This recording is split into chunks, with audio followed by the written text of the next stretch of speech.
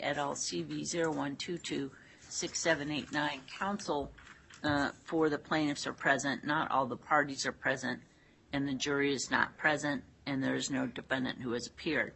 I was just visiting with the deputy.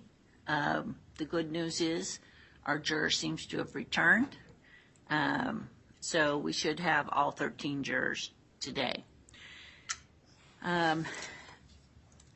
Is there anything we need to take up outside the presence of the jury? Not from my perspective, Your Honor. Okay. And still the same witnesses you mentioned last night we hope to get through today? Yes, Your Honor. Okay. And Mr. Fuller, I'm going to have you, when the jury comes in, we'll just have you sworn again, sir, before we start with the jury. Yes, ma'am. Okay. And Mr. Hill, is there anything else we needed to request from counsel? Okay. Did you get it 803?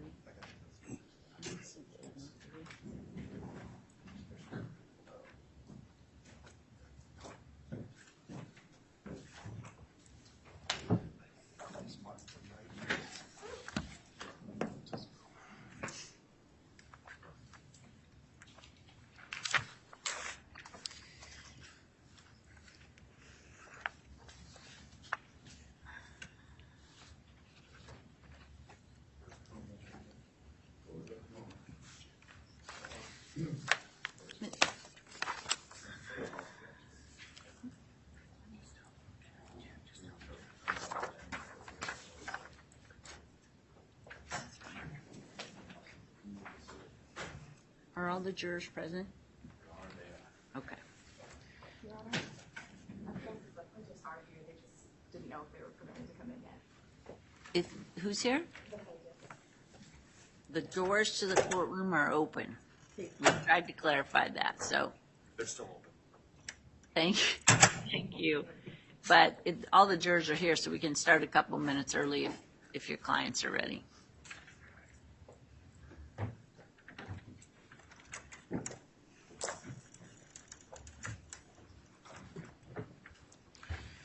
So FYI, we are looking at next week's schedule, council, so half day Monday. Tuesday we can go till 5. Wednesday we skip. Thursday I have something late afternoon. I'm going to try and move it probably to 4. It's currently set for 3, so we'll probably go till 4 on Thursday. And then I'm anticipating that the evidence will be in by Friday, and Friday we can go till we get the evidence in. If we get the evidence in by Thursday, as Mr. Stidham sort of promised me the other day, well, not promise, Thank you, Your Honor. was hopeful for. I was getting a little bit nervous, Your Okay. Honor. But I think if we could get the evidence in by the end of next week, that would be fantastic. For next week, yeah, I'll let them.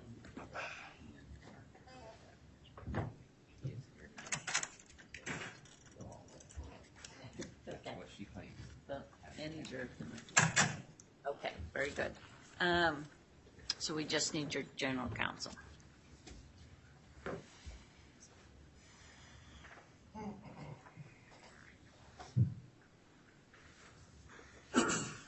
So if you could email that civil case and see if we can put to 4 others. Is he appearing remotely? Because he's not on school. Yeah.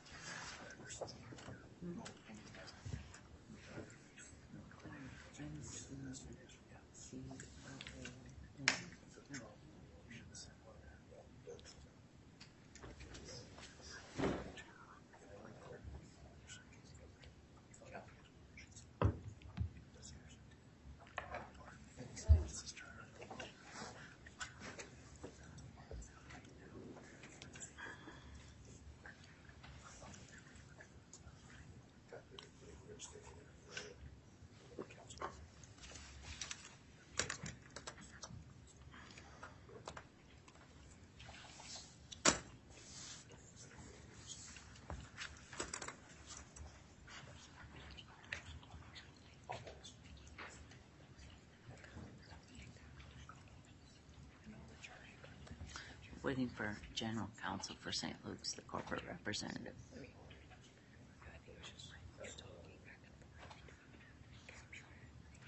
If you want to run, get that headphones. Why don't you go ahead and do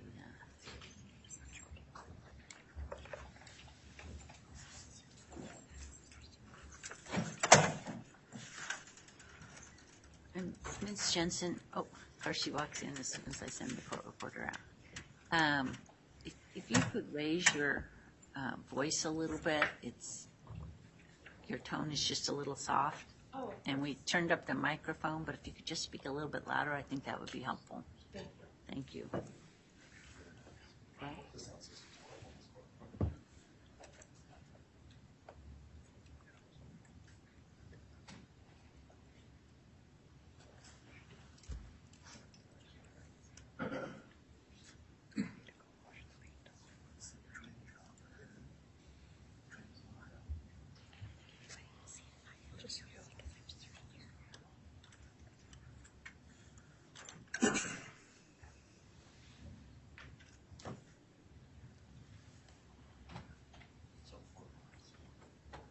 We'll talk first.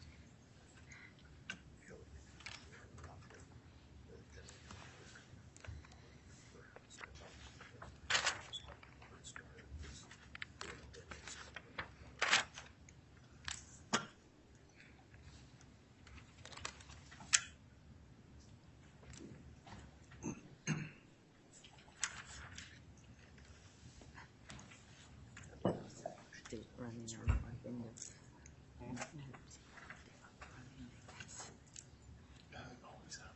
Yeah, is that right?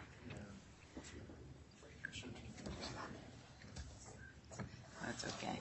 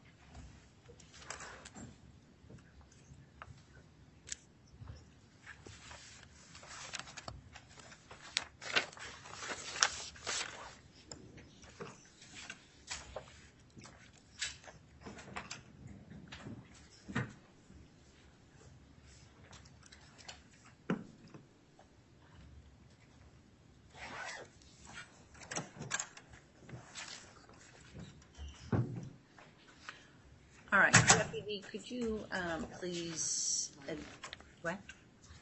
They're lining up? All right. Can you just let them know we're ready for the jury to be brought in? All parties are present.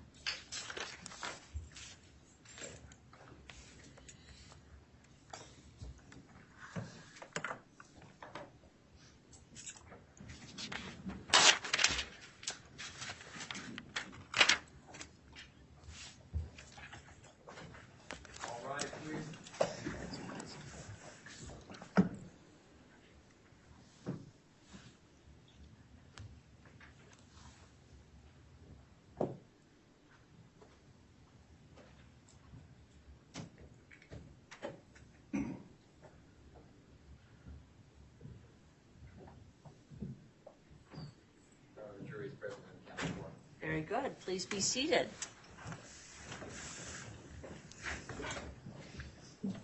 I see 13 or 15 faces. I'm glad you're feeling better. If at any time any juror doesn't feel bad, simply raise your hand and I can immediately excuse you. But you feel, ma'am, like you're able to proceed, correct? Very good. All right. Did anything happen over the evening recess to affect your qualifications other than the juror's health being restored?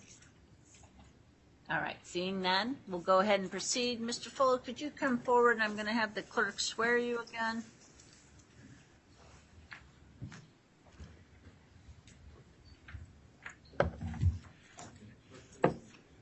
You solemnly swear or affirm that the testimony about giving this matter before the court should be the truth, the whole truth, and nothing.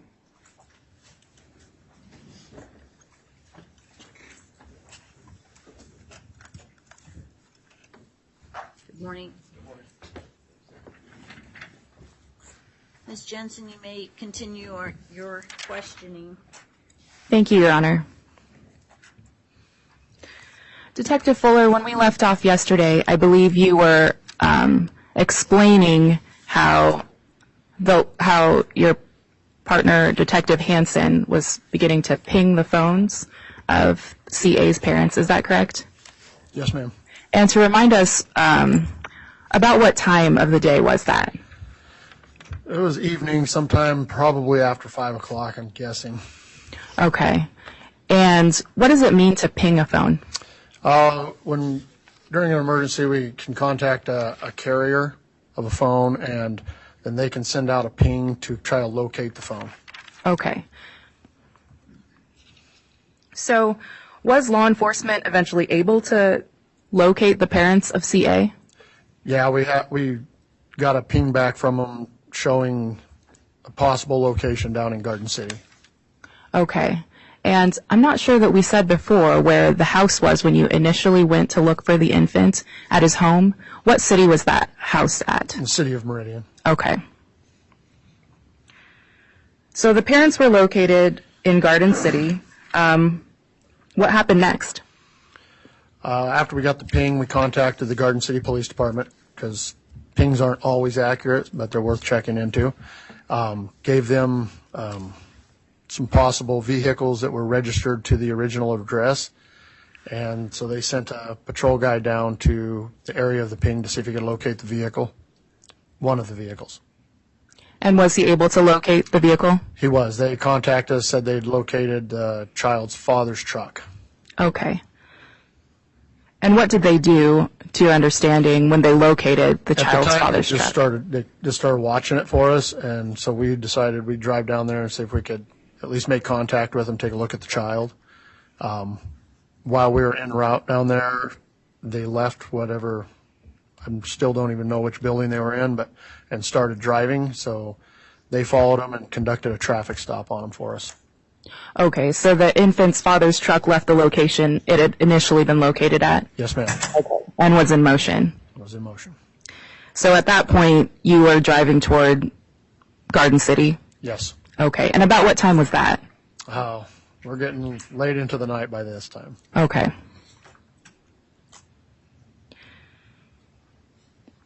Was the truck eventually pulled over?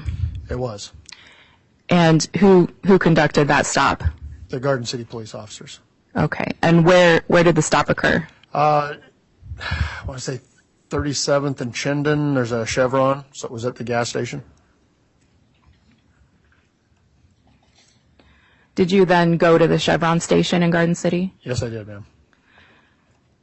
When you arrived at the Chevron station, what did you observe? When we arrived there were already tons of people standing around, quite a few people with their phones out. There was a vehicle parked directly in front of the truck. A lot of chaos, just people videoing with their phones, all that kind of stuff. And is that a typical situation for a stop? Can you estimate how many people that you observed when you arrived at the Chevron station? At that time, I'm not sure. They were all around, so I'm not sure how many were there, but quite a few. And did the number of people change during your time at the Chevron station? Yeah, so just more people just kept coming. Okay. When you arrived at the scene of the Chevron station, were there any healthcare personnel there? No, ma'am. What did you do when you arrived? When I arrived, I spoke briefly with the Garden City guys, the Garden City patrol officers. Then me and Detective Hansen approached the vehicle, the truck, and I began speaking with the father of the child in the front seat. He was the one driving. Did you ask him about the missed medical appointments? I did. And did you receive a satisfactory response? It seemed like a lot of excuses. I asked him why he didn't take the child in when he told the health and welfare worker that he would. And he said that his wife was not feeling well when she woke up. And so I asked him why didn't he just take the child down there himself and let her rest. And he said that they just wanted to be together as a family. So they didn't go. So did his answer resolve any of your concerns for the health of the infant? No, ma'am. I still hadn't seen the child yet. Okay. And was CA in the truck with his father? He was in the back seat with his mother, yes. And what was CA's condition at that time, to your understanding? When we finally had her roll her window down and we could see, he was pretty lethargic, didn't see a lot of movement out of him, just kind of laying there with his head over to one side. His color wasn't real well. He looked a little bit emaciated, not healthy looking at all. So we decided that he did not look well. And earlier you testified that you'd spoken with nurse practitioner Tracy Youngman about conditions to look for when you were able to lay eyes on the infant. Is that right? Yes. And how did what you observed compare with what Miss Youngman had told you to look for? It kind of lined up with what she had told us. On top of that, it was, we're way late into the night in March. The window's down. I mean, it's really loud out there. People yelling, filming. Myself, I'm shivering because it's that cold, but still not any movement out of the child.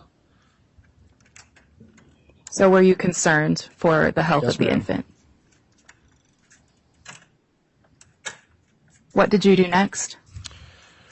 Spoke with Detective Hansen, and he concurred with the same things I was seeing, and we decided at that point we would take the child into imminent danger.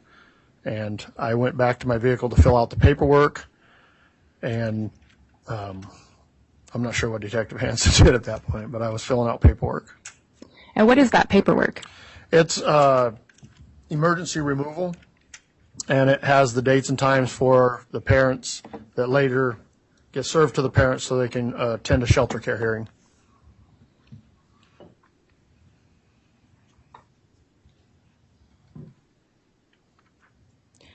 While you were filling out the paperwork, did you experience any disturbances from the people who'd shown up at the traffic stop?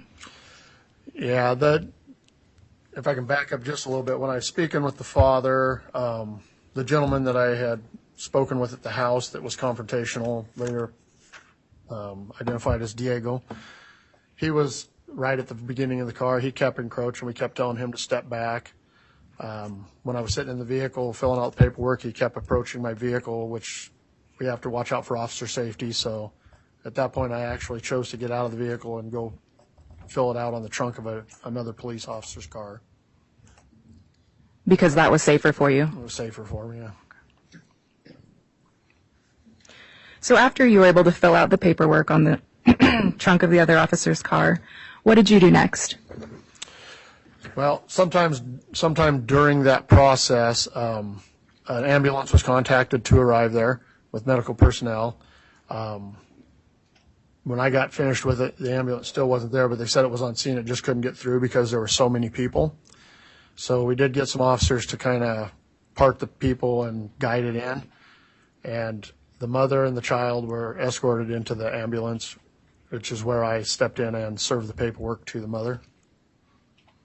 And were you able to serve the paperwork with the notice of shelter care hearing to the father as well?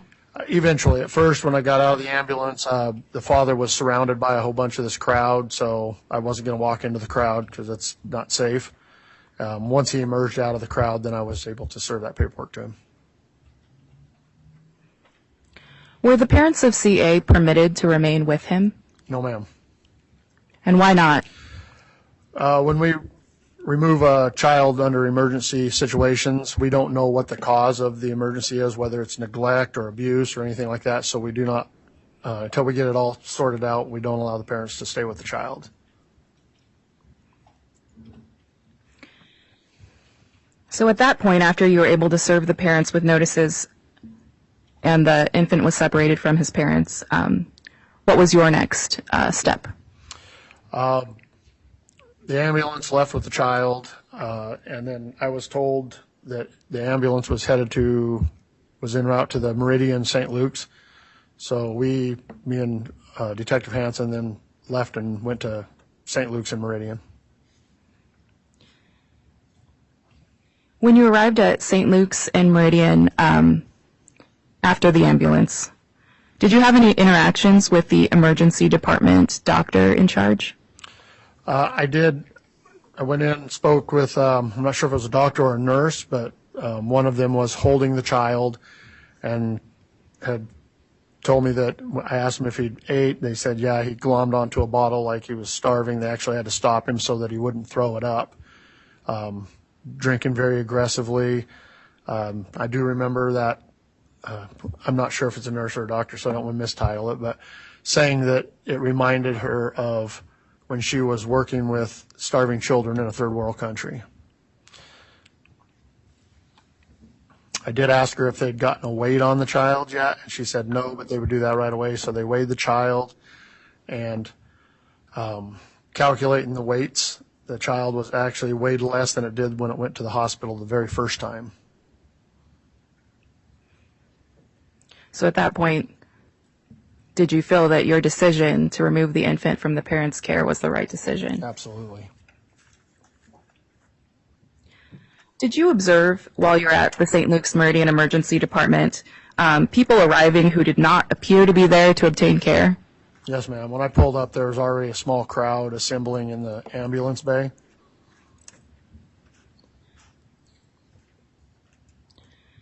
And you weren't assigned to monitor that situation, were you? No, there were those officers there. About how long were you at the St. Luke's Meridian Emergency Department? I would guess probably between maybe 10 or 15 minutes. And then they told me that he was going to be transported down to the Boise location. So about what time did you leave St. Luke's Meridian? By this time, we're into the next day, early morning on the 12th, I believe. Okay. So now I'm going to pivot to a little bit later in time. Are you aware that your photo was posted on the Freedom Man website? Yes, ma'am. Did you view the webpage that featured your photo? Yes, ma'am. And about when was that? That very next day, later in the afternoon. So March 12th or March 13th? Yeah, 12th or 13th, one of those 2 days. It was. Okay. We were rolled into the weekend, so I kind of lost track of time. Okay. An Exhibit 351 has previously been admitted. Mr. Bullinger, would you please display Exhibit 351 and go to page 356?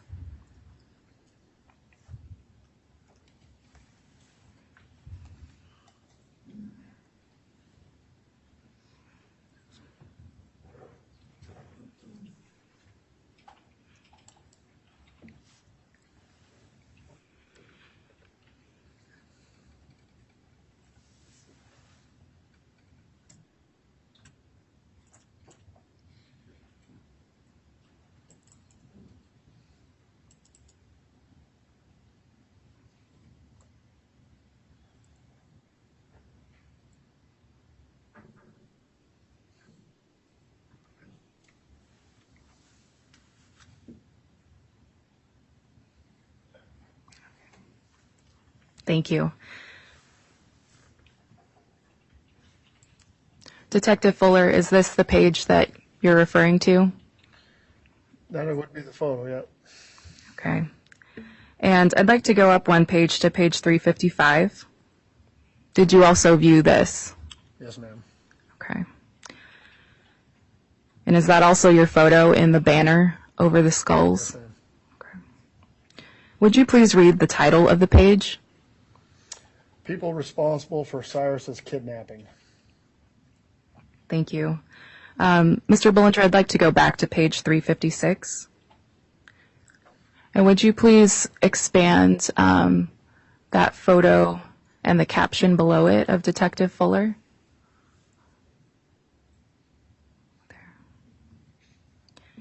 Detective Fuller, would you please read the caption below your photo for the jury? It says, Marine Police Detective Jeff Fuller, badge number 3138. He is the detective in charge of the case. He has the greater sin, John 1911. And I will get your commentary on this later, but I'd like to go to one other exhibit first. Were you aware of other materials about you that were being distributed? Yes, ma'am. And that was also in the March 12th or March 13th, 2022 timeframe? Yes, ma'am. And what was that? Somebody had handed out flyers around where I live at to neighboring houses. I got postcard in the mail indicating that I was in kind of a Nazi brown shirt, and then phone calls. And how did you become aware of the flyer? My next door neighbor brought it over to me. And how did your neighbor come into possession of the flyer? It was placed on their door. Detective Fuller, would you please turn in your binder to Exhibit 751?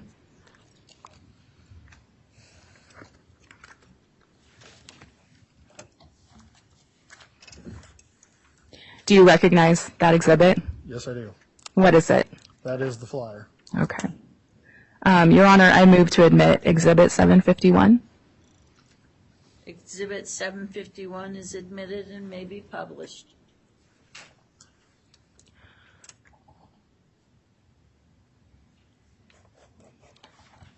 Mr. Bullinger, could you expand the photo, like the top half, I think, of this exhibit?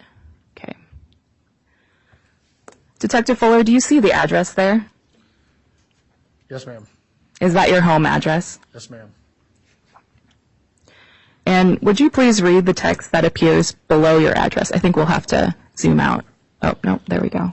It says, recently helped in the abduction of a young child, CA, from the loving arms of his young mother. She was promised she would be able to remain with her son, but this was a planned and complete lie, and once out of public eye, he ordered her child to be taken against her will. Neither father or mother has seen their child since. We thought you should know this so you can keep a close eye on your children. And more details and this website. Actually, could you read the website URL? ThePeoplesRights.org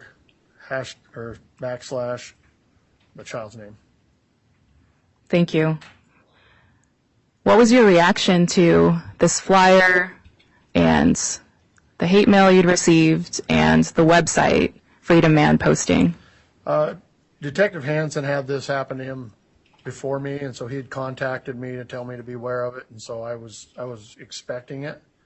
And then the Nampa City Police Department, since we both lived there, they were going to collect all this stuff and do something with it. I'm not sure whatever became of it. Did you perceive these actions to be threatening? Yes. Were you concerned about your family's safety? Yes, ma'am. Did you take any steps to protect your family's safety? I provided with some guidance, take different routes home, alter the times, be careful, watch what kind of cars are following you, just vigilant steps for them to take. And had you ever experienced harassment to this level in your 18 years of law enforcement experience? No, ma'am. Are you aware that the court in this case entered a protective order protecting witnesses? Yes, ma'am. Have you read that protective order? I have not read it.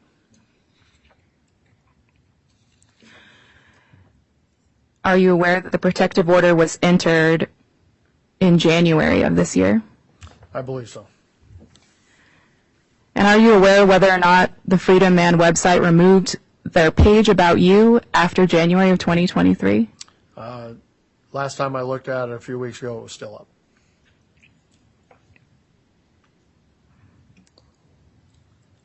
Are you aware that of the Meridian Police Department having received further harassment and threats after March of 2022? Yes, ma'am.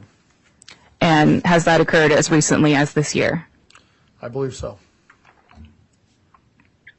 Have you personally reviewed recordings of threatening voicemails made to the Meridian Police Department? That's the one. And to your understanding, are the threatening calls coming to the Meridian Police Department related to the CA case? Yes, ma'am.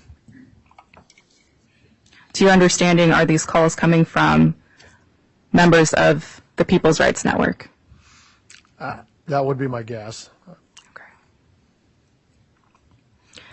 And do you remember a particular voicemail calling Meridian police officers, quote, Nazi brown shirts? Yes, ma'am. Your Honor, I move to admit Exhibit 29, which has been authenticated pursuant to Rule 902 via the declaration of Kelly Herb, filed June 28th and referenced in the McCraney Declaration of June 28th, paragraph 9.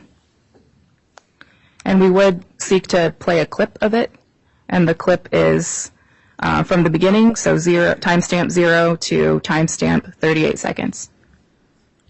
All right. Exhibit 29 has been authenticated under 902, is admitted, and the plaintiffs are playing a clip which will have designated as 29A of that exhibit, and that's what's actually admitted is the clip, unless further basis is laid for the rest of the recording, not the video, the recording.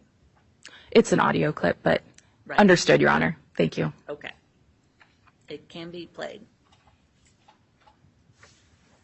Yeah, I'm calling you guys all the way from Michigan. I believe this is the Department that kidnaps children from underprivileged parents because they know that they can take advantage of them.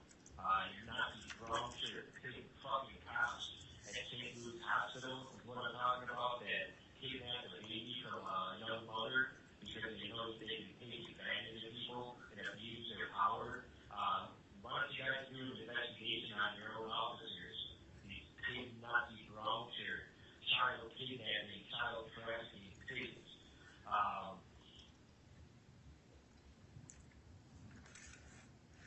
Detective Fuller, are you concerned about officer safety arising from the People's Rights Network members? Yes, I am. Why? Violent behavior, it always seems to escalate to where actions may be taken. We got a lot of guys out on the streets at all hours of the night, so I'm always concerned about their safety. And do you have an elevated concern based specifically on the People's Rights Network members? Yes, ma'am. Do you still worry for your family's safety? Yes, ma'am. Circling back to the decision that you were called upon to make on the night of March 11th and 12th, 2022, whether CA was in imminent danger. Despite the threats and harassment, would you change your decision if asked to make it again today? I wouldn't. I would do the same thing again. Why? Because it's the right thing to do, and the child needed to see medical care. Thank you. No further questions. May this witness be excused? Yes, Your Honor. Thank you, sir. You are excused. Thank you, ma'am. Plaintiffs may call their next witness. Plaintiff's next witness is Sean T.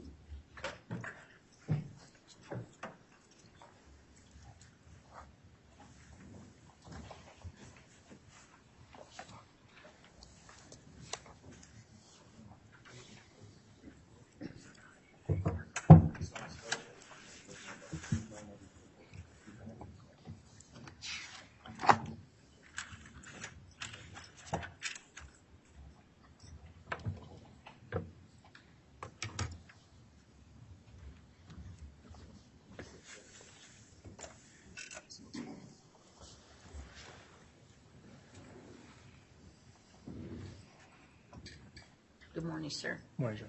Could you please state your full name and spell your last name for the record? And you Yes. can turn that microphone however it works best for you. Yes, Sean King, King.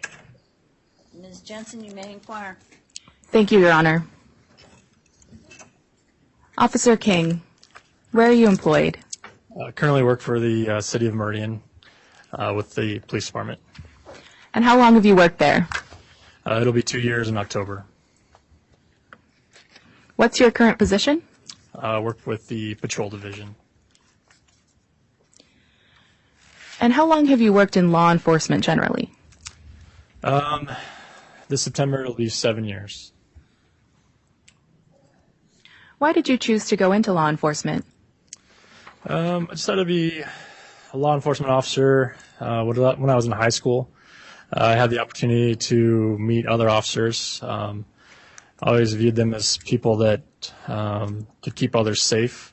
My mother was a civilian with the Boise Police Department, and I always had a lot of respect for other officers, and decided early on that that's what I wanted to do. Where did you start your law enforcement career? I started my law enforcement career in Caldwell. And how long were you with Caldwell? 5 years. Why did you leave? I left the city of Caldwell basically for a better job opportunity with the city of Meridian. It was a better move for my family. I had friends with the city of Meridian. I knew the chief there. He was very well respected. He was in a lot of communication with the officers there, and also did not like what was happening with the city of Caldwell. What was happening with the city of Caldwell at that time? Yeah, so at the time I left the city of Caldwell, there was a investigation concerning several members of the police department. And who was under investigation? The investigation centered around a lieutenant and a sergeant there. So not yourself. No. What were they being investigated for? They were being investigated for essentially misconduct, use of force allegations, and these complaints were brought by other officers and citizens. So Okay. that's kind of how the investigation began. Were you involved in any way in the investigation? I was, yes. I was interviewed as a potential witness, both in person and by phone. And who was conducting the investigation? The FBI was. Did the FBI speak to other officers at Caldwell Police Department? Yes. It's a pretty wide-ranging investigation. I would estimate that they have or did speak with 50 or 60 more officers, both current officers and former officers, many that have moved on. Okay. And about how many officers are there in the Caldwell Police Department, or excuse me, were there in the police department at that time? Probably 75. Counsel, can you approach, please? Certainly.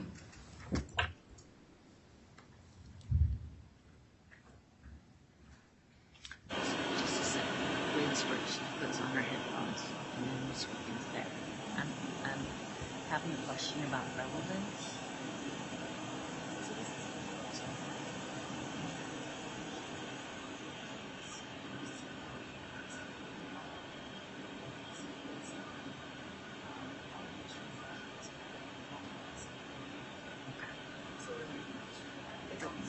Okay, sounds good. All right, thank you.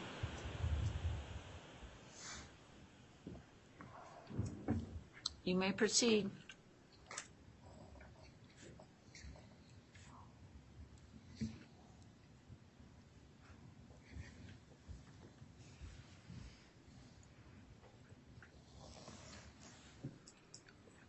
So after you had left the Caldwell Police Department, Is that when you joined the Meridian Police Department? Yes. And again, I'm sorry. I was just going to say, yes, I went, I did what's called a lateral transfer to Meridian Police Department. understood. Yes. And just to be clear, you were never under suspicion in relation to that FBI investigation? No. So I do want to pivot to your involvement in the facts underlying this case more directly. You're aware that this lawsuit involves the child welfare case for CA, Yes, I am. and you know who I mean when I say CA. Yes.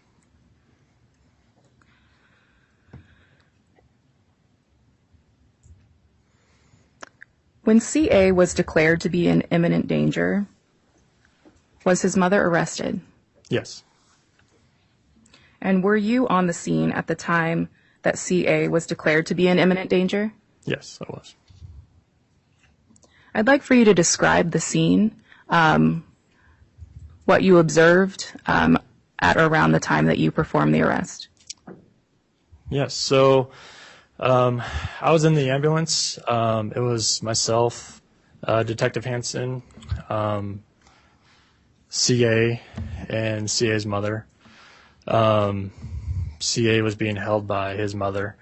Detective Hansen was asking CA's mother to essentially hand over the baby so that the baby could be examined and we could check on the baby, essentially get some vital signs, essentially, to start there, and then, if necessary, to transport the baby to the hospital for further examination.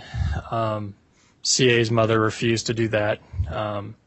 It was explained to her, the process.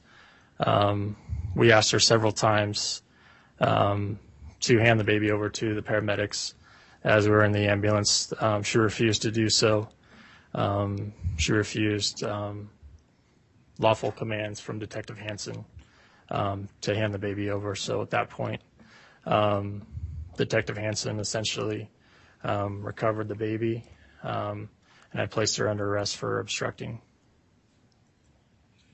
Outside the ambulance, did you observe the scene, the surrounding scene, and, the people that were arriving there? Would you describe that? Yeah. So the traffic stop occurred at a gas station in Garden City. Within a matter of minutes, there were many people that were showing up and recording pretty much the entire interaction using their cell phones. When I was walking CA's mother to my vehicle, people were asking me what her charges were, things like that, these people were pretty close to us, and that was unusual. That was unusual for any type of arrest, really, to have people showing up within a matter of minutes from us being on scene. Did you have any safety concerns for the officers there? Yes, because that crowd was growing pretty quickly. The scene was already tense as it was, and we didn't really know exactly who else was going to show up. And as it unfolded, it was unpredictable.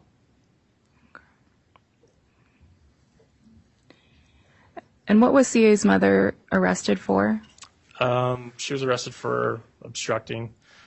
She resisted and delay. She obstructed our investigation by not complying with legal commands, essentially, from Detective Hansen. And did you conduct a search of CA's mother incident to arrest? I did. Is it standard for an officer to conduct such a search? Yes. And what's the purpose of a search incident to arrest? Essentially, before we place somebody in our vehicle, we want to make sure that we're not missing any type of weapons or contraband that may be concealed in their hands, in their waistline and their clothing, any item that would be a weapon that they could use to harm themselves or us, basically when we arrive at the jail. It's essentially what the search is for. And in the past, when you've conducted searches incident to arrest, have you found weapons or contraband in a person's waistband or clothing? Yes. Have you received training on how to conduct a proper search incident to arrest? Yes, we do train on that, yes. Would you describe that training? Yes, we cover that through the academy.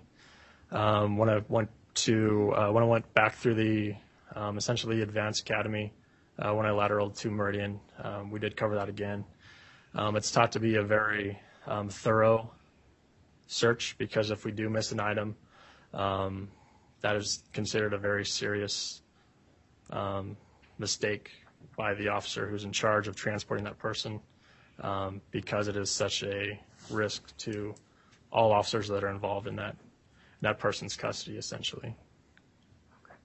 So what does a standard search incident to arrest cover? How does the officer conduct that search? Essentially, you just kind of cover anywhere an item could be hidden.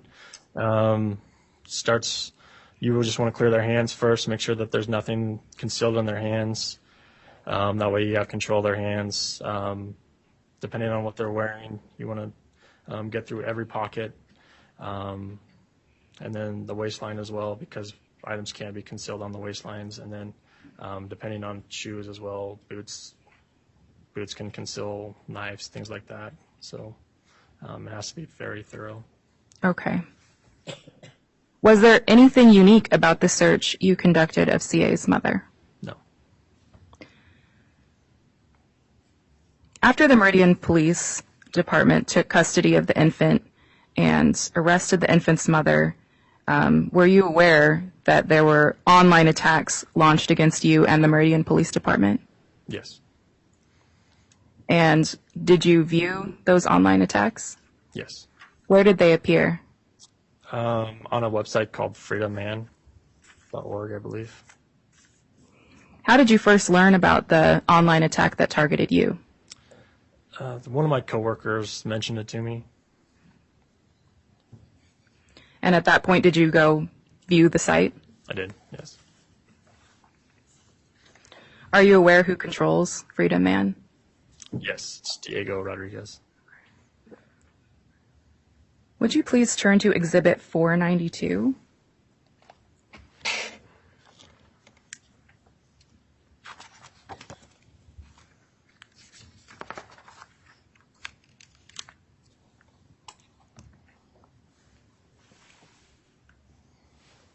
If you're there, are you familiar with what is depicted at Exhibit 492? Yes. What is it? It is essentially the page dedicated to myself. On the Freedom Man website? Correct, yes. Okay. Your Honor, we would seek to admit Exhibit 492. It has been authenticated under 902 via the June 28th McCraney Declaration, paragraph 15.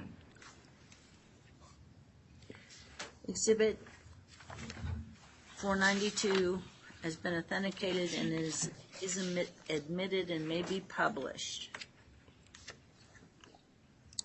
Mr. Bollinger, would you please go down to page 2? Okay.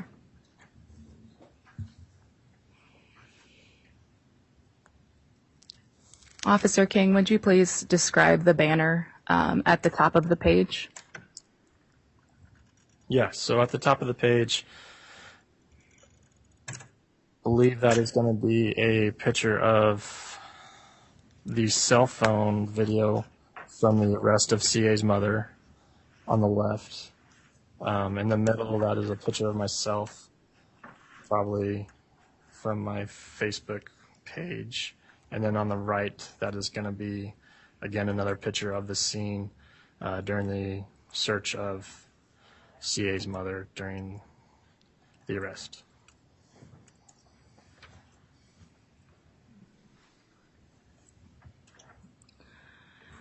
And would you please read the title of this webpage? In the red. just- Actually, the yeah. white text there. Meet Sean King, Meridian's finest groper. Are you aware how broadly the viewership of, or how broad the viewership of Freedom Man website is? I'm not aware of that specifically, no. Do you have an understanding, well, did others report this, besides your coworker, report to you that they had seen this webpage and bring it to your attention? No, just my past coworkers had mentioned it to me as well. Okay. Yes, So it was something that others had viewed. correct. And were they concerned about you when they saw it, to your Yes. understanding? Yes, And that was why they brought it to your attention? correct. Mr. Bullinger, could you go to the last paragraph of the first page? Or not the first page, but the page we're on, but the last paragraph, and expand it, please? And Officer King, would you please read that paragraph? Yes. So what did Sean King do wrong? What was he involved in? Perhaps only time will tell. But for now, he's just another name in a long list of names of Idaho police officers with question marks over their names for sexual misconduct while wearing the badge. The Idaho Press article lists plenty more examples. And let's not forget Ada County Sheriff Steve Bartlett, who resigned abruptly and disappeared from planet Earth amidst sexual misconduct allegations as well. I mean, what is up with the corrupt culture of Idaho police? Thank you. And Mr. Bullinger, could you go up 2 paragraphs where there's a bolded sentence that starts, "So why?" And Officer King, would you just read that first sentence? Yes. So why did Sean King resign amidst a federal investigation into sexual immorality and misconduct at the Caldwell Police Department? And to your understanding, was Mr. Rodriguez referring to the incident that you were describing earlier where you had participated as a witness in an FBI investigation? Yes, I think he's trying to infer that I resigned because of the investigation.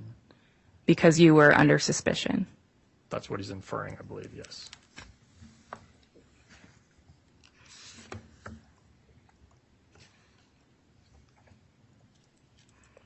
Mr. Bullinger, would you please go to page 3 of Exhibit 492 and go to the second and third paragraphs and expand those, please?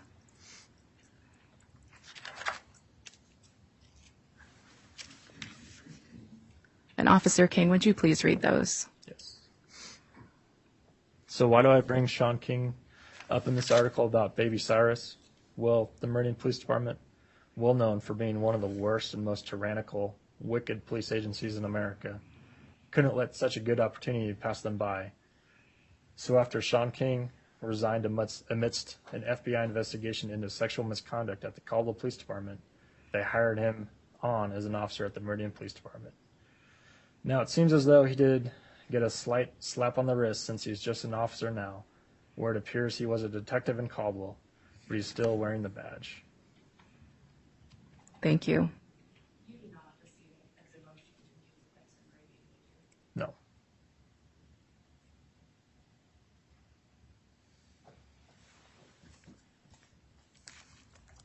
Mr. Bolger, would you please expand the paragraph that follows the 2 that you just looked at?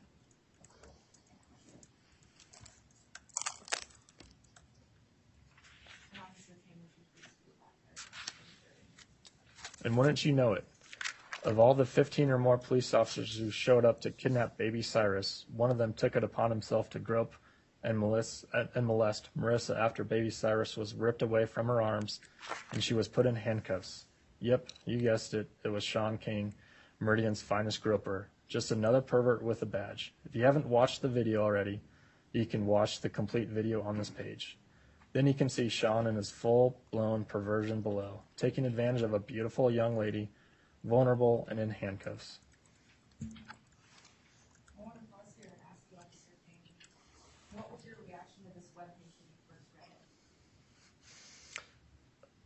So my immediate reaction, I was pretty shocked, honestly. It was upsetting to see that somebody would go to such an extent to try to damage my reputation and come up with such nonsense and really publish such a ridiculous series of lies, really for no reason, really for the whole world to see. It was confusing and hurtful. Just beyond that, I was pretty confused.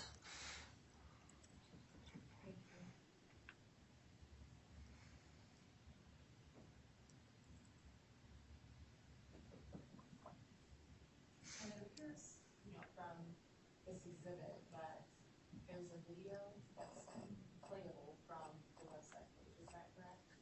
Yes, Have you viewed that video? I have.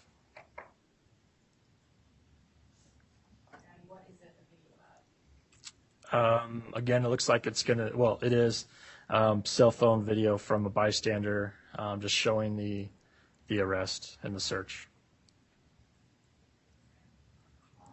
Your Honor, I would need to admit it's marked as exhibit 355.1 because it's part of that same purpose of freedom and website. But the one that is clear as video, although I wasn't sure if the court wanted a separate motion to introduce the video clip. Exhibit 351.1 is admitted and has previously been authenticated. It may be published. But I do want to correct myself. I said clip, but it's the whole video. Understood. Thank you, Your Honor.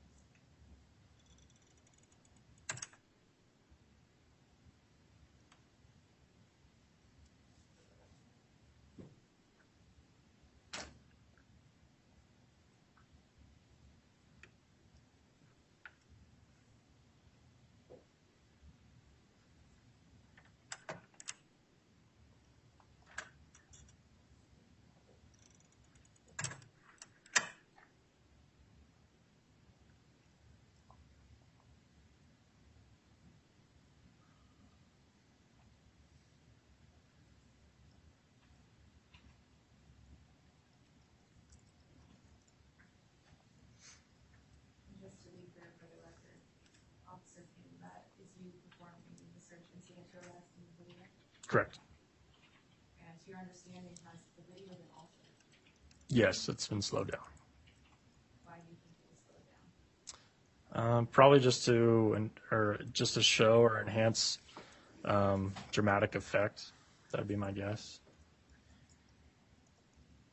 But again, this was a standard search incident to arrest that you described earlier? Yes. Searching pockets and then sweeping the waistline.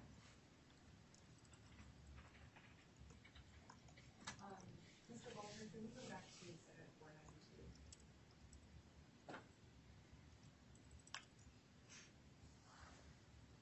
To page 3.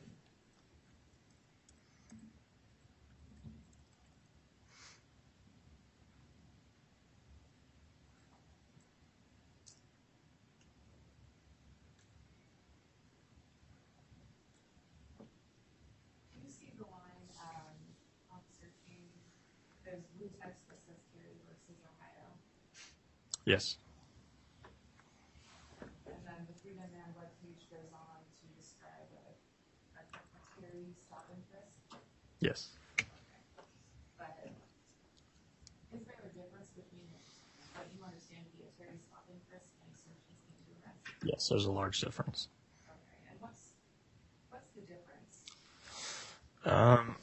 Essentially, a search into arrest is a lot more invasive. It allows us to actually reach into someone's pockets, belongings.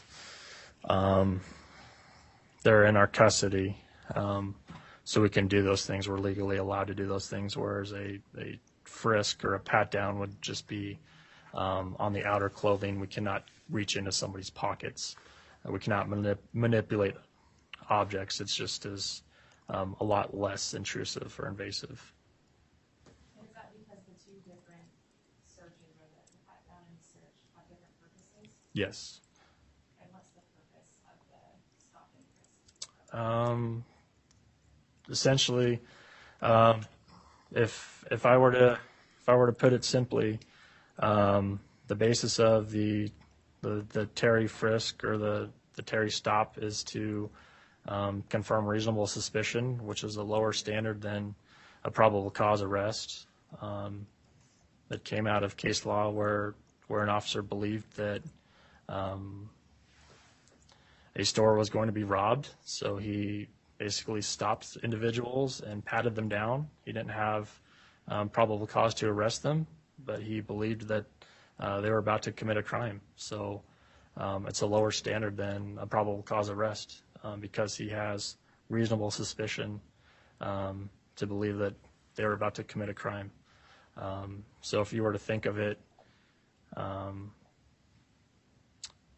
in almost like a ladder, probable cause is here, and then reasonable suspicion is much lower. And so, is Mr. Rodriguez's discussion of the Terry stop here just irrelevant? Yes, he's completely off base, and it doesn't even apply in this situation.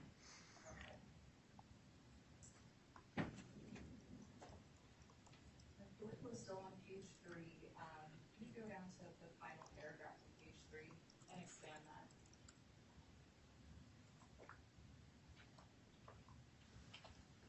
And Officer King, would you please read that?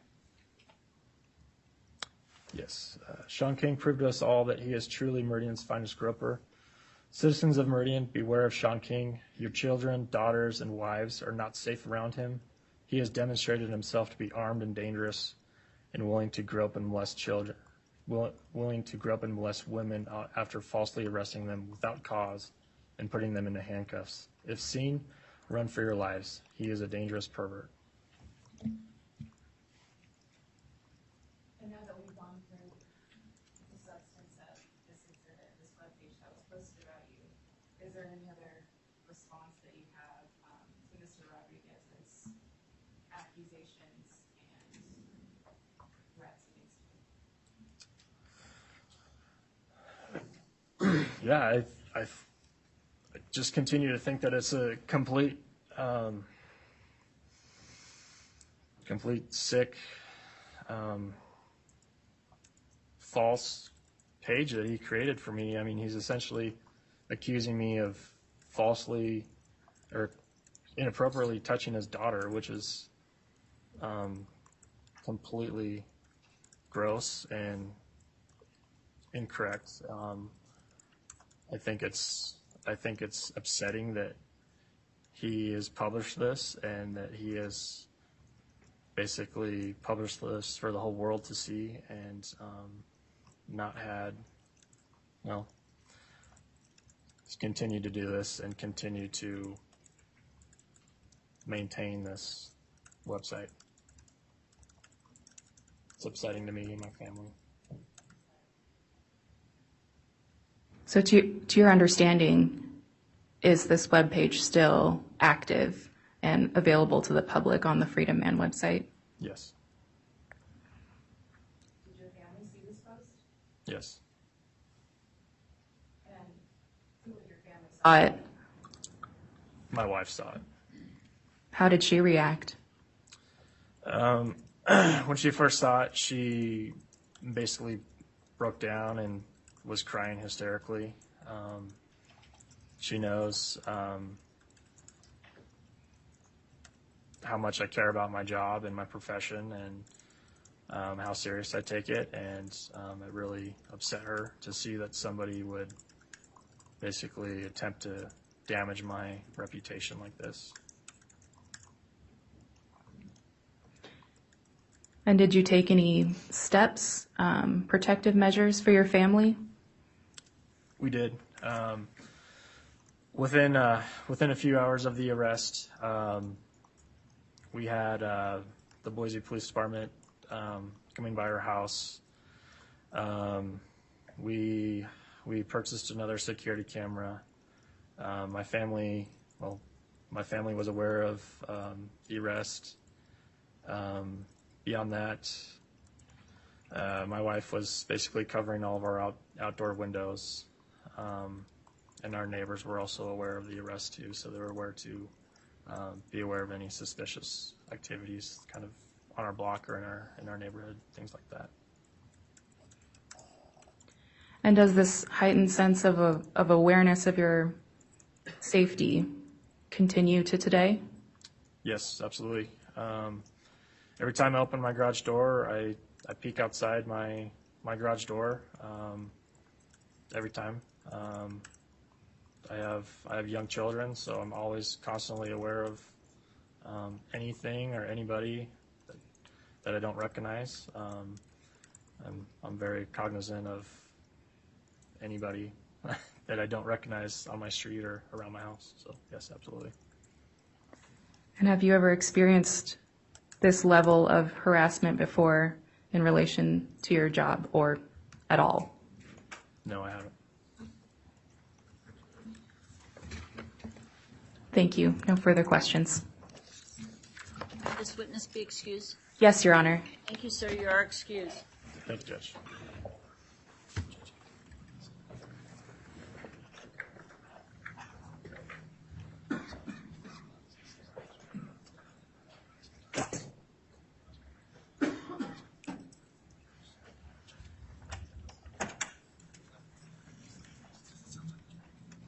Plaintiffs may call their next witness. Thank you, Your Honor. It's called Will Woods.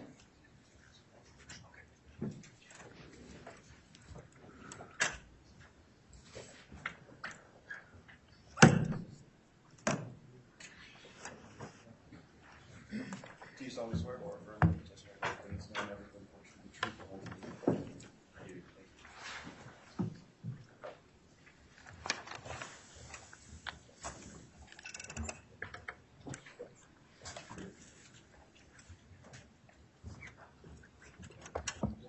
Good morning.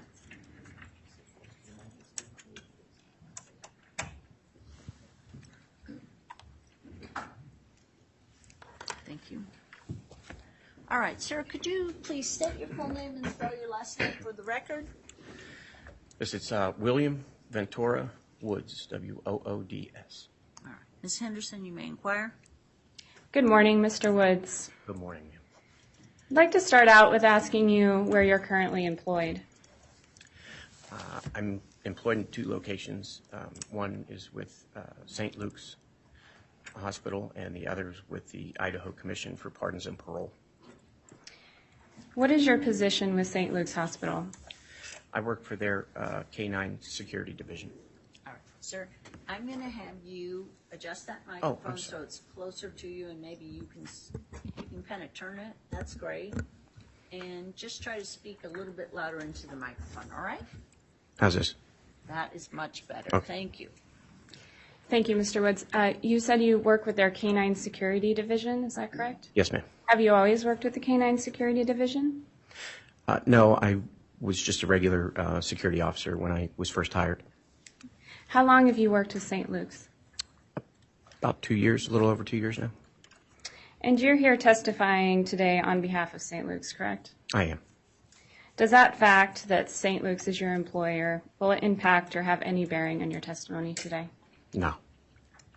I'd like to step back, Mr. Woods, and talk a little bit about your career and ask you how you got to where you are now.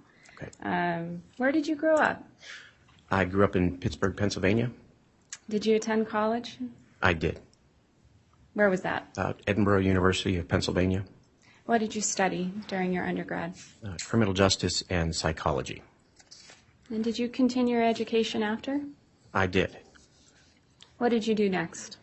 I attended Indiana University of Pennsylvania for their police academy. How long does the academy last? In Pennsylvania, it's 6 months. Did you graduate from the police academy? I did. When was that about? 2002, early 2002. And when you graduate from the police academy, does that mean that you're a police officer? You are a certified police officer, but until you're employed with an agency, they don't give you your number, your certification number. When did you first think about having a career as a police officer? Oh, ever since I can remember. Law enforcement runs in my family, so I was probably about 3 or 4 years old. When you say law enforcement runs in your family, can you give us a little more detail about that? Sure. So before I was born, my mother was employed with the CIA, and she remained there until after my youngest sister was born. My father started out with the United States Postal Service as an inspector. He worked in the Manhattan branch in New York City.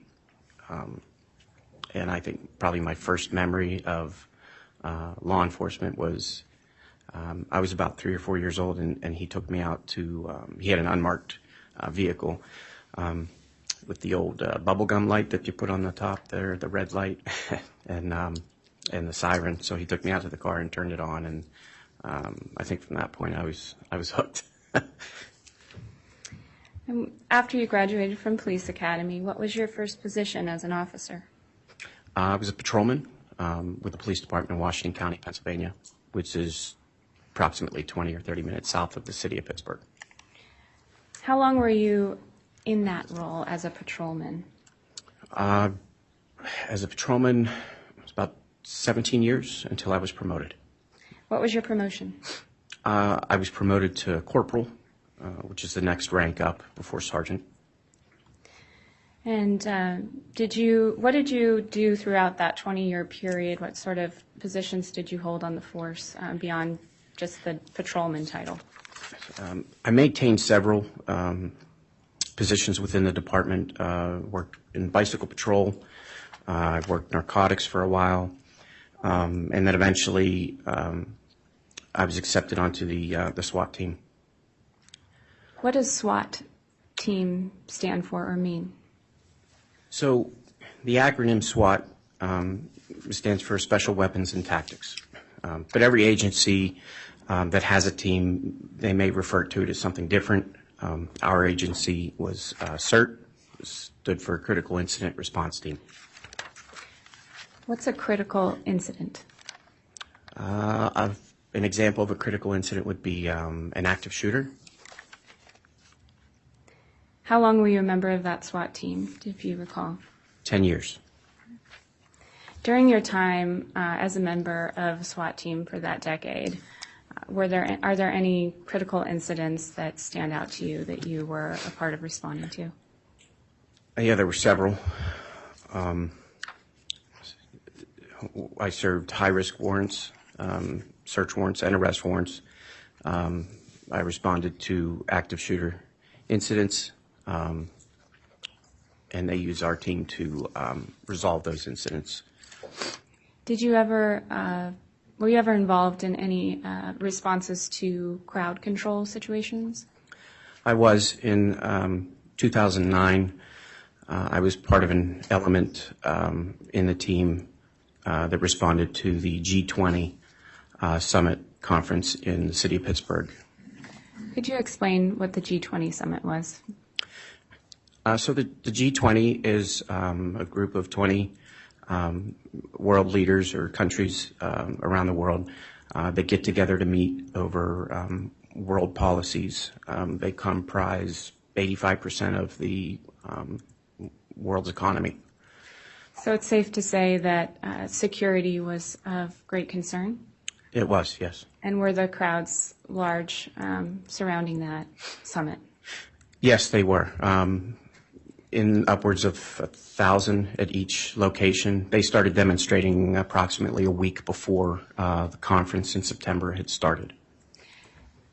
So for that sort of incident response control, crowd control specifically, did you receive specialized training during your time with the police department? I did. About a month prior, when we knew it was coming, we participated in specialized training. How about for de-escalation techniques? Did you receive training for de-escalation techniques? Yes. Can you talk to us a little bit about what the common methods and practices are to de-escalate, for instance, a situation with an angry person? Sure. So a lot of times you want to use your communication skills and use your head more than anything. So lowering your tone of voice and showing empathy for the individual that's angry, so that they may understand that you're trying to help them. How about making threat assessments? Did your position and time, 2 decades approximately as a police officer, did that involve making threat assessments? Yes, ma'am, on a daily basis. Can you describe or explain how you go about assessing the threat level of any given situation? So every situation that you're encountered with as a police officer, there is a level of threat or concern.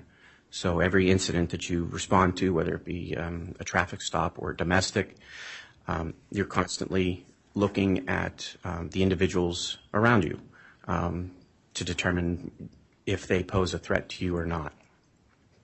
So is threat assessment something that you get better at based on years of experience? Yes, I would say no matter how much training you have, what makes you good at it is practice. So experience in making traffic stops, responding to calls, dealing with rioters, and being in those particular instances, it definitely helps. When you're looking at a crowd situation, what are some of the characteristics of the crowd that, in your experience, indicate that the threat may be higher? So some things that we look at are communication is a key factor, and sometimes communication can be done among other individuals that are present with hand signals, and other times it's done nowadays with cell phones.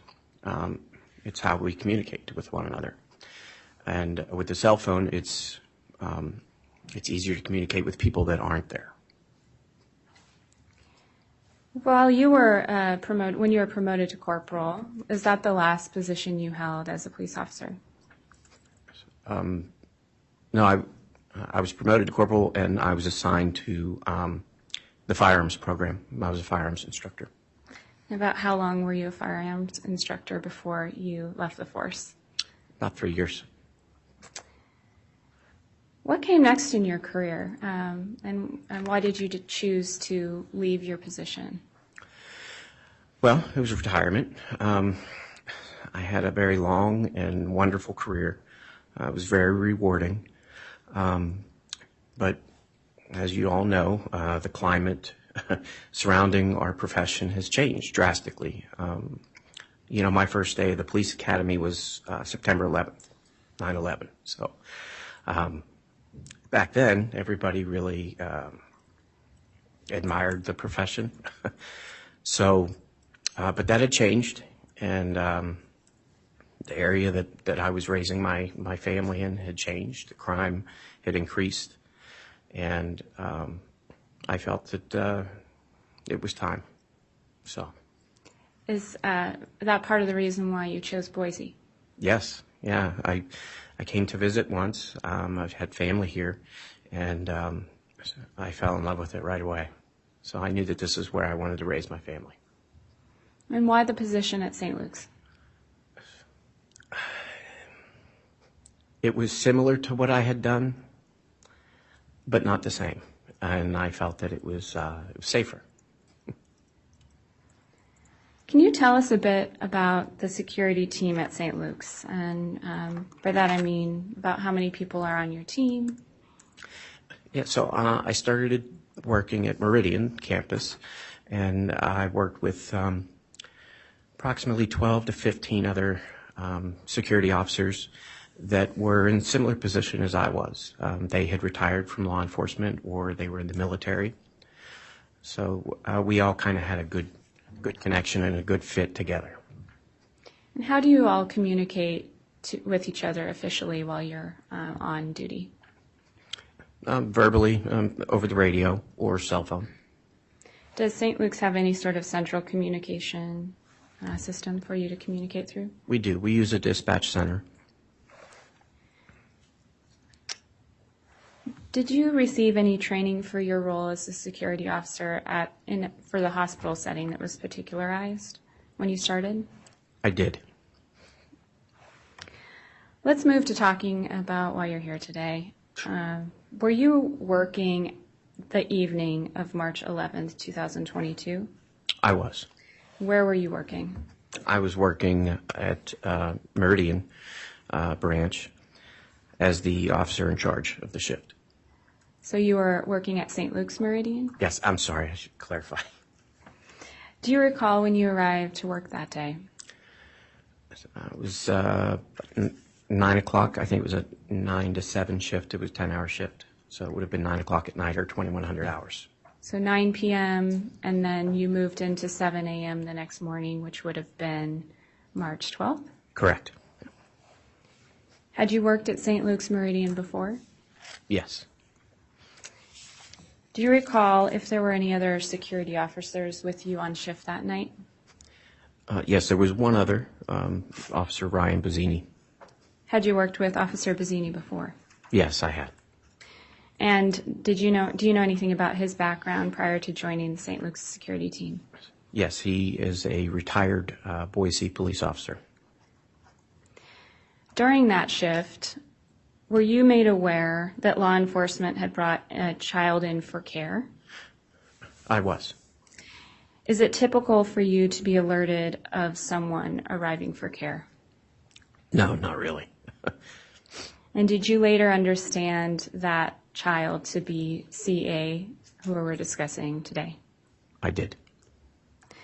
Who alerted you of the arrival of the child? I was notified by one of the nurses in the emergency room. Her name was Amanda, but she wasn't notifying me because the baby was there. She was notifying me because there was a disturbance outside. Did Amanda tell you anything about the nature of the disturbance outside? I don't remember the exact words she used, but she indicated that there was a large group of people outside that were causing a problem. What did you do after receiving this information? I immediately responded to that location. She indicated that they were standing outside of the ambulance bay, which is where the ambulances pull in with patients. Mr. Woods, if you would, please turn to Exhibit 39 in the binder that you have. Yes. Counsel, can you approach, please? Sure.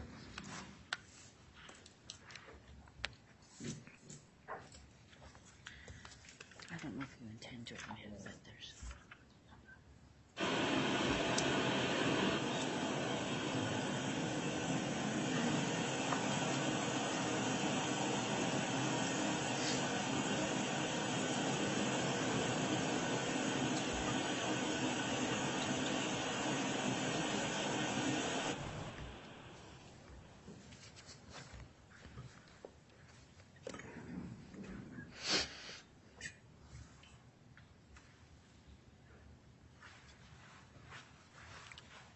Okay, thank you. So have you turned to Exhibit 39? Yes, I have it up. Do you recognize that document? I do. What is it? It is an incident report that I generated for the incident. When you say you generated it, does that mean that you prepared and authored it? It does, yes. About when did you prepare and author this incident report? The morning of the 12th. Okay. And is there a date on that document? Yes, let me just find it here. So the incident occurred date is about almost halfway down the page on the left. It was March 12th, 2022 at 1:30 hours. So you authored this shortly after the incident? Correct. Are incident reports like this prepared in the ordinary course of your duties for St. Luke's? If there's a significant incident that the officer feels the director should be made aware of, then yes, they'll generate a report such as this. And when you say the director, who are you referring to? The director of security, Abby.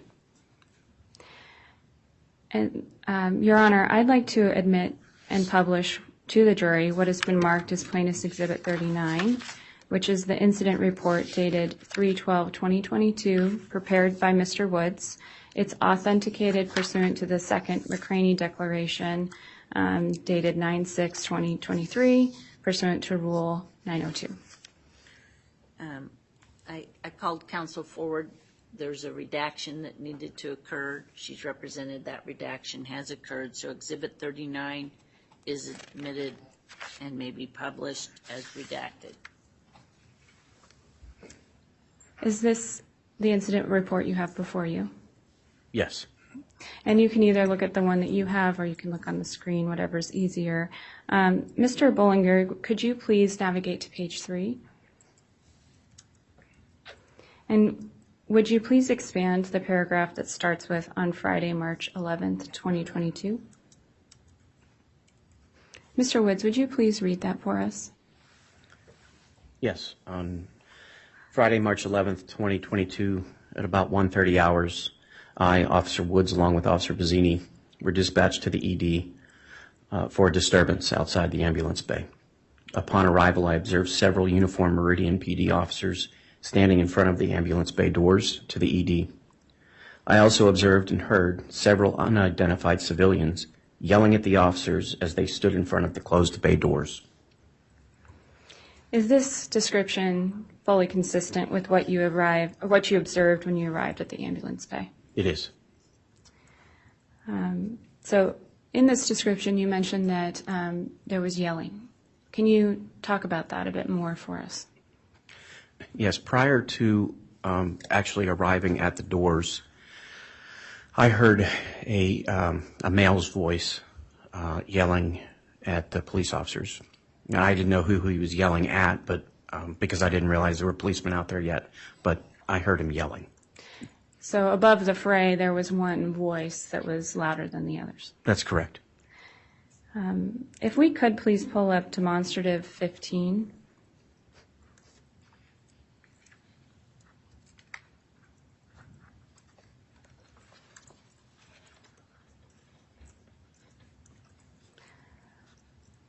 Will, could you describe for us what we see on the screen?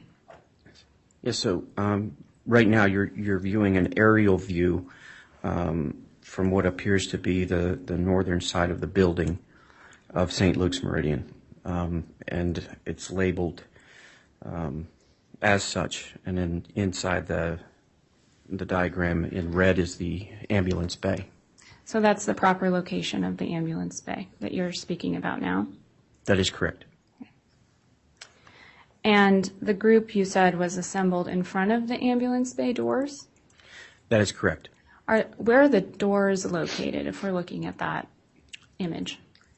So you can't see them in the image, but they are below the overhang where the words ambulance bay are situated. Thank you. Mm-hmm. Counsel, there is a pointer if you would like him to use that. Oh, great. Thank you. Could you share a little more about what you saw when you got outside of the ambulance bay doors? And by that, who was there? How many people? Yeah, so upon exiting the bay doors, I observed a line of police officers, uniformed police officers, standing directly in front of the doors. And just within maybe 10 feet of them was a group that had gathered.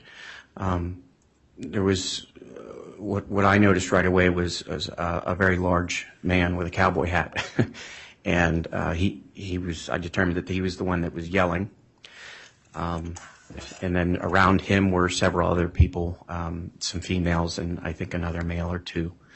And I observed them holding up their cell phones, and they were also yelling too, but it seemed that the focus was around the gentleman with the cowboy hat.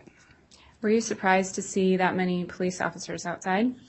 I was. That was a first for me. I hadn't seen that at the hospital before. Given what you observed regarding the man in the cowboy hat, as you describe him, did you think that the amount of police officers there was an appropriate response? I'm sorry. Could you repeat? Did Sure. you say inappropriate? Was an appropriate response? Oh, yes, definitely. Yeah. Who were the people yelling at specifically? At the time, they were yelling at the police officers that were standing there. And did you understand at that time, based on the yelling, why they were there? Well, I didn't understand the circumstances exactly, but I knew what they wanted. They made that very clear. They had indicated that they were accusing the officers of stealing a baby and kidnapping. And the male that was talking or yelling was demanding that they return the baby.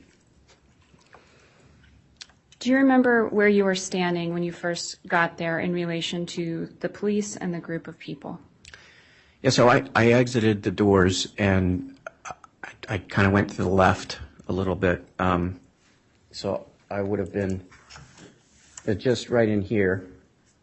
And I began to assess the situation as I was trained to in police work.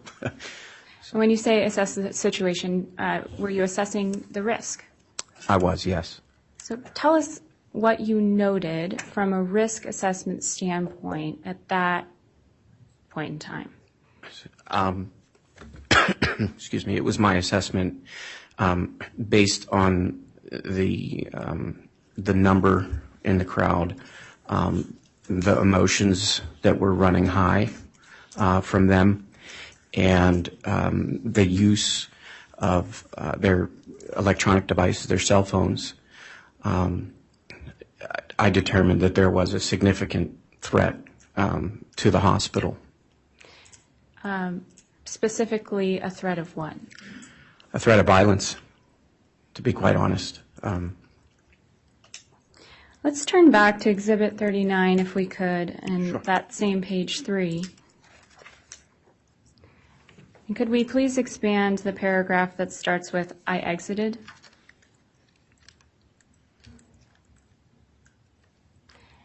And Will, if you would, please read that for us.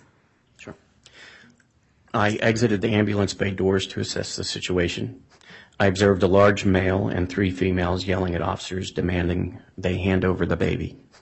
The females involved were recording the interaction using cellular devices. When they weren't recording with the devices, they were observed making phone calls and sending text transmissions. The male, later identified as Eamon Bundy, seemed to be the catalyst and the aggressor of the group. Is what you noted there in that paragraph consistent with your observations that evening? Yes.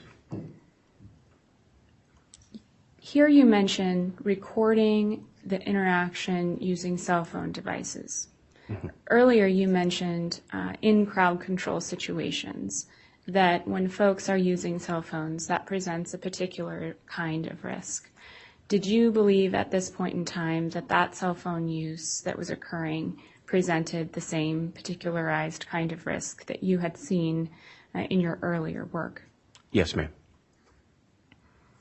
Was there anything about the physical situation and where the protesters were located, for instance, in that ambulance bay area that caused you concern from a risk assessment standpoint? Yes. I was extremely concerned about the group growing in numbers and then eventually breaching the entry to the ambulance bay. And the reason for that is where the officers were standing is motion censored so that the paramedics and firemen can bring patients in without needing to hold the door or anything. There were sliding doors. So the fact that there was motion out there was keeping the doors open. If we could, please display demonstrative 15, 2, page 2. Well, again, is what we're seeing here a depiction of the ambulance bay at St. Luke's Meridian? It is. Could you use that laser pointer to show us about where the protesters were at that point in time? So where the laser is, they were beneath the overhang, and I would assume from this vantage point you probably would have been able to see maybe their calves and ankles from this view. So if you can just picture that, they're just underneath there, standing in the bay. Is this the only ambulance bay at St. Luke's Meridian? It is. And how does the path of traffic for ambulances generally flow through that bay? So they typically will come in this way. They'll pull, sometimes they'll pull forward through here, this bay, and they'll exit here where this ambulance is, and they'll pull forward, and then they'll back in so that their ambulance doors are right there in front of the bay doors, and they can just wheel the patient into the ED. So given that the protesters were where you said they were, right in front of those bay doors, they were directly blocking the path of ambulance access to the hospital. Yes, they were impeding any traffic that would have come through. Is there anything else about this layout that increased the risk or the potential of risk from your standpoint? Yes, from a tactical standpoint, the fact that myself and law enforcement, the majority of us were positioned here under the underhang or the overhang. This, if you see it here, this brick wall in the corner of the hospital poses a significant risk to us because we can't see anybody coming from the southern side of the building here. So if we were to be ambushed, they would most likely come from that side. Thank you. Mm-hmm. In your incident report, you indicated the male, later identified as Mr. Bundy, appeared to be in charge of the group. Correct. Do you recall any of his physical characteristics? Yeah, he had a close-shaven beard. He's wearing a cowboy hat. He was just a very, very large man. He's much taller than me. He was wearing cowboy boots and jeans and a Carhartt jacket. Your Honor, I'd like to admit what has previously been marked as Plaintiff's Exhibit 76, which has been authenticated under Idaho Rule of Evidence 902 by the Declaration of Aubrey Lyon, paragraph 3. What is it? It is security footage video kept and maintained by St. Luke's of the ambulance bay that evening. Exhibit 76 is admitted, properly authenticated, and may be published. Thank you. Mr. Bollinger, could you please publish that for the jury? And would you please play it?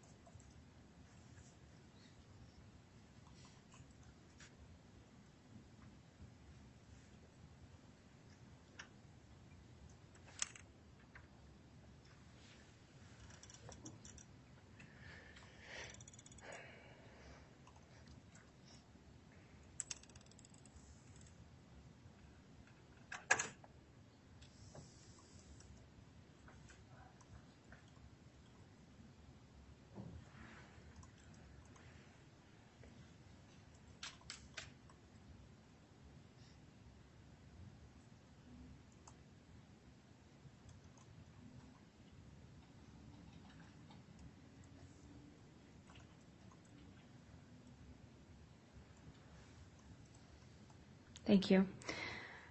Mr. Woods, is that the man in the hat that you saw when you got outside of the ambulance bay doors? Yes, it is. And the man that you observed yelling loudly at the police? It is.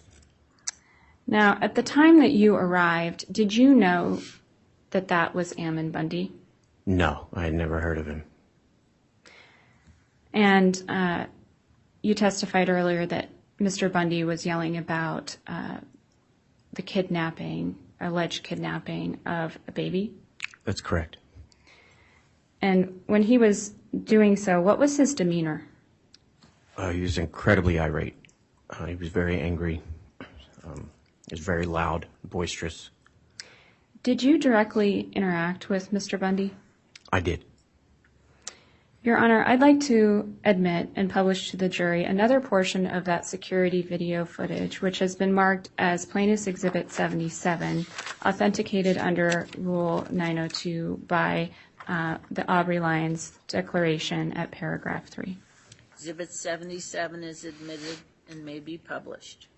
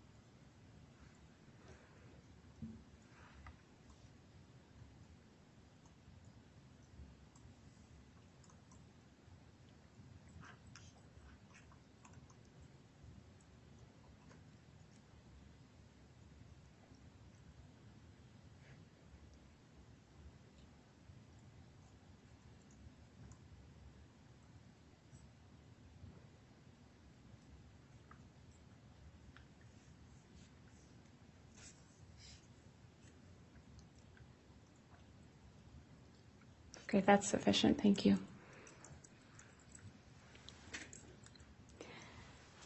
Are you depicted in that video at all? It's not my most flattering side, but yes. Which person were you? I was the security officer in the blue shirt with the lapel mic radio cord along the back. Is that your St. Luke's uniform? It is. Mr. Woods, do you carry any sort of weapon with you while you're on shift? No. Do any of the St. Luke's security officers carry weapons? No, it is against our policy to carry weapons. Okay. Let's go back to what we saw in the video. It looked like you were speaking directly with Mr. Bundy. Is that accurate? I was, yes. What was your interaction? I was attempting to de-escalate the situation, and I was trying to reason with him, and was trying to use all of my training and experience in calming people down to get him to do so, and it just wasn't working. Did you specifically make any requests of Mr. Bundy and the folks there at that time? I did. I informed them that it was private property and that they were blocking the emergency entrance to the hospital, and I needed them to move on. And I believe from the video you can see me motioning to the left. I think I may have indicated they could go over to McDonald's, which is across the street. How did he respond, Mr. Bundy? He was not satisfied with my suggestions. Near the end of that video, it seemed to show Mr. Bundy was using his phone at one point and bending down. Do you recall what was happening then? Yes, he was taking a picture of my my badge, my identification badge. It has my picture and my name on it. That's for St. Luke's. Why would Mr. Bundy do that, in your opinion?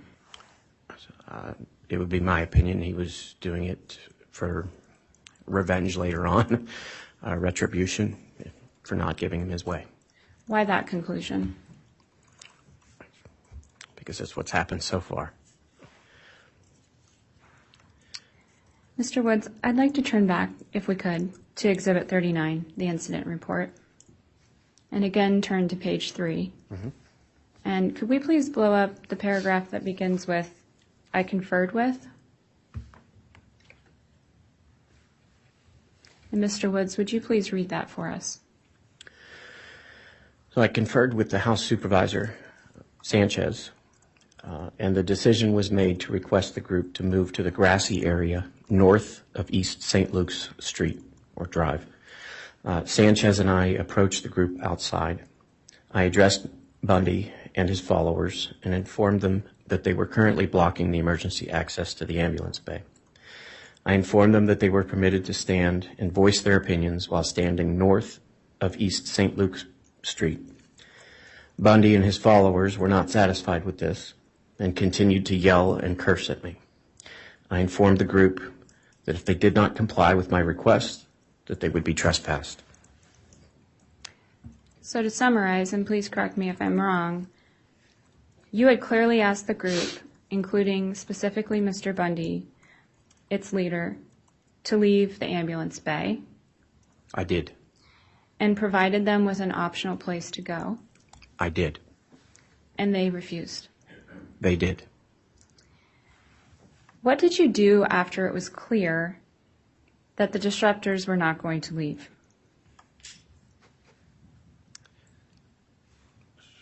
What was your next step? I went back inside with the House Supervisor, Mr. Sanchez, and we discussed our next viable option. What's the role of a House Supervisor? So the House Supervisor is kind of a unique role. They pretty much they use their discretion and their authority over the hospital to make decisions, whether it be for cleaning up a mess that occurred outside the cafeteria or a patient's well-being. So when the property owner of the hospital is not available, they are the designee of that individual. In short, is the House Supervisor in charge of the hospital while on duty? They are, yes. You mentioned that you spoke with the House Supervisor about trespass. Is that correct? Correct. Did you have any prior experience with trespassing someone? I have, yes. Can you explain generally how that process works? So because we're security officers, we don't have the authority or power of arrest. But we can request the police there to trespass an individual or have them arrested if they refuse to leave. And is that because St. Luke's is St. Luke's public property? No, it's private property. Whose decision was it then about whether any member of the group would be trespassed that evening? Ultimately, it was the House Supervisor's decision. And he had authority on behalf of St. Luke's to trespass? He did. Did Mr. Sanchez at that point in time decide to trespass anyone? Yes, he was going to give them one last opportunity to comply with his request. So did Mr. Sanchez make that request at any point? Yes, he did. Did you observe him making it? I did. I was standing right next to him. Okay. Mr. Woods, if we could turn back to the incident report, Exhibit 39. And can we blow up the section that starts with Sanchez also attempted to intervene? Would you please read that? Sure. Sanchez also attempted to intervene and de-escalate the situation. Bundy then turned his focus and aggression towards Sanchez by demanding that he, Sanchez, hand over the baby. The group accused Sanchez of kidnapping the baby and holding it hostage. And could we expand the following paragraph as well? Would you please read that? The crowd of protesters began to grow in numbers very quickly. I had Officer Bazzini secure the ambulance bay doors manually as they were ajar due to the motion in front of the sensors. Mr. Woods, you said that in your report that the crowd had started to grow in numbers very quickly. Can you describe what you saw on that next trip out to the ambulance bay doors? So by this time, and only a few minutes had passed, the numbers of the crowd grew a great deal. I observed individuals over on St. Luke's Drive in the grassy area where we had asked them to move to begin with. And then there were additional people just kind of wandering around in the parking lot. So yeah, it had grown in number. So there were people outside of the ambulance bay in the outer perimeter? Correct. And they were yelling and chanting as well. In your experience, is there anything notable about people forming a perimeter like that from a threat assessment standpoint? Yes, it's incredibly dangerous and volatile. So at this point, was your concern about a potential threat the same as it had been before or greater? No, it had increased. What did you do, if anything, at that point in time to address the threat? Well, I had told the House Supervisor I strongly recommended that they be trespassed immediately. And how about those ambulance bay doors? Did they remain open? No. As I stated in the report, I had Officer Bazzini and myself each grab a door and just push it closed manually because I knew that as soon as they were closed, they were going to be locked. And the only way to get in there would have been with one of our badges or entering the keypad. So my fear was that the crowd was going to breach the doors and jeopardize the safety of everybody inside. After the doors were secured, did you continue to remain outside? Yes, I did. Did you ever go back into the hospital during the disruption? I did. And what did you do when you went back inside? I conferred with Dr. Thomas, who was in charge of the ED. She was the head doctor in charge of the ED that evening, along with Sanchez. And why were you conferring with Dr. Thomas? Well, at this point, I was informed a little bit more of the situation and what was going on as far as medically with the baby. She indicated that the level of care that the baby needed was going to require that it be transferred or transported to Boise. And would the baby need to be transported in an ambulance? Yes. So how were you going to get the baby to St. Luke's, Boise, if the ambulance bay was full of disruptors? We wouldn't be able to do it. Was any sort of plan made at that point in time and how to solve the problem? Yes, actually, Dr. Thomas had come up with a fantastic solution to that. I was actually pretty impressed. She had suggested that we have an ambulance respond without lights and siren, and that we would meet them at another entrance of the hospital that was not being used at that time of day, and that we would surreptitiously put the baby in the ambulance so that it could be transported without anybody else knowing about it. Did you assist in the execution of that plan? I did. And to be clear, why was it so important that you do it in a way that no one else would notice? Just for the safety of the child and the safety of everybody inside. Were you able to successfully get the baby to the ambulance without the disruptors noticing? I believe so, yes. I had Officer Bazzini distract the crowd at the ambulance bay, and we, myself and another detective and a nurse, had walked to the other side of the hospital through the inside and met the ambulance out there. Timing was perfect. Once that was accomplished, what did you do next? I returned to the ED just to make sure that, things weren't getting worse outside. So did you actually go back outside? I think I did, yes. What was the scene at that point in time? Still pretty chaotic. So all of the folks that had been there before, to your recollection, were still there? Yes. And was Mr. Bundy still there?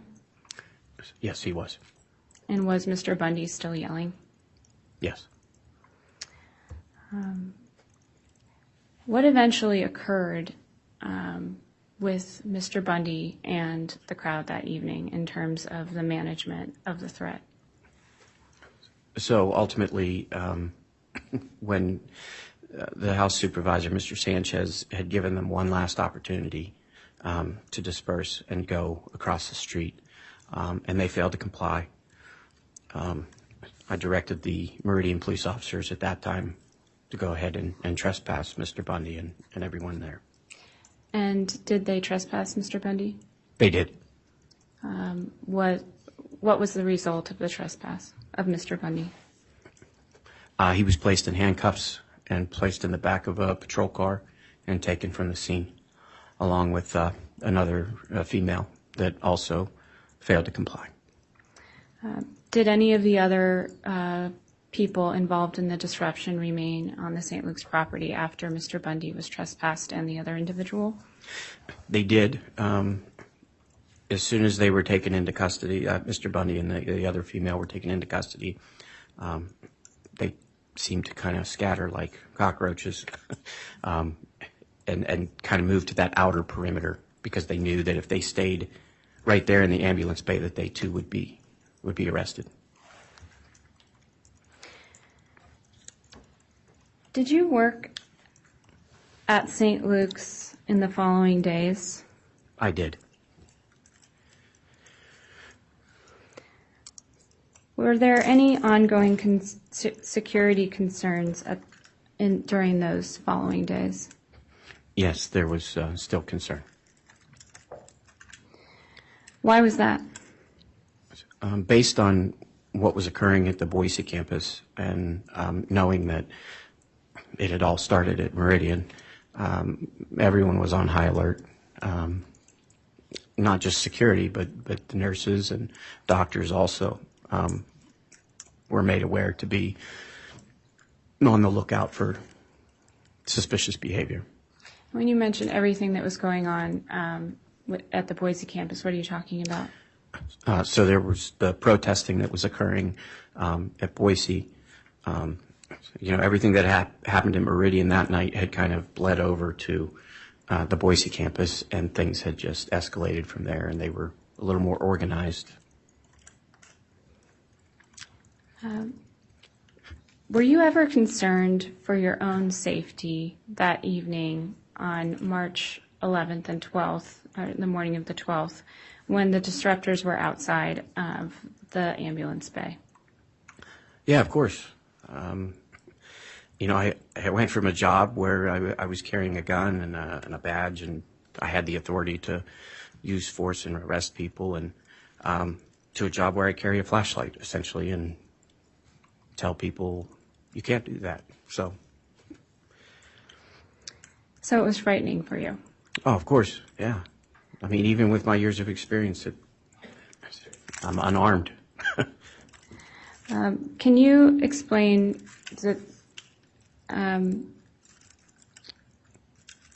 if you know if anything ever came of the photos that the disruptors appeared to be taking of your name badge? Of mine personally? I don't know. I know that other pictures that had been taken, the group had decided to begin harassing them.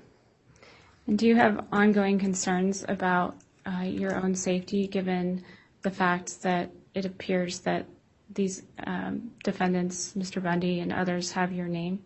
Oh, of course, yeah. Not just for myself, though. I mean, I have a wife and children. I have a family to be concerned about. Mr. Woods, at the front end of your testimony, you indicated just that you were you left the police force and moved to Idaho because it offered a more safe, peaceful way of life. Yeah. Were you surprised by the nature of the disruption that you experienced at St. Luke's Meridian? Honestly, yeah, I was. I'd worked there for a few months, and I worked the night shift. Not a lot would happen like that. We didn't really have many disruptions. So to see something of that magnitude, I was definitely surprised, yes. And could you walk us back just a little bit to when you first got there that night and the tenor of the crowd? Could you explain for the jury, because the video camera was silent, the security camera, just, how loud was it? It was loud. It was hard to, really concentrate because, trying to do multiple things at once as far as threat assessment, and I've got a female telling me I'm going to go to burn in hell, and and then I've got Mr. Bundy yelling, that we've kidnapped a baby and wants it back, and there was a lot going on. It was very loud. Do you think that individuals inside the emergency room department could have heard the disruption outside? Oh yes, for sure. I heard it before I got out there, so if I could hear it, and I'm sure they did too. Is your family aware of the incident generally? Yes. Does your wife in particular, how did she react to what had occurred? She was not very happy. She was actually pretty upset.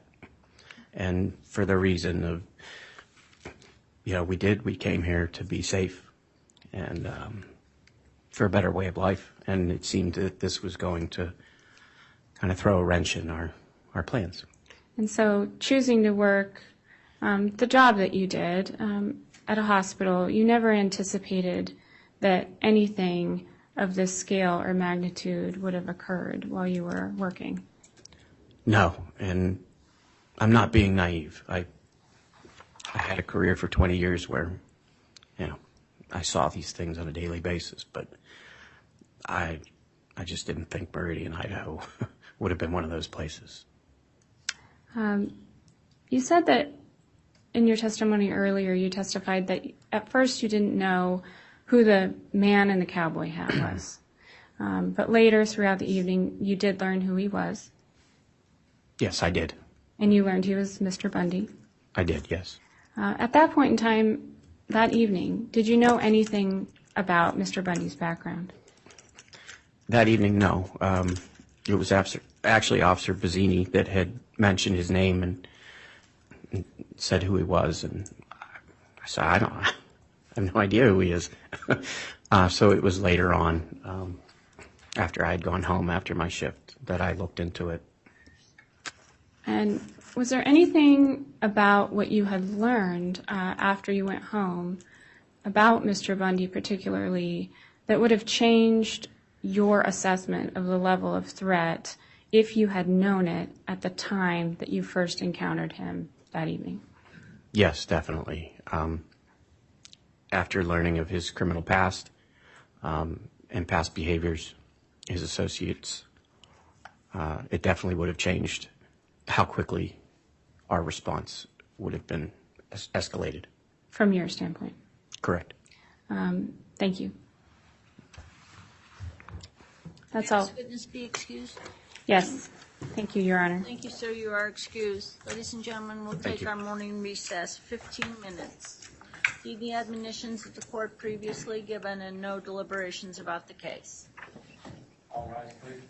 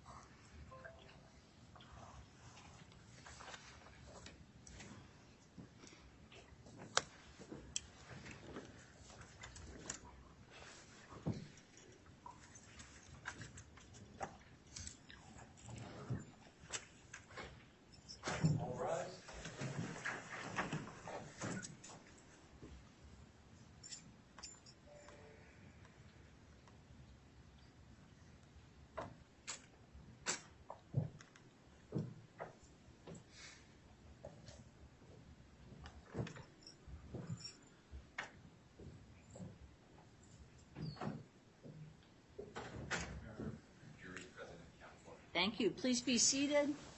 Did anything happen over the recess to affect your qualifications? Seeing none, the plaintiffs may call their next witness. Dr. Rachel Thomas, Your Honor. Do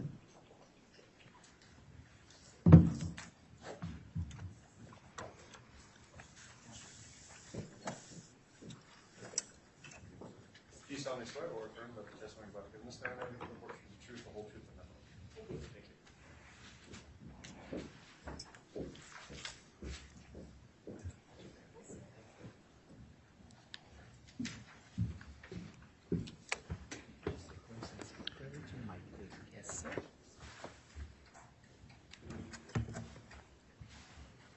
Could you please state your full name for the record and spell your last name? Yes, ma'am. Rachel Marie Thomas, Thomas. Very good. Counsel, you may inquire. Thank you. Good morning, Dr. Thomas. Good morning. Dr. Thomas, were you the emergency department physician at St. Luke's Meridian on the evening of March 11th, 2022? I was. And were you also doxxed and targeted by Diego Rodriguez and Freedom Man? I was. Let's back up and let the jury understand a little bit about your background, if we could, Doctor. Yes. So, Doctor, where are you currently employed? I am employed with Emergency Medicine of Idaho. We are an emergency medicine doctors group that contracts solely with St. Luke's. So is it fair to say you work solely at St. Luke's? Yes, sir. Okay. And what kind of work do you do at St. Luke's? I am an emergency department physician, so I work in the emergency room and provide care there. And do you have any leadership titles? Yes, I do. And what are those? Currently, I am the chief of staff of our Nampa St. Luke's Hospital. And what is entailed in being the chief of staff? Chief of staff is the head physician for the entire hospital, so I oversee close to 900 physicians. It's an elected position by my colleagues. Over 900 physicians? Nearly 900 physicians. And as part of that role, what are you responsible for? I am responsible to make sure we provide the highest quality of care and that we are providing all the services necessary to our community. In addition to serving in that role, overseeing the 900 or so doctors, do you also perform medical work yourself? Yes, I do. And can you give us a sense of what your medical duties are currently? Currently, I am a night doctor. That means I work solely at night. I work 10 p.m. to 6 a.m., and I'm the lead physician at night, often single coverage. Okay. And doctor, where'd you get your education? Where'd you go to college? I went to the University of Southern California for college. And did you continue on to medical school? Yes, I did. And where? I went to Oregon Health and Science University in Portland, Oregon. And after that, where'd you do your residency? At the University of Arizona. Okay. Did you get any specialized training in pediatric emergencies? I did. What kind of specialized training did you receive? I was fortunate to train at a program where they actually had one of the country's only pediatric emergency medicine co-residency programs, meaning I got to train alongside these residents and had 5 years. It's a 5-year program, and I was able to receive all the same training as them and also cover an entire pediatric emergency department. So can you give us a sense for the type of pediatric emergencies you received training for? All types, from critically ill children. I trained in the pediatric ICU, to trauma. We took care of all the pediatric trauma patients, to your common illnesses. And after you completed that, well, let me ask you this, given you're in a leadership role now, did you have any leadership roles while you were at U of A? Yes, I did. What leadership roles did you have there? I was the chief resident. Was that also an elected position? Yes, it was. An honor, I assume.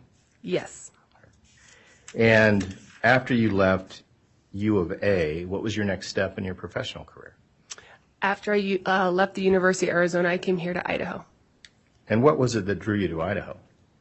I loved the community. I was able to do a rotation here as a resident and had a colleague who had come here and correctly told me that this would be the ideal job for me. And about when was that in time, doctor, that you came to Boise? 2013. And did you start with emergency medicine of Idaho? I did. And so, in effect, have you been working exclusively with St. Luke's since you came back to Boise in 2013? Yes, for 10 years now. What was your initial role with St. Luke's in 2013? I started as a resident, I started from residency as a physician, and then within a year of arriving here, I became the emergency department director in Nampa. And what are the duties or responsibilities, I should characterize it that way, as the emergency, what was the title again? The emergency department director. As emergency department director, what were your responsibilities? I was the liaison between St. Luke's, our physicians, nursing staff, and we did a lot of different quality projects to, again, improve quality care and develop St. Luke's Nampa. I started there when it was a standalone emergency room and helped launch the hospital there.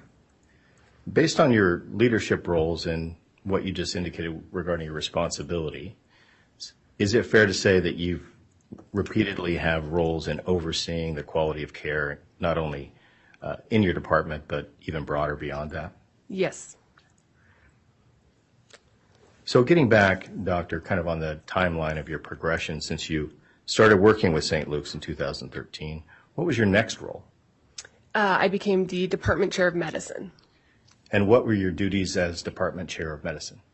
I was overseeing all departments that fell under the Department of Medicine, including internal medicine, a lot of our different specialties, and so it was a larger group of physicians I was overseeing. And when you say overseeing, what does that entail? Again, following up on quality care, any patient complaints, concerns with care, I would evaluate and be a part of making sure we are, again, providing best quality care. Great. And Doctor, just so I can keep the time frame correct, about when were you in that role? That role was in tandem to when I was the director of the emergency department. I have to work backwards, my apologies. So that would have been probably around 2018, approximately. I apologize. No, not at all. What was the next step in your career at St. Luke's after that? Vice chief of staff. Vice chief of staff. And what were your responsibilities, or how did they change maybe as vice chief of staff? Yes. So the role continued to grow. I was directly under the chief of staff at that point and supported him at that time with, again, some of the responsibilities I now fill as chief of staff. And it's my job to ask you questions to let you brag without you bragging. So was that a pretty significant promotion? Yes, sir. And what was your position after that? I transitioned into chief of staff, which is what I'm currently doing. Again, overseeing 900 other physicians. Yes, sir. Doctor, let me ask about any other medical work you do. In addition to working at St. Luke's, are you engaged in any other type of medical work? I am. What is that? I do medical mission trips to Haiti. And do you do that with an organization, or how do you accomplish that? Yes, through an organization called Flourish. And what is Flourish? Flourish is an amazing organization that we provide medical care and medical education to the communities in Haiti. And does it have any guidance or mission statement? It does. I actually have a tattoo of the mission statement. And what is the mission statement? It says, "Piti piti na reve." Little by little, we'll get there. And is that my eyesight's not that good. Is that in Creole? That is in Creole, yes, sir. Beyond my college French, that's for sure. So, Doctor, as part of the Flourish effort, what does that entail as far as your personal involvement in medical care in Haiti? I was involved early on in the organization to help restructure where we provide clinical care, so actual medical care, but more importantly, medical education. And so I helped build the medical education program for that organization. And again, that organization serves Haiti. Yes, sir. And you say you built the medical education program. Can you tell us a little bit about the medical education program you built for that effort? Yeah. We focused on a lot of different topics, but one of our main topics was malnourishment and dehydration for pediatric patients. Is malnourishment and dehydration a significant problem in Haiti? It's one of the leading killers for children. So going back just briefly, if we could, to the educational program you built for your work in Haiti, what went into, or can you give us a better sense of what that education program is that you helped build? What we set up is to have clinics in rural locations, but more importantly, provide education to help families know how to better provide for themselves and their children. So we discussed how to help with malnutrition in a setting with the resources that were available and signs and symptoms to look for malnourishment and dehydration and when medical care would be necessary. And did that include identifying indications of malnourishment and dehydration? Yes. And what in your education program are identified as indications of malnourishment and dehydration? Yeah. So depending on age of the child, infants have fontanelles. So if those are sunken, that's a sign of dehydration. Sunken eyes, skin color changes, abdominal distension, very thin extremities, weakness, sleeping too much, and not meeting milestones. And how many missions of this kind have you personally gone on to Haiti? I have gone on 3 and overseen 5. And in that context, have you seen and helped treat dehydrated, malnourished children? Hundreds. Doctor, I'd like to switch back to the events that we're here for today. As you indicated at the outset of your testimony, you were at the Meridian Emergency Department on March 11th, correct? Yes. Okay. And what was your role there that night? I was the lead physician on. What does that mean to be the lead physician on for the emergency department? I was the most recent physician on and transitioning to the only physician on. I was in charge of all critical patients, or I was in charge of any overarching things that would need to occur in the department. And in effect, were you in charge of the emergency department? Yes, sir. Seemed like you'd listed just about everything there was, so I just wanted to make clear. So going back to that night, when did you come in?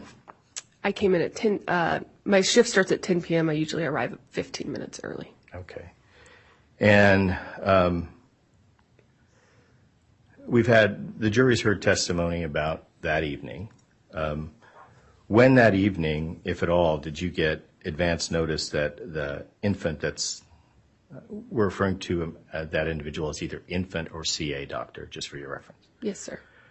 When did you learn that CA would be coming into the emergency room department? Early in my shift. Okay. And were you alerted at that time regarding Mr. Bundy?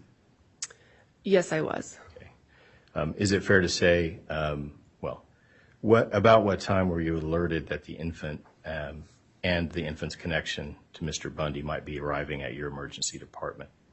Within the first hour to hour and a half of my shift, I believe. Okay. And how was it that you became aware that Mr. Bundy maybe was likely to arrive at your emergency department? One of our staff members came to speak with me that a call had been received. And what was the information that you received regarding that call? I received information that a high-risk infant was being brought in by EMS and that there was concerns that there would be individuals following the infant and that they were connected to Mr. Bundy. And based on that information, did you have concerns? Yes, sir. What concerns did you have? Safety of the infant, safety of my staff, and safety of the patients I currently had in my department. So to address those concerns, doctor, what did you do? I immediately contacted our house supervisor, which helps oversee the hospital, as well as our security team. And can you give the jury a sense of what it is you're referring to, or when you say security team? We have, excuse me, 24/7 security coverage in our hospital. Usually we have someone stationed in the emergency department and other individuals throughout the hospital, and so I contacted them. And your experience, doctor, do you have a good security group there? Yes, we do. And is it your understanding that a lot of them have police and military experience? Yes, sir. So we're not talking about folks who are just doing it part-time? No, sir. And did you have any direct communications with the security folks? Yes, they promptly presented to the emergency department to discuss a plan. And what was the plan that was discussed? At that time, I requested they be in the ambulance bay on the arrival of the infant to have a security presence. And why was it that you requested that, doctor? I, again, was concerned about my staff's safety, my patient's safety, and the safety of the infant. Any other steps you took, doctor? I alerted the house supervisor as well as our charge nurse just to let staff know and be aware that we had a potentially high-risk situation arriving. Thank you, doctor. And we've heard that term house supervisor as it relates to roles at the emergency department, but could you give us a sense of what the house supervisor's responsibilities are? The house supervisor is a nurse who oversees and helps usually with things such as admissions, bed availability, but will also help be my boots on the ground for making changes or helping make phone calls in these situations. And did you have a good house supervisor in place that night? Excellent. So, doctor, after you had a chance to meet with your team and prepare yourself for the arrival, what happened next? At that time, the infant arrived. And what happened when the infant arrived? They were brought in by the ambulance crew, and we immediately took him to a room for an evaluation. And what was your first impression when you saw, did you get a chance to examine the infant? Yes, sir. And how shortly after the arrival of the infant did you get a chance to examine that infant? Immediately. I escorted him back from the ambulance bay. And you performed the examination? Yes, sir. What was your first impression when you started your examination? First impression, he looked like a baby from Haiti. What do you mean by that? His eyes were sunken. His skin coloring was looked malnourished. His belly was distended. His arms and legs were extremely thin. And at that point, he wasn't even able to sit up. What steps did you take? At that time, checked his vital signs to make sure those were okay. And then we checked blood work. I had concerns for salt abnormalities and sugar abnormalities. And what, if any, indication came from that? I'm sorry, I don't understand the question. From the check that you did for abnormalities? His blood sugar was low. And what did that indicate to you? That he was underfed and underhydrated. So, doctor, what was the next step in the process for you? At that time, I then put a page to our pediatric hospitalist, who is the admitting doctor at our Boise St. Luke's downtown facility. And then I went to speak with the officers and evaluate the situation in the ambulance bay. Thank you, doctor. If we could maybe break those steps down Yes, for sir. the jury. That first step, you mentioned that you did a page to the hospitalist. Yes, sir. Can you explain what that is? We have Boise St. Luke's is our pediatric center of excellence, and that's where all pediatric patients are admitted, and we have an excellent pediatric team there who I reached out to. Why was that your first step after doing that initial investigation of the infant? Or examination, excuse me, of the infant? Yes, sir, to start discussing our plan for transport and admission. So why were you already of the belief that that infant needed to be transported back to the hospital in Boise? For observation and to monitor for feeding and weight gain.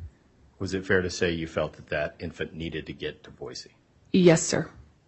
And the next step, doctor, you talked about after contacting the hospitalist in Boise? I went back to the ambulance bay to meet with the officers and assess the situation as the lead physician of the department. So when and I apologize for backing up a little bit, but when the infant first arrived, Yes, were sir. Mr. Bundy and the other disruptors there? They were behind the ambulance and immediately arrived following the ambulance. So you've kind of outlined for us how the examination and your contact with the hospitalist went. Yes, sir. Tell me what was going on while you were doing that. There was a mob in my ambulance bay. Could you hear them? Definitely. So when we're talking about this examination you're doing of the infant, there's a mob outside? Yes, sir. And where's your office located? My office is, I'm going to use my hands. The ambulance bay doors are here. My office sits connected to the ambulance bay doors. So my exterior wall shares a wall with that area. How loud was it, just when you're examining the infant, how loud was it, the noise getting through that wall to you while you're examining this infant? The infant's room, we placed him further away from this area for safety. But when I was in my office working, it was deafening. Deafening. What were you hearing? They've kidnapped our child. We're going to take him back. You all deserve to die. You're kidnappers. And I apologize for misunderstanding where the infant was. Could we back up because I maybe made that a little bit confusing for the jury. When the infant comes in, where did you take the infant for that examination? To a room as far away from the ambulance bay as possible. And why did you choose that? Safety. And so after you had that initial examination with the infant, you went back to your office. Yes, sir. Okay. And what did you do while you were in the office? I began reviewing medical records. And what did you see when you started to review the medical records regarding this infant? Yes, so the medical records were important for me to be able to trend his weight, and he had had significant weight loss. I also was able to see he had missed appointments. And when you say the infant had experienced significant weight loss based on what you saw in the medical records, am I correct in understanding you had had an opportunity to weigh the infant when he arrived? Yes, sir. And what was the infant's, and we don't need what was the infant's weight as compared to what you saw in the records? It had significantly decreased in a short amount of time. And I think we're learning that the scale when we're talking about weight on an infant is relatively small. Can you give us a sense of the significance as a doctor of the weight loss that you saw? We use something called growth curves for child growth, and our pediatric team can speak more specifically to that. But he was not only on the low end of the growth curve, he was off the growth curve and dropping. So how did you calculate, were you able to calculate, when you say he was off the growth curve, can you explain what you mean by that? He had been at approximately the 2 percentile, and he was now less than 0.05 percentile. And is that significant? When you're that small, it is. And when you had a chance to examine the medical records, did that heighten your concern? Significantly. And why? Because he was in a very, very medically fragile state.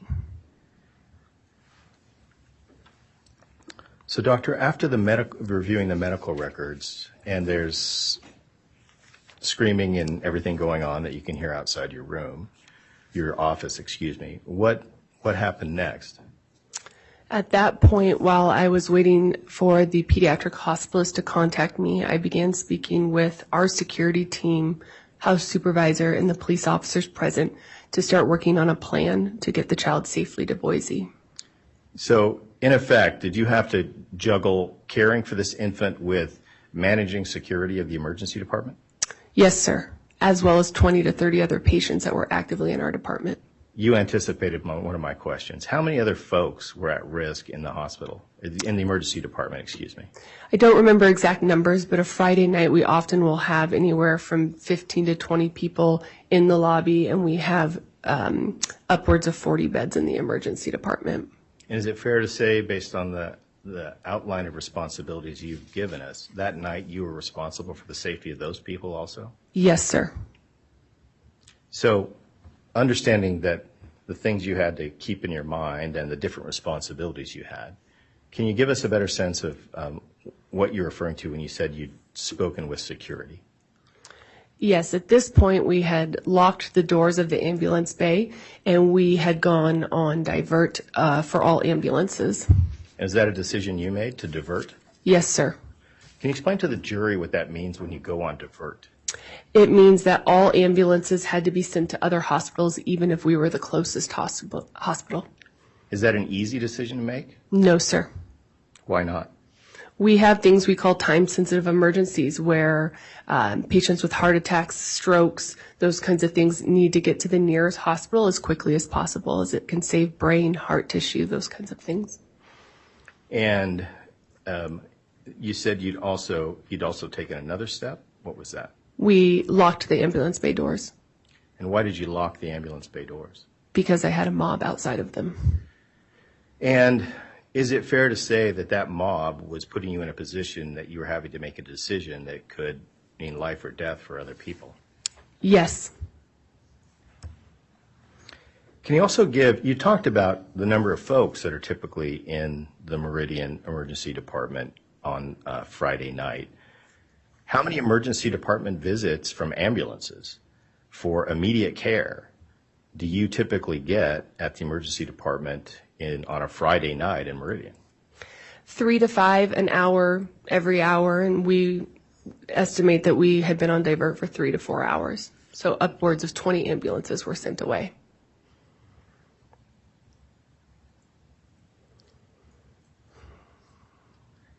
So, doctor, we're at a point kind of in the chronology where you've had to make that decision to divert. Yes, sir. You've had to lock the front doors to the entrance to the emergency room. Yes, sir. At any point, are you going out and conferring with people so you can actually see what's going on inside? Yes, like I said before, my office unfortunately shares a wall with this area. It's also where the officers were stationed. So to discuss safety with these officers, I could see out the ambulance bay doors. What did you see? I saw, again, a mob of people screaming, yelling, appearing to be antagonizing police officers. And at this point, the jury's only seen some security footage. Can you give a sense for just how many people, how active folks were and how loud it was? I mean, it was terrifying. I think early on there weren't a large number, not compared to our Boise lockdown, but there was enough people that the entire ambulance bay was blocked where there would be no way to safely get an ambulance in or out. So, doctor, if you could help us just move through that chronology, what's the next step, next decision you've got to make? How to safely get the infant to Boise St. Luke's. And why was it that you'd already made the decision that the infant needed to go to St. Luke's, correct? Yes, sir. Okay.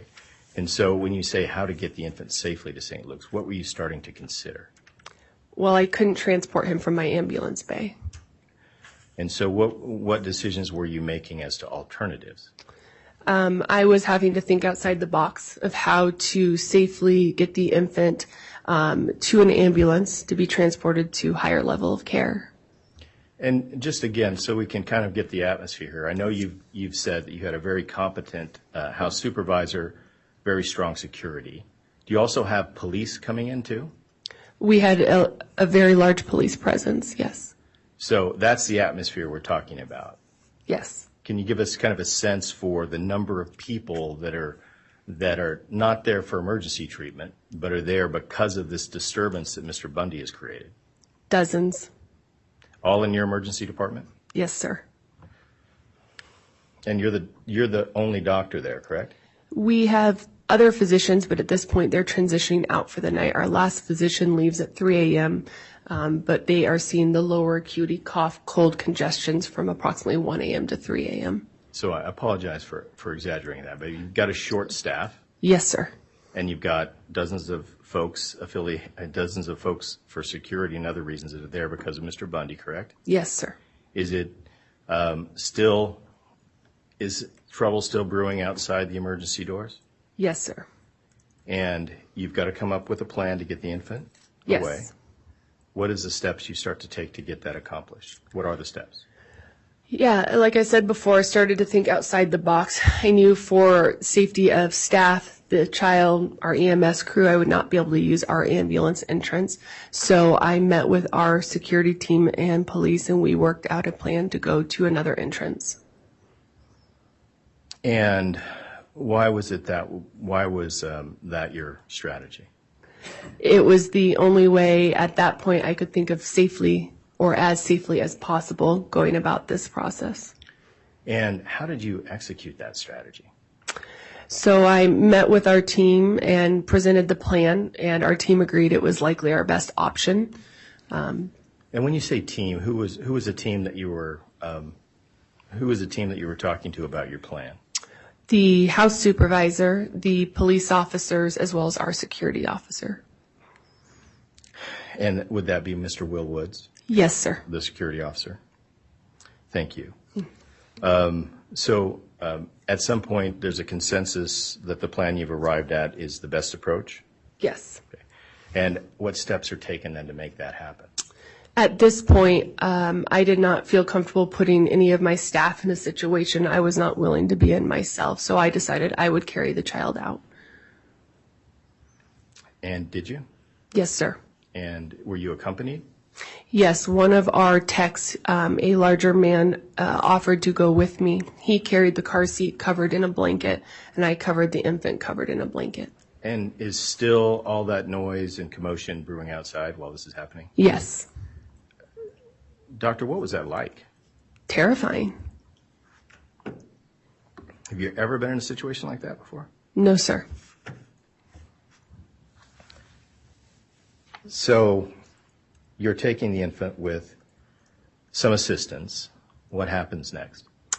We decided to separate the car seat and the infant for safety purposes, and then 2 officers, as well as our security officer, went zone by zone through the hospital to clear the area to make sure there was no one who was a threat.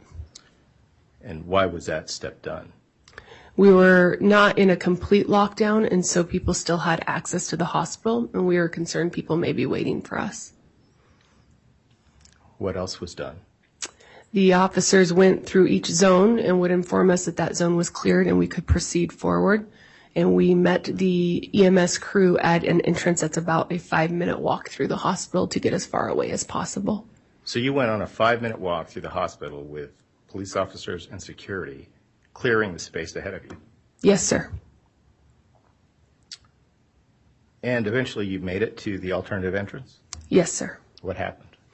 At that time, the officers went outside and made sure there was no obvious threats there.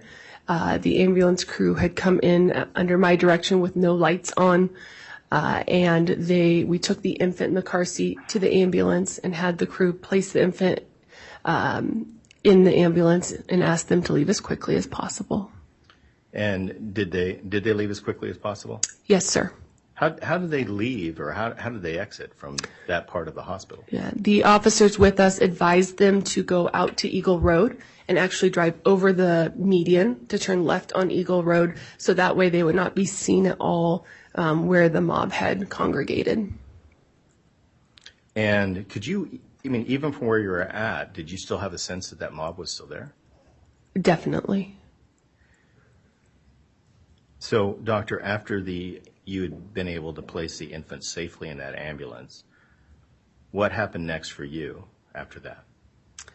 At that point, I went back into the emergency department, and at this point, the mob was unaware the child had been transported, and so the mob was still present. Did you have anyone connected with the mob come in and try to contact you? Yes, sir. Who? Someone claiming to be Mr. Bundy's attorney. And did you later find out that individual was not even an attorney? Yes, sir. And do you remember what that individual's name was? I apologize, I don't. No problem. And do you recall what, if anything, was communicated to you in that conversation by that person purporting to be Mr. Bundy's attorney? He consistently and persistently stated he needed to be allowed to see the child, and I advised him that he was not allowed to see the child. And why was he not allowed to see the child? The child was a ward of the state, and for HIPAA purposes, we are not allowed to talk about patients with any other individuals other than the people with custody of the child. And I would guess people who don't have custody of the child would include a man who's not really an attorney, purporting to be Mr. Bundy's attorney. Yes, sir. Were you contacted by anyone else affiliated with Mr. Bundy while you were in the emergency department? No, everyone else was kept outside. So at this point, in kind of the chronology of events, if I understand, the crowd is still outside, the mob's still outside. Yes. Okay. And what happened after that? During all of this, the mob had been moved back out of the ambulance bay, and I believe Mr. Bundy had been arrested at that point. So did you have from your vantage, could you tell the mob start to disperse after Mr. Bundy was arrested? I would not say disperse, I would say moved back. Okay. And I appreciate that. So doctor, from your vantage point, we've talked about, with previous witnesses, about the ambulance bay. Was there crowds further beyond the ambulance bay? Yes. Significant mobs? Anything feels significant, but yes, it appeared to be a large group. And to get us back in a chronology, after Mr. Bundy was arrested, what kind of was the next step in the progression of that evening for you? I believe that occurred slightly earlier in the order of chronology. This was all very fluid and occurring. Understood. And at some point, were you alerted that the infant had safely arrived at St. Luke's in Boise? Yes, I had my second conversation of the night with the team at St. Luke's Boise. And what did they inform you, to your recollection? That the child was able to be safely transported into the Boise St. Luke's Hospital and that there was no one there to intervene or threaten the child or the staff.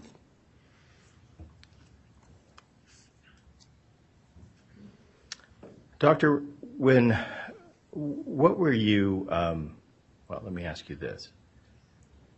Given everything you know now, do you have any second thoughts about your decision to send that infant immediately down to Boise? None. Do you have any second thoughts about whether that infant was in imminent harm? Not at all. What in your mind could have happened with that infant had that infant not gotten immediate care? This is a child, in my opinion, if he had been allowed to go home with his parents and continue on the trajectory he was on, he would have died.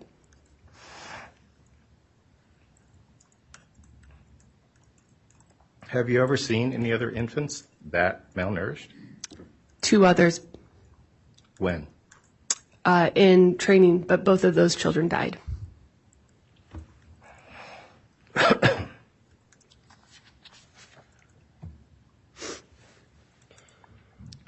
So, doctor, if we could, I'd like to look at your medical records for that night. Yes, sir. Okay.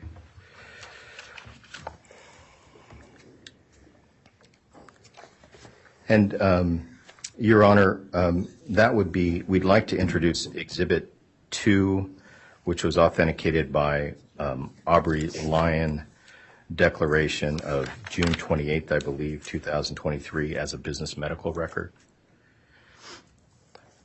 And Your Honor, you have it's a large document. You have page, I believe in your binder, only page 41.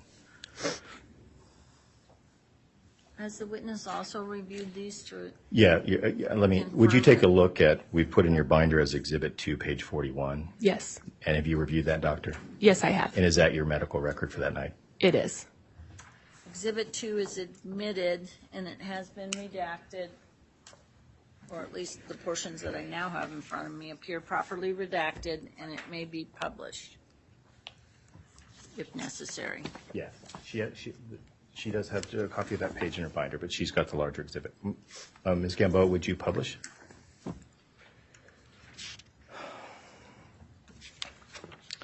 And doctor, Ms. Gamboa, could you expand the top paragraph so it's easier to read? And doctor, would you read that to the jury? Yes. CA is a 10-month-old male with a history of admission for severe malnutrition who presents with a chief complaint of failure to thrive. Patient is brought in by EMS with police escort and CPS present. Patient is now a ward of CPS. Per EMS and CPS report, as well as chart review, patient was recently admitted for failure to thrive, severe malnutrition. Patient was less than the second percentile for weight. Ma'am, or doctor, could you please slow down? Yes, I recorder? apologize. It needs to create a record. I apologize. During hospitalization, patient had good weight gain, hospital is able to tolerate formula, child was discharged out, and mom was advised to supplement with formula, as well as her breastfeeding. Child was scheduled to follow up for weight checks. Patient was seen on Monday and had a decrease in weight when compared to discharge weight. Mom was advised to bring the child back for weight recheck. Child did not return for follow-up visit, and CPS was contacted. Parents then agreed to take the patient to a CARES appointment today. He did not show up for this appointment. Excuse me. At this time, patient became a ward of CPS. Police presented and EMS was called to bring the patient in for medical evaluation. No further history is able to be obtained. Thank you, doctor. And for that, the portion of the information as it relates to kind of the history or events that led that infant to be in protective care, who provided you with that information? That was from chart review, and also the social worker. Okay. And so was there a social worker there? Yes, sir. And sometimes, let me ask you this, are there occasions when an infant comes to you that's in protective care for an examination, are there occasions in which you send that infant home with a social worker? With the social worker and into a foster care situation. Is it fair to say that that was not appropriate here? It was discussed as an option, but as more information was gathered, it was deemed not appropriate. And by more information gathered, are you talking about the condition of the infant? The weight loss, yes. Okay. And the need to go to the Boise Hospital? Yes, for higher level of care. So, doctor, would you mind highlighting for the jury what you think are some of the more significant facts relating to the infant's condition? The most important facts are that the child was having continued weight loss, even with a new plan that had been put in place, as well as the lack of follow-up in a very medically necessary situation. And while the infant was with you, did you attempt to provide the infant with any feeding? Yes, he immediately ate 2 ounces. And what did that indicate to you? He was hungry. And did you weigh the infant before or after you fed him? Unfortunately, weight did occur after we had fed the infant. And when you say unfortunately, is that just for record keeping? When weights are so small, even those feeds in the belly can change weights a bit. So just so we can back up, that weight differential that you're talking about that was significant between what had last been recorded and what you saw, that was even with the benefit of the boost from having a little bit of feeding. Yes. And I shouldn't say little bit. Is 2 ounces significant? Not usually for a 10-month-old, but in this case, yes. And how did the infant react when you tried to feed him? Or when you did feed him? Yes. Immediately took the bottle, drank the 2 ounces, and fell asleep comfortably.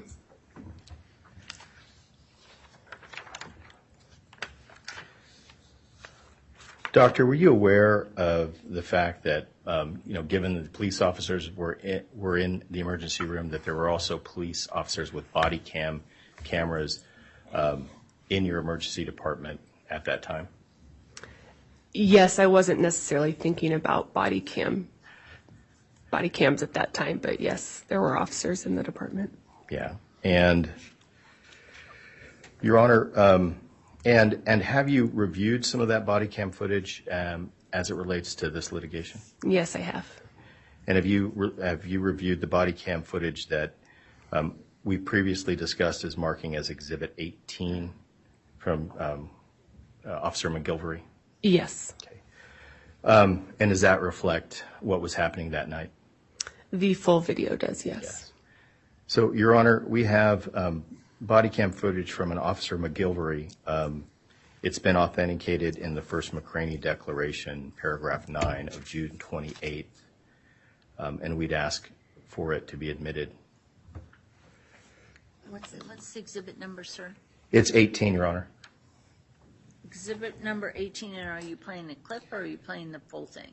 We'd like to admit the full thing, Your Honor, but my next step would be to give you the clips that we were playing from this one. All right, at this time, I think there's a little bit of confusion over the whole clips or the whole video or clips being admitted.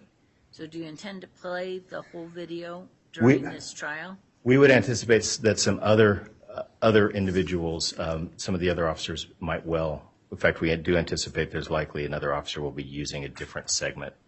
Would it be easier for the court? We could just introduce clips also.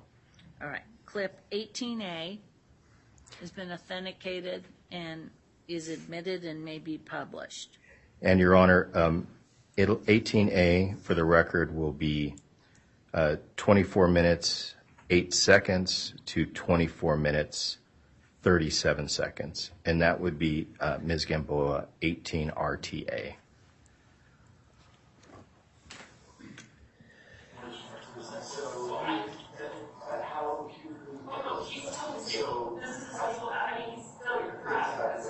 So would it be best to get this situation handled and it dispersed and then we'll transport the child? I don't think it's going to disperse before the night summer, but I'd rather do is we had another entrance. If we could think about definitely,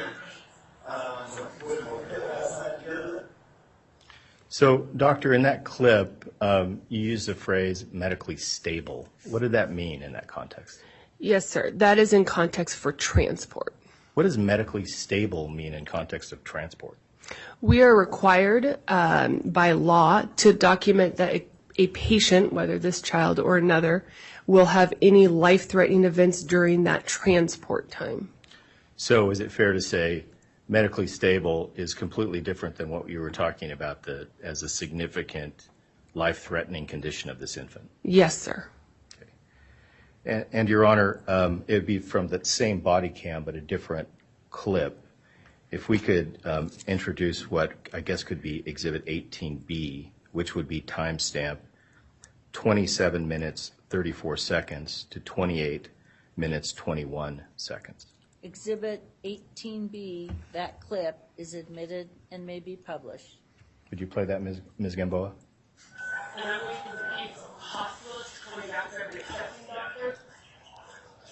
I have to wait for the pediatric hospitalist to call me, and as soon as they call me, I will tell the doctor, and we're gonna be creative. I'm gonna treat the staff from one of the hospitals. We're gonna bring some protocols and do look to different insurance because it's a medically disabled patient, and we're gonna do it right. He was lost. So he's 6. Yeah, I heard it down on my computer. It's 6 point. And that was, I never done 2 ounces before. That's why he was so hungry. So that, but he has dropped almost like 3/4 of a pound. Yes, sir. Yeah. So you use that phrase medically stable again. Is that same usage here as you previously described? Yes, sir. And you also used the measurement of, I think, about 3/4 of a pound, if I heard correctly? Yes. How significant is that type of a loss in an infant in this situation? Significant. And you also said we're going to be creative and break some protocols. What was that referring to? Well, I couldn't use my ambulance bay. So I needed to go somewhere else to safely transport this child. Thank you, Doctor.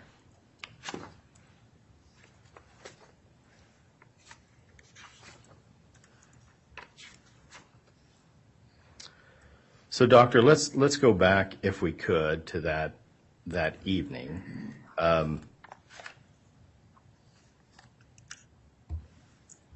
After these events, you're still at the hospital on, it'd be, I would assume, the early morning of March 12th by now. Is that Yes. correct? Early morning of March 12th, do you have any continuing safety concerns as that relates to you and your staff? Definitely. And what concerns do you have there? We still had people outside our ambulance bay. One of our big concerns had been if anyone attempted to check in through the front to gain access to our department while the infant was still present. And my staff trying to leave were having significant safety concerns. And at this point, you're aware that Mr. Bundy and his followers are involved? Yes, And did you have an understanding of Mr. Bundy and his followers? I did. What was your understanding? That they like to form mobs like this and that they can progress to violence. What about with regard to their reputation and past actions for harassment? I knew that my life was likely going to be different after this night. What do you mean by that? I assumed I would become a target of this group. So what steps did you take knowing who you were dealing with and the likelihood that you were going to become a target? I contacted both my group, Emergency Medicine of Idaho, as well as hospital administration to have my name redacted from the charts and my picture and name removed from all websites. So you did that immediately? Before the night was over. I still had other patient care, but before I left for home. Good. And did you redact it for other people too?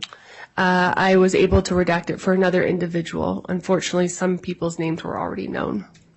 And you make a reference in that last clip to a pediatric hospitalist. Yes. Can you explain what you're referring to as a pediatric hospitalist in that context? Yeah, so in this case, it was Dr. Erickson, who is one of our stellar pediatric hospitalists, and the pediatric hospitals team is the next higher level of care. They're specialty trained in pediatric care. So you reached out to Natasha? Yes, sir. And that was in order to get the transition in place to Boise? To have an accepting doctor for admission, to have someone immediately evaluate the child on arrival to Boise. And we were just talking about the efforts you were undertaking that night to remove you and other folks, other staff members, information from the website. Did you try to give Dr. Erickson a heads up that she needed to get that done too? We discussed what was occurring, but unfortunately for Dr. Erickson, she had been involved in the care the week prior and her name was already known. So, Doctor, at some point that very eventful evening, your shift ended, correct? At some point it did, yes. Okay. And did you need to take any security precautions to get home? I was escorted out to my car by security. Have you ever been escorted out to your car for security reasons in Boise before? No. And did you have any other continuing safety concerns that evening? Definitely. What were those concerns? I was concerned of the fallout of this and the concern for my safety, my staff's safety, and my family's safety. Let's talk a little bit about your family. Who's in your family? My husband and I have 2 young children. How old? At the time of this event, my daughter was 7.5 and my son was 5.5, 6. And what, if any, steps did you and your husband take to address safety in this context? We installed a security system, and then we had to have some tough conversations with our children and their school and places they frequent.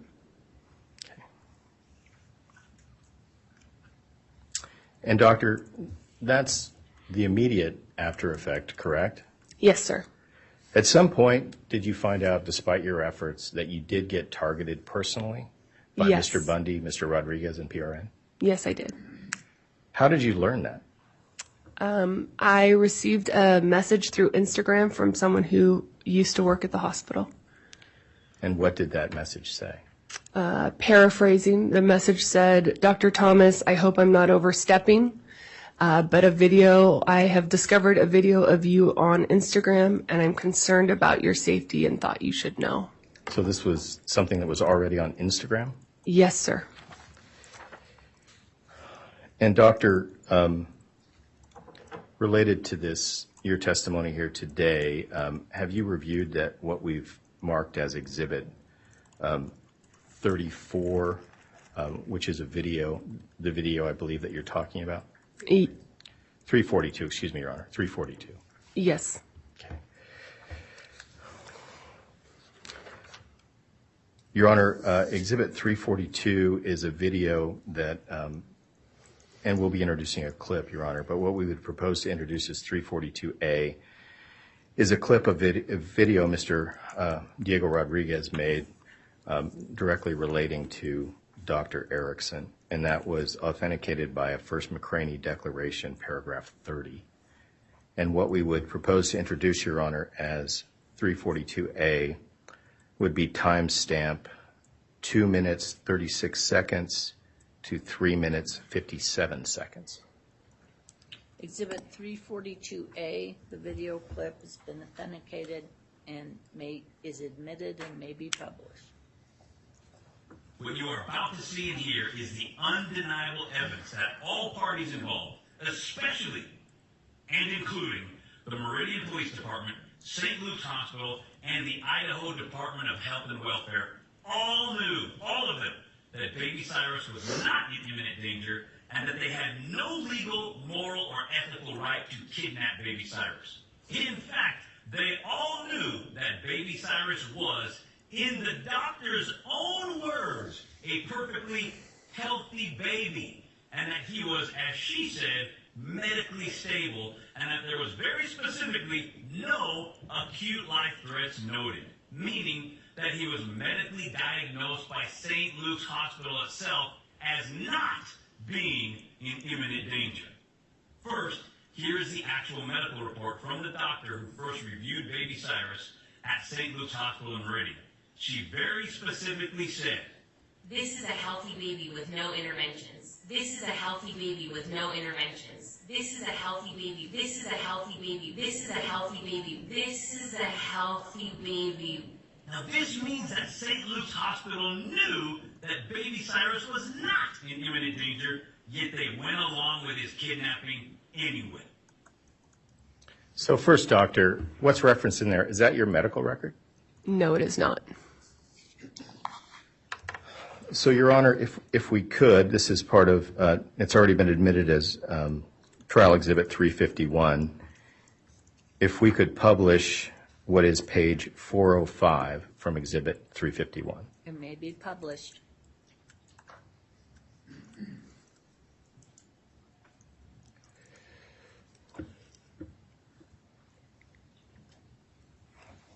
It would be, Ms. Gamboa, that would be what is, I believe, 342, excuse me, 351, page 405.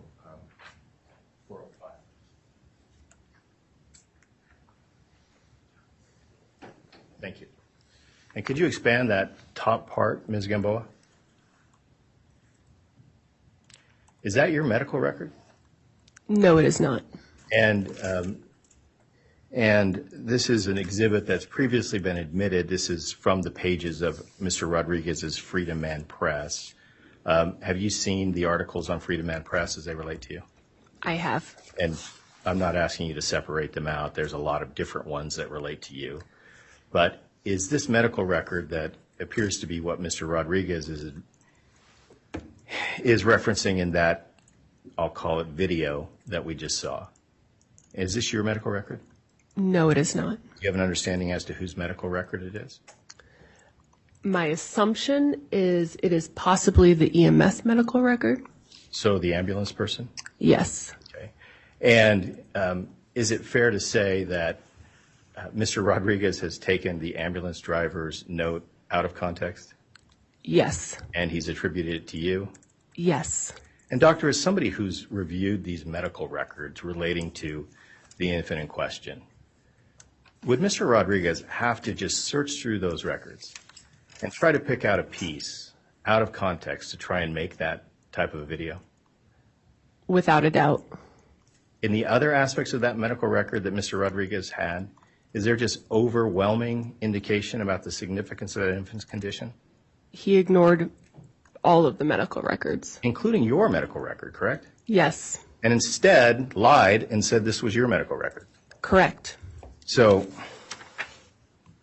going back to that video, lies? Lies. 100% lies? 100% lies.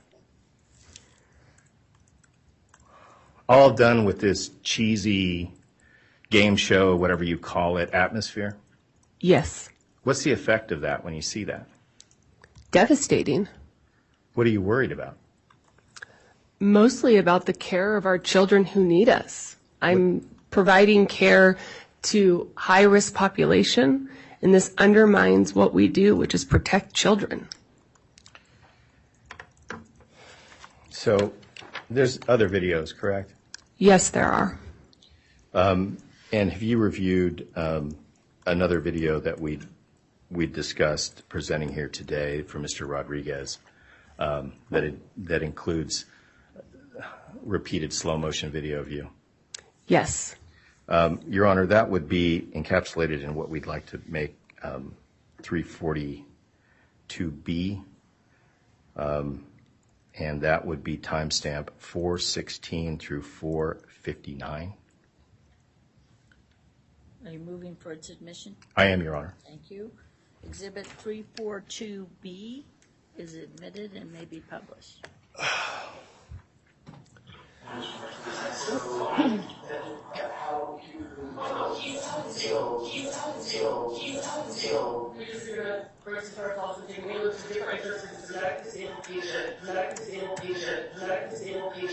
The doctor here clearly says that this is a medically stable patient. This is not a patient in imminent danger. His life is not in danger. In fact, the doctor wrote in the medical report that the patient, speaking of baby Cyrus, had, quote, no acute life threats noted, unquote, and that he was a, quote, healthy baby with no interventions, unquote. There were no medical interventions necessary because baby Cyrus was perfectly healthy. So it appears he's using the same medical records from the apparently, I guess potentially, the ambulance driver and attributing them to you, correct? Correct. More lies? Yes. And apparently he's got access to police body cam footage, correct? Correct.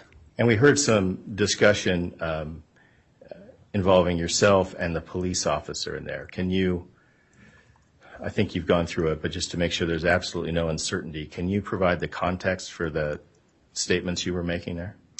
This is a medically stable child for transport, meaning I do not think his heart will stop in the 15 minutes it takes to get from Meridian to Boise. And in addition to that, you needed to get him to Boise. I needed him to be at a higher level of care, which is with Dr. Erickson. So, Doctor, going back now, and I know there are more videos. We're just going to show those two. Okay. But I do want to just kind of freeze a frame from that. And if we could, Your Honor, this is a freeze frame and it's at minute 338, and we'd ask that that be considered Exhibit 342C, Your Honor, and ask that that be introduced as evidence. Is that part of Clip A or Clip B? Clip B, Your Honor. All right, so this is a freeze frame from Clip B that is going to be identified as Exhibit 342C. That exhibit is admitted and may be published.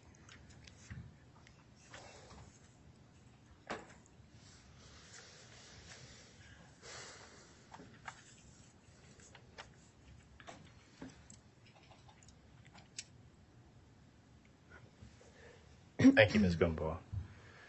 And so this is a freeze frame from that, but just so we can make things clear, this is the same record that's not yours being attributed to you, correct? Yes, it is. And what about the portion that says healthy baby with no interventions? Again, that's not your language, correct?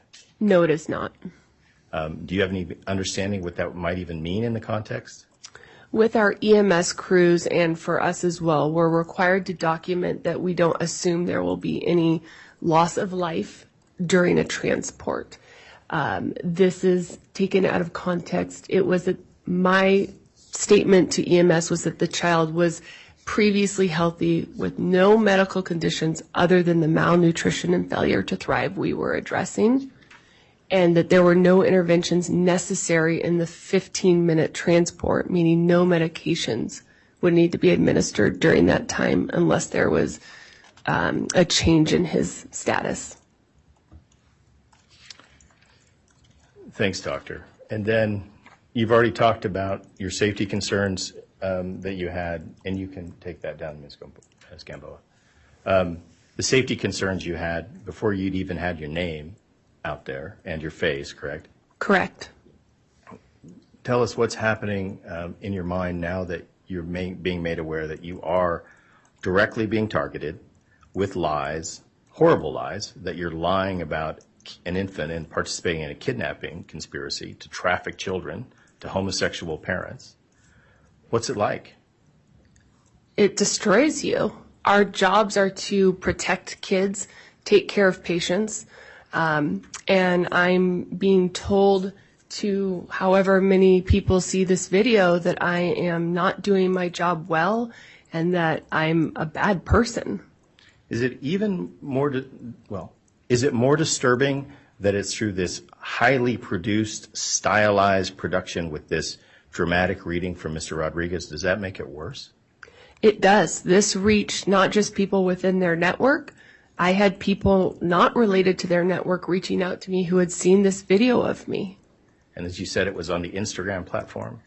Instagram, Facebook, YouTube. Those are just the places I saw it. And did he pump that out repeatedly around that period of time?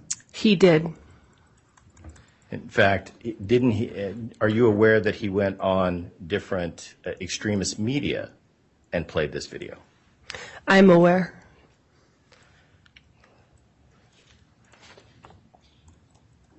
And the jury's heard from an expert earlier about how many folks those extremist media can get to. But do you have any sense yourself about how many folks those extremist media shows reach?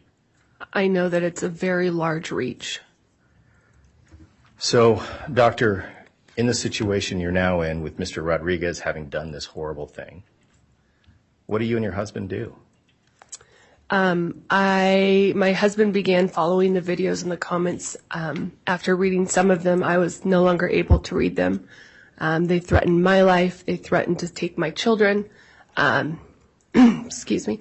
They threatened my license. And so my husband monitored them for us for safety. And then we took some safety precautions as well.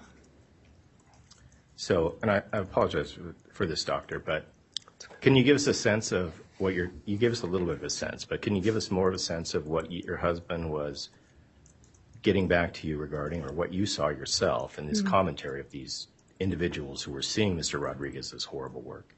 We were able to get one of the videos taken down because there were comments about taking my children, that I deserved to die. So we had a lot of safety concerns around my children's safety at school and their activities. And what steps did you and your husband need to take with regard to your children? We met with the principal of their school to have a more secure school environment for them and to contact police if there was any questionable behavior. We also reached out to the activities my children are involved in. And so, for example, the dance studio started locking the door in the later evening hours when there were not a lot of adults in the building with the kids. And then I had to talk directly with my children. How did that go? My daughter began seeing the school counselor. My apologies. Just take a moment. I apologize. My daughter is a tough kiddo, but she was 7.5, and she was worried about her. I'm so sorry. May I have a tissue, Your Honor? Oh, I'm sorry. No, that's okay. Take your time. Have some more. Okay. My daughter has some anxiety at baseline, and she's a very knowledgeable child. And when we had to start telling them not to open the door, that we had to have a safe word for if anyone came and said that they were going to pick them up at school. And this caused our daughter to need some counseling through the school counselor and really increased her anxiety pretty significantly. My apologies. No. Take your time, Doctor. So, as you can tell, it was life-altering. And we don't need to go through every step, Doctor. It's okay. But any other steps you needed to take? We installed security cameras at our home. Again, our hands are somewhat tied for protection of the infant's identity, and so we tried to keep things as vague as possible, but informed our neighbors if they saw any concerning behavior to please contact police, and to also just let us know for safety purposes. And just to give the jury a sense, how long has this been going on, Doctor? Since the day this event occurred, with an uptick on January 12th when the video was first released. And have there been spikes at different times when Mr. Rodriguez goes on some extremist video show and recycles this lie? Yes, they use the same clips, but will either recycle the same video or use the clips in different contexts, but it's been ongoing. And every time he goes on one of these extremist media shows, that gets streamed and kept in their archive, so it's just out there, correct? Yes. Continually expanding, I hate to say. It is. My daughter was terrified for me to be here yesterday and today. What did your daughter say that indicated that to you? I tried to protect them as much as possible, but when Mommy usually wears scrubs and she wears a suit to leave the house, it draws attention. And so I told her that Mom was coming to deal with the case of the man who'd been a bully, and it was time to stand up to the bully. And my daughter said, "I'm worried that you're going to get hurt." And I said, "Don't worry, Dad's going with me." And she goes, "Well, Dad will protect you. I don't want him to get hurt." And I said, "Don't worry, there are officers at the courthouse and precautions have been taken." So I think it's safe to say your kids are still affected. Every day. So, Doctor, given this has gone on for over a year, I'm not going to march you through every little thing you did, but can you give us a sense for how it affects just you going through your daily life? I have constant fear to be in my own home. It's to an extent, it's not the sole factor, but it's played a role. I'm moving my family to New Zealand in September. So we're going to take a year and live abroad and then hopefully come back and be able to come back home because this is our home.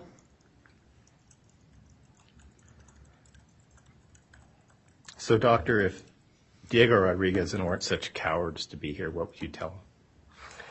I would tell them that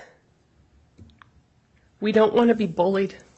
We want to be able to provide good quality care to this community, and I'm here to show my children and our community that we don't tolerate bullies and that this is our home, not his, and it's one thing to affect just me, but to affect my family and my community, I'm not okay with it. And no matter how scary this is, how do I tell my kids to stand up to bullies if I won't?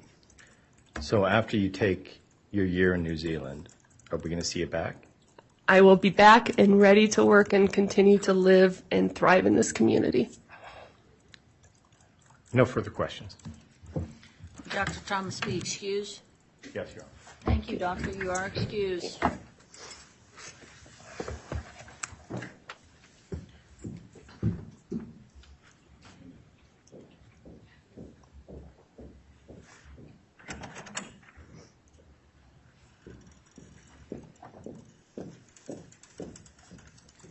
Counsel, can you be prepared to proceed in 45 minutes? Yes, Your Honor. All right. Ladies and gentlemen, we're going to take our lunch break. Has their lunch arrived? Real soon. All right. We have lunch brought in for you. We'll start again at 12:45. Over the recess, no deliberations about the case and heed the admonitions previously given. All rise, please.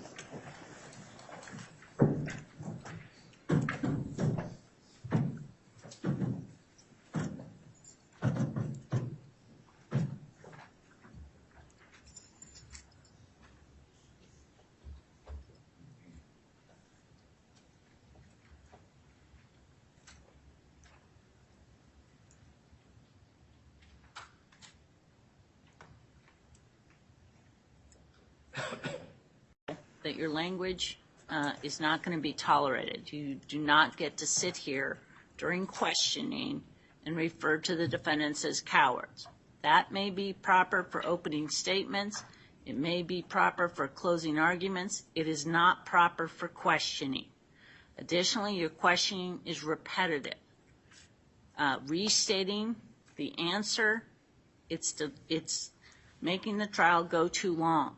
Your questioning needs to be tighter, and your language cannot be inflammatory. Let the witness answer the question in their own words. Additionally, you specifically asked, what did the daughter say? Counsel, you know that is hearsay.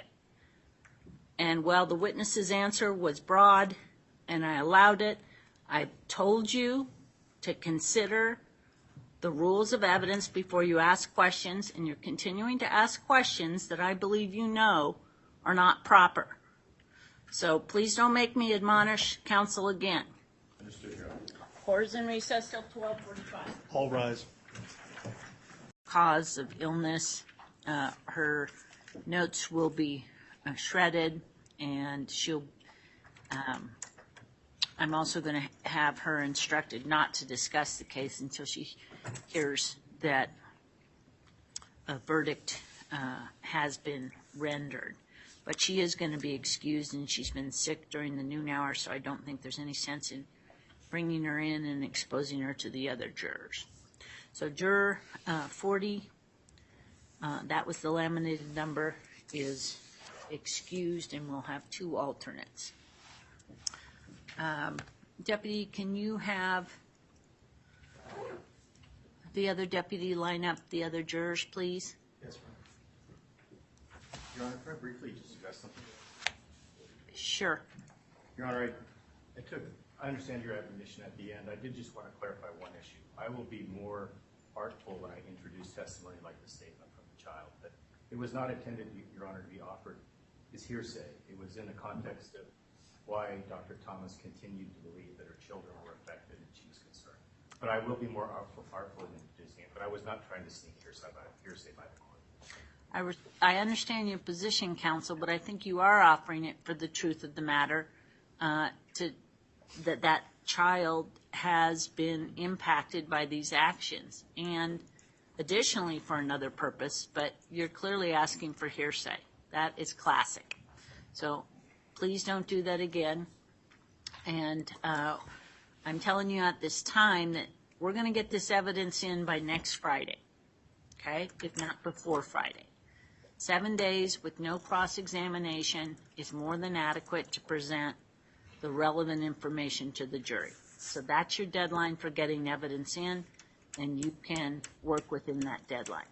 The amount of time the jury deliberates is up to the jury.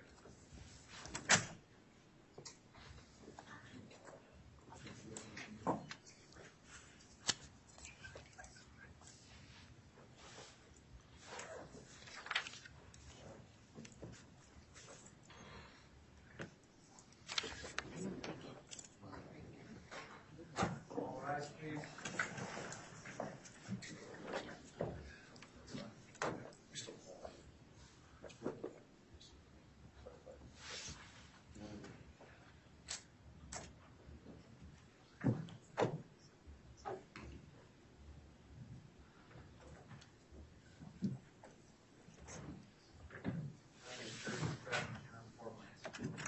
Thank you very much. Please be seated.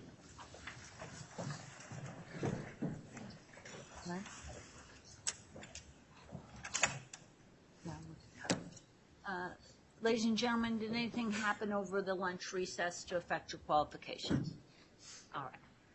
At this time, then, I am going to excuse the juror who was seated in the 13th seat. I'm not sure if the laminated number was actually 40 or 48, but that juror, due to illness, is excused. The deputy's instructed to admonish that juror, even though she's excused, she's not to discuss this case with anyone until she's been notified that a jury verdict's been reached in this case.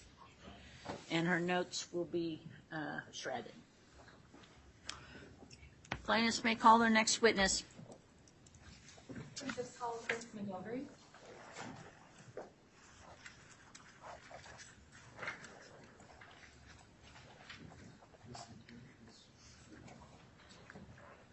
you solemnly swear or affirm that the testimony about to give in this matter that before the board is the truth, the whole truth? Thank you.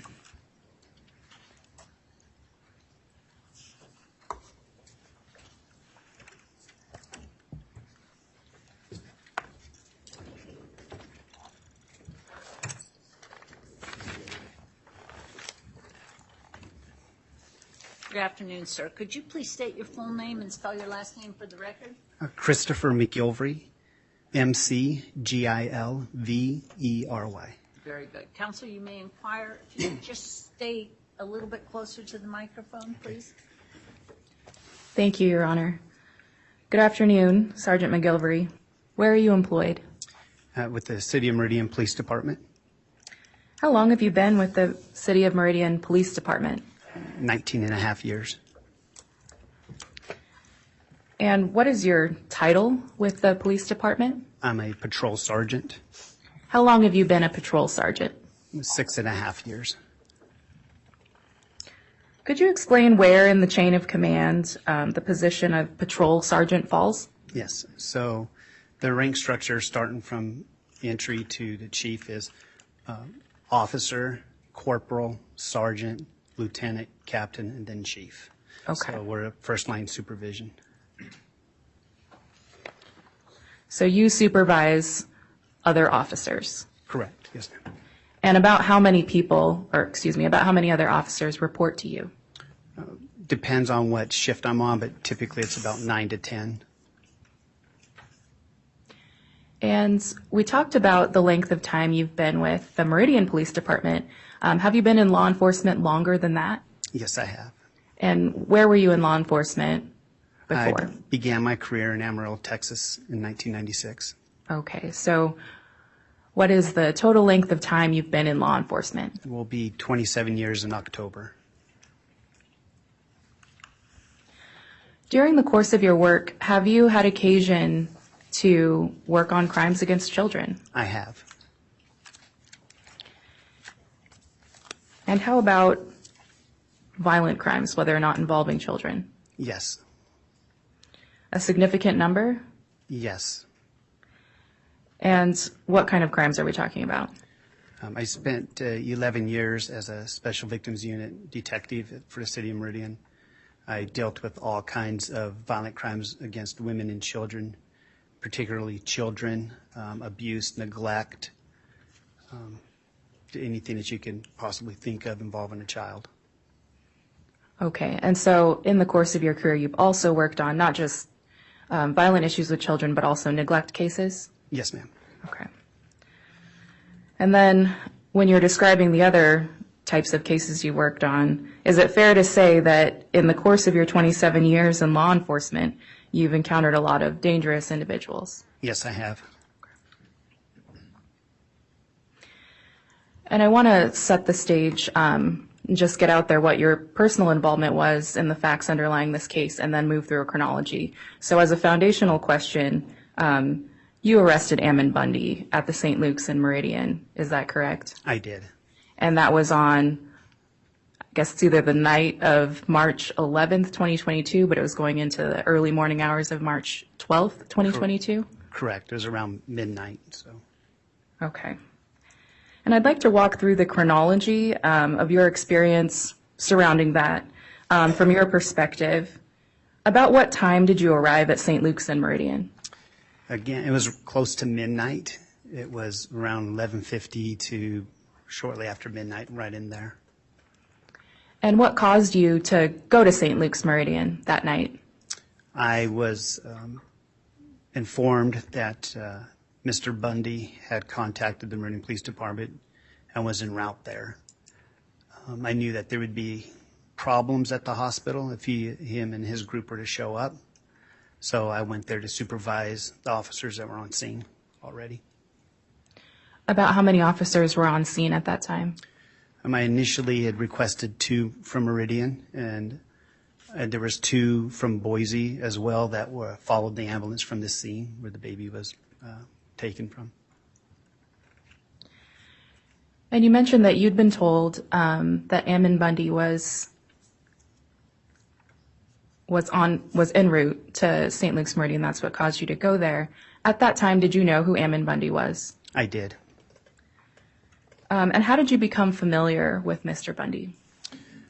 Through his other exploits, through national news, and we had another incident involving him at the police department. What was that other incident? It was where a sergeant had arrested a woman, and Ammon Bundy and his followers showed up to that sergeant's house to protest him. And at the time you received this call that caused you to head to St. Luke's Meridian, were you familiar with the People's Rights Network? I was. And how did you become familiar with People's Rights Network? Through that previous case I mentioned before, they were part of the group that protested the sergeant's house and family. And how about Mr. Diego Rodriguez? Were you familiar with him at that time? I was. I knew that he was associated with Bundy's run for governor.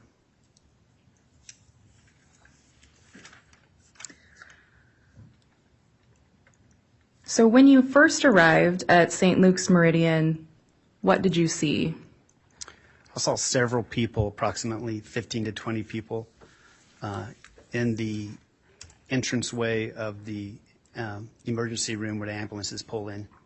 They were yelling and screaming. I could see officers standing between them and the door going into the emergency entrance. And was Mr. Bundy present at that time when you arrived? Yes, he was. Did you recognize him? I did. At that time, were there other law enforcement officers already there? Yes. Where were those law enforcement officers from? They were from the Meridian Police Department. I believe the Boise officers had already left. And about how many officers from the Meridian Police Department were already there? There was approximately 3 to 4 of us. Okay. Did you see any St. Luke's personnel there when you first arrived? I did. I saw 2 security guards from St. Luke's and then some other employees standing on the other side of the door. Okay. And could you identify any of the other individuals, because you said there were about 15 to 20 around the ambulance doors, could you identify any of those other people? Yes, I recognize some of them as the same people that showed up at the sergeant's house on the prior incident. Okay. And when you arrived and recognized Mr. Bundy, what was he doing? He was yelling at the officers. He had his phone out, shoving it in their faces and trying to take pictures of our name badges. Just being, causing a disturbance like he normally does.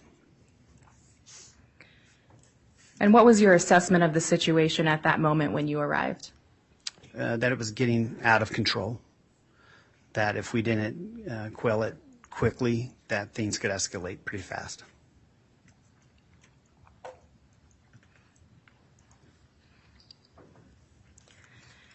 And can you give us an idea, Sergeant, of how long it was between your arrival at St. Luke's Meridian and when Mr. Bundy was arrested? It was approximately, I believe, about 30 minutes. Okay. And are you aware that there was body camera footage from the Meridian Police Department that was being made, that there was video being made by Meridian Police Department body cameras at that time? Yes. And have you had a chance to review that footage? I have.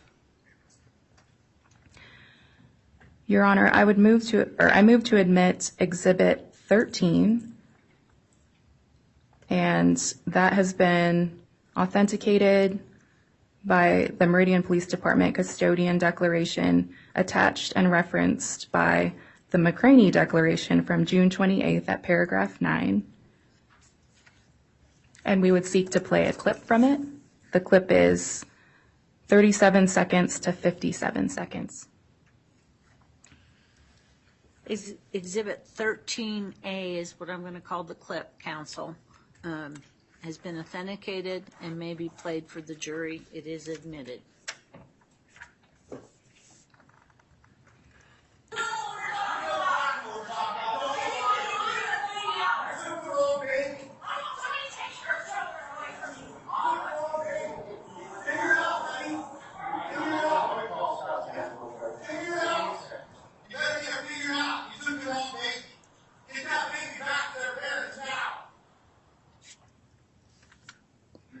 Sergeant McGilvery, there was one voice that seemed to be louder than the others. Do you recognize that voice? I do.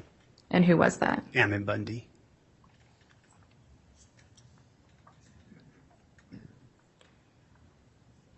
And was that video clip that we just showed, did that reflect closer to the beginning of the time that you were at St. Luke's Meridian or closer to the time that Mr. Bundy was arrested? The beginning.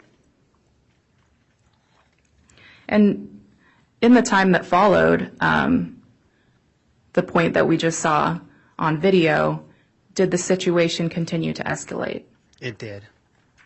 And would you describe that? More people kept coming, more supporters of Bundy's. And what did those people who were arriving do?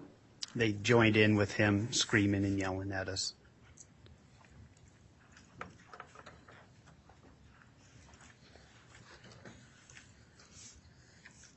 After arriving and having been for at least a few minutes at St. Luke's Meridian, did you have any interactions with St. Luke's personnel? I did. Would you describe that? I initially asked the security officers if they wanted them to remain in the ambulance bay, and they told me that they needed to have a house supervisor make that decision. Eventually, I spoke with an Aaron Sanchez, who was the on-duty house supervisor for the hospital.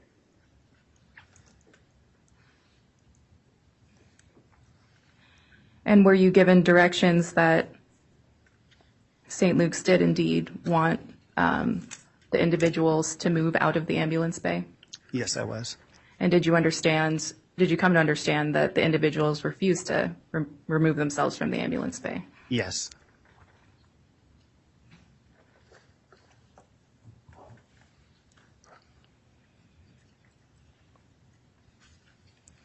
Do you know whether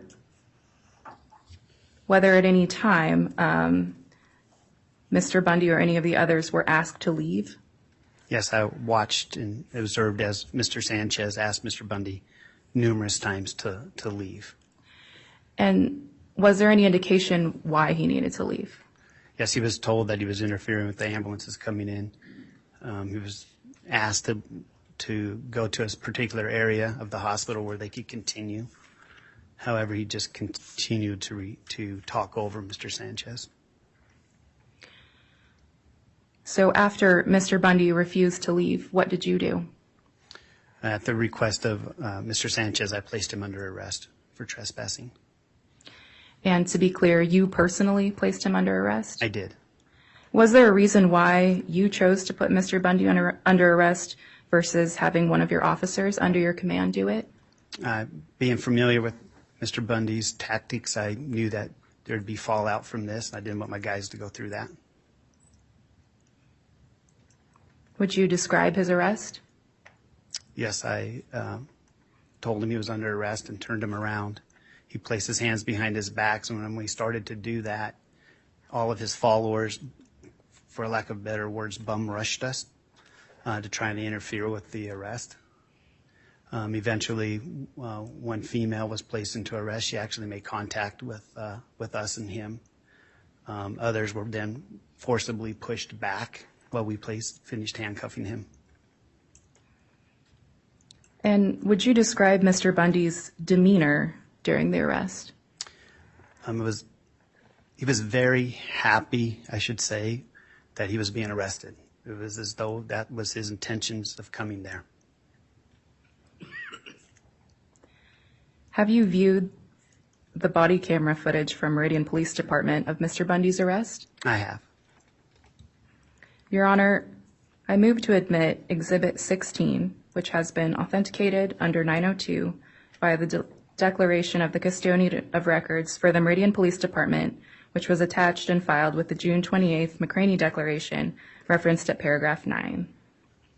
And we would seek to play a clip, which is 1557 to 1714.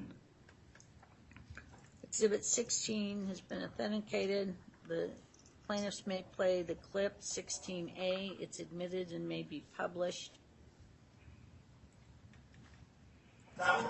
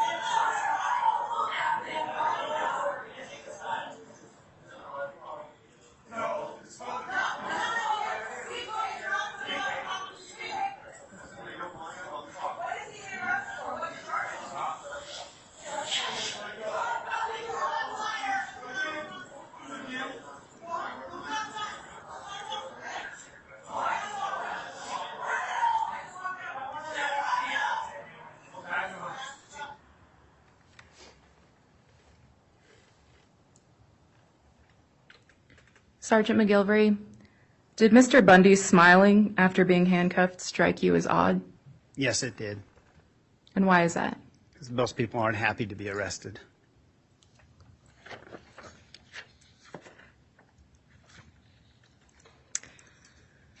After the arrest, did you receive any calls regarding this underlying child welfare matter of CA in the course of your duties as sergeant? I did. And how did you come to receive those calls? As the supervisor, the shift supervisor, whenever somebody calls into the police department to complain, it initially goes through dispatch and then is assigned to the on-duty supervisor. And so did you end up speaking directly with those who are calling about CA? Yes, several of them. What was the tone of those calls? Majority of them were from out of state. They were upset with us, accusing us of kidnapping the baby, that we were hurting the baby, that we had taken an oath and were violating our oath. Anything from that to hoping that somebody takes our children. Just a lot of it was rambling nonsense. And you mentioned that most of these were from out of state. Was there any significance to that fact? Yes, it meant to me that Mr. Bundy had a large following, a nationwide following. And when dealing with these phone calls, did you find them threatening? Yes, I did.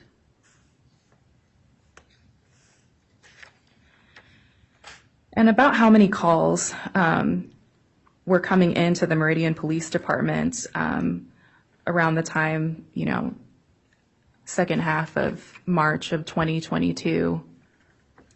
There was so many of them that we eventually just stopped answering and responding to them. Do you have an estimate of how many? I would say thousands. It was nonstop. Some people would call and just repeatedly call and call and call to the point that trying to shut down our phone systems.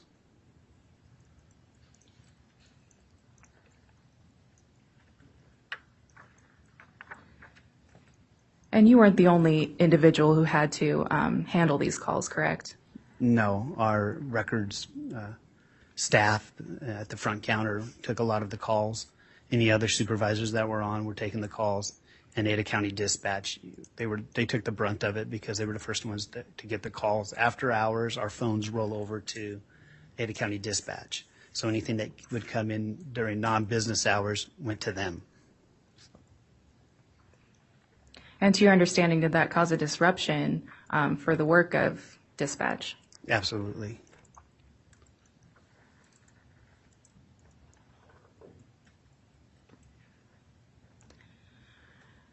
In the time following Mr. Bundy's arrest and your involvement in that event, were you concerned for the law enforcement officers, for their safety, for the law enforcement officers of the Meridian Police Department? Absolutely. And why is that?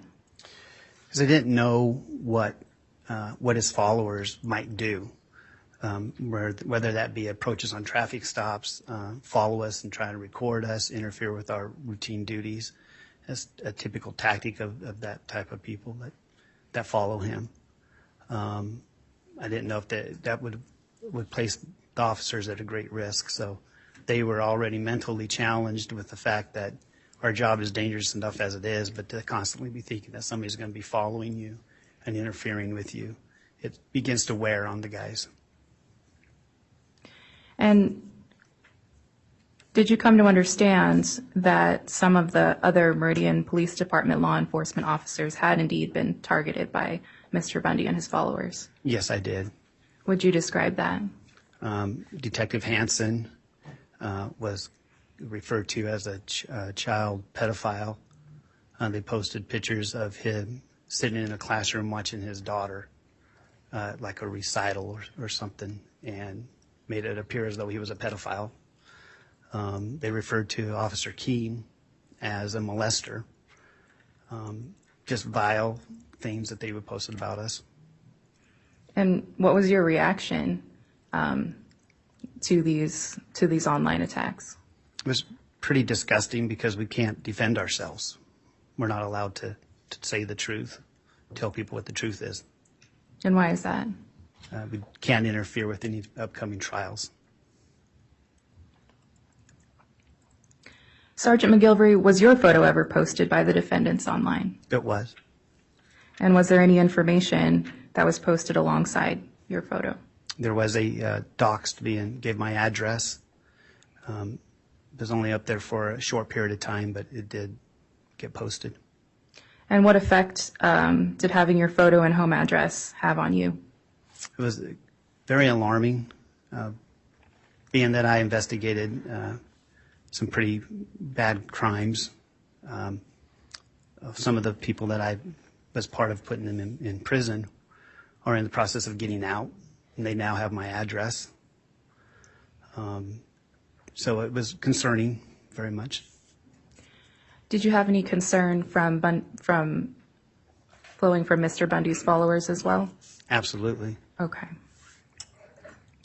What about the effect on your family? How did the posting of your photo and home address affect your family? It changed our daily life quite a bit initially. At the time, I had a 13-year-old son and a 15-year-old son. They're older now. But now I have my wife works. So my sons we parked our cars initially when they doxed my information. We parked our cars at a house down the street that was for sale, that was a friend's house. We'd park at that house, and if there was anybody out front of our house, the boys were told to go to the neighbors, and we had a way of going through our yard so they could go in the back door. They were told when they got off the bus not to come directly home, to walk around the block to make sure there's nobody there. All of our neighbors on both sides of us and across the street were watching us. They would text me throughout the day, hey, there's a car, there's this. Fortunately, nobody that we are aware of actually showed up and protested in my front yard, but it changed the way that we answered the door. My wife began answering the door if somebody came armed. Due to the shift I was working at the time, there's a majority of the lawn shift when they're home and I'm not. So. Your wife answers the door armed? Yes, ma'am. Does she still do that today? She stopped and relaxed more. Once the intimidation stopped initially, then we kind of we had a little bit breather, and as things went on, we realized that a lot of it was just talk and intimidation by them.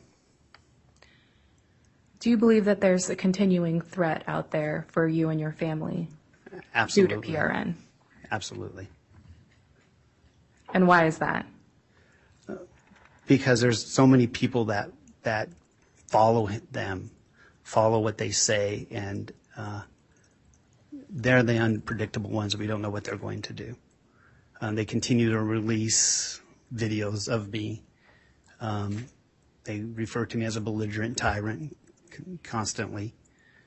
I just know that those are people that they're unpredictable. We don't know what they're going to do.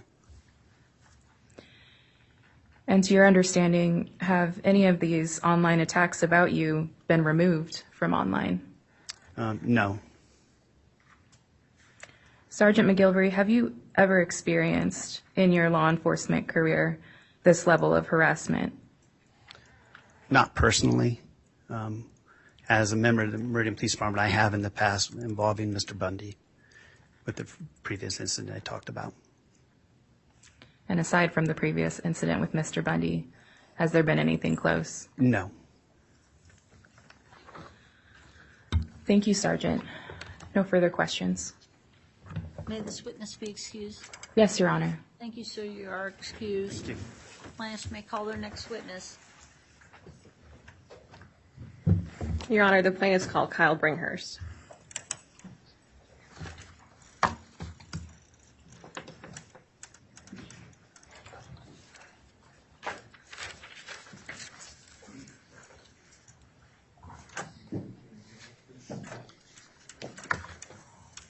You solemnly swear or affirm that the documents not nothing for the court should the truth, the whole truth.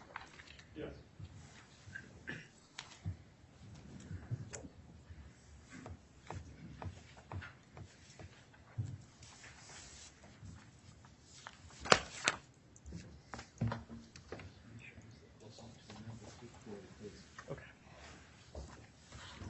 right, so you have something with you at the witness stand. Do you need that in order to testify? Not necessarily, Your Honor. It's just Child Protective Act statutes and rules. I usually just bring it with me when I'm in court. So I, by habit, brought it, but I don't need it. Okay. Just set it on the floor if you wouldn't mind, just so I know you're not referring to anything. Could you please state your full name for the record and spell your last name? Kyle Bringhurst, Bringhurst.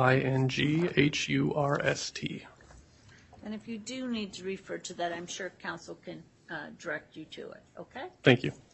Ms. Grand, you may inquire. Thank you, Your Honor. Mr. Bringhurst, let's start today by me asking, what is your profession?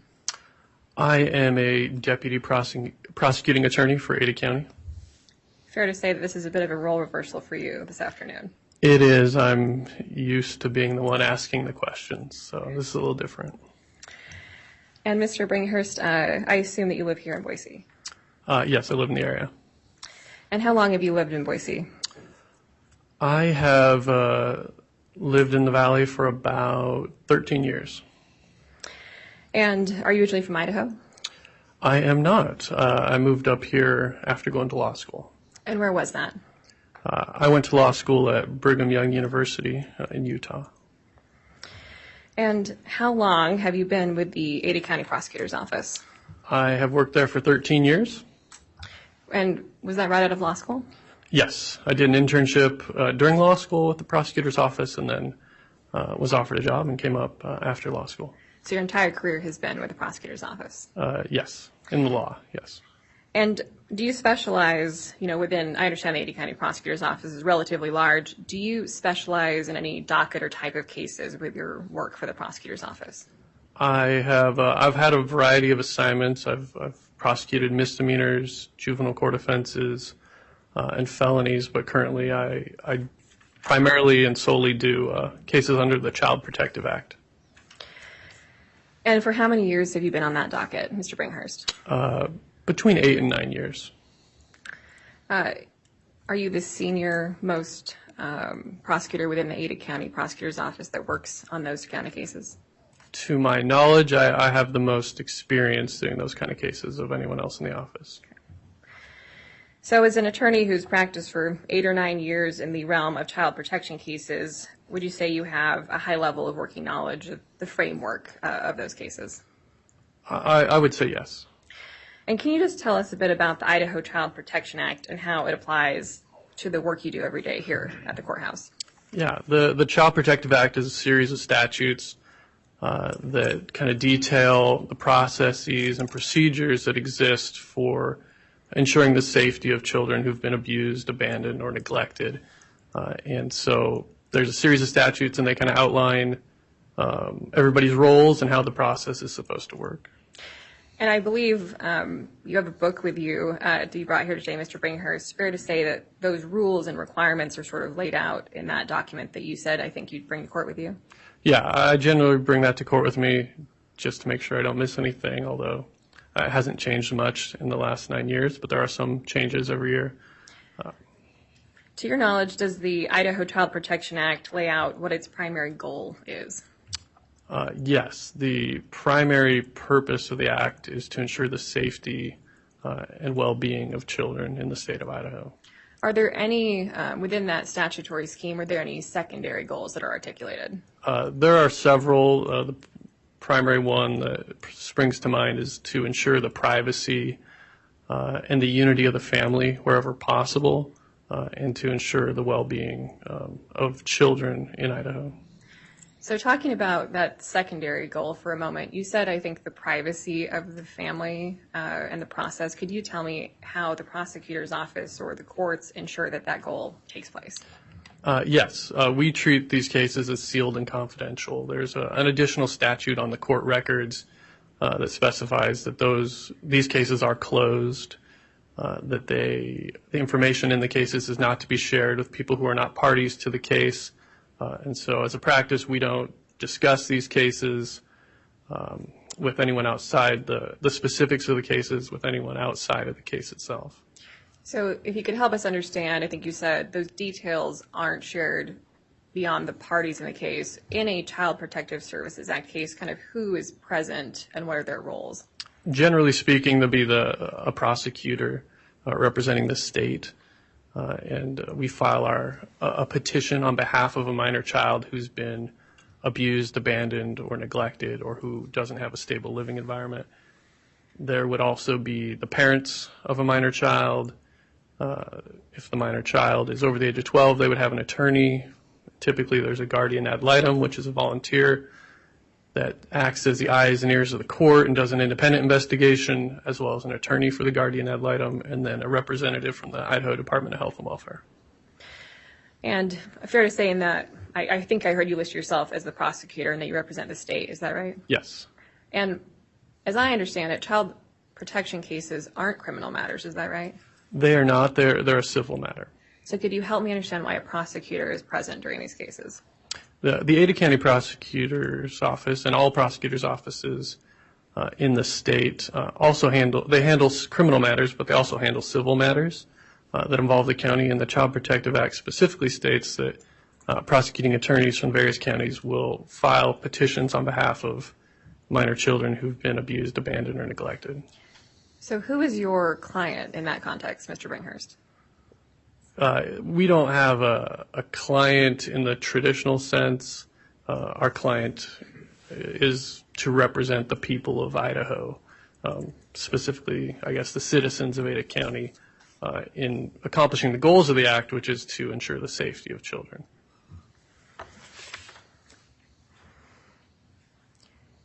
Mr. Bringhurst, who has the authority under the Act to declare a child in imminent danger and declare that they're unsafe? Law enforcement is given the authority under the Child Protective Act to issue an order of emergency removal on a child. And they can do that when they believe that prompt removal is necessary, the child's endangered in their surroundings, and that prompt removal is necessary to prevent serious physical or mental injury. Can any third party, for instance, a hospital, make a determination of imminent harm? No. Once a child has been taken into protective care, whose custody is that child within? When they're removed by law enforcement, they are placed into shelter care. And shelter care is a place designated by the Idaho Department of Health and Welfare, a safe place for the child to go pending a shelter care hearing. After a child has been declared to be in imminent danger and is placed in the protective custody of the department, are there any steps that must take place after that? So law enforcement can remove a child, and then a hearing, which is called a shelter care hearing, needs to occur within 48 hours, not including weekends and holidays. And if that hearing doesn't occur, then that hold would just go away and the child will be returned to their parents. So what is, just very broadly, what is a shelter care hearing? A shelter care hearing is a hearing wherein the court needs to make a determination about whether or not there's a basis for the Child Protective Act case. And there's several things the court needs to find. It needs to find that there is a basis, there's reasonable cause to believe that there is jurisdiction under the Child Protective Act. That's the first finding. And then the court also needs to find, amongst other things, whether or not it would be in the child's best interest to remain in shelter care, and whether it would be contrary to the child's welfare to go home at that time. So you, I think, said that shelter care hearing has to take place within 48 hours. Do you have an understanding of why there's that kind of quick turnaround? I think it's because someone's child has been removed from them, and that's a serious matter. And so it's important that law enforcement is given that authority to remove children when they feel it's necessary, but it's important that be reviewed by a judge pretty shortly thereafter. So I think you gave us a feel for who might be present at that type of hearing, but at the shelter care hearing, could you just articulate who would be present at that proceeding? Generally speaking, the judge will be there, judge's clerk, prosecutor, an Idaho Department of Health and Welfare representative. The parents should have been provided notice of removal and notice of the hearing, and they should be there, and they will have an attorney as well.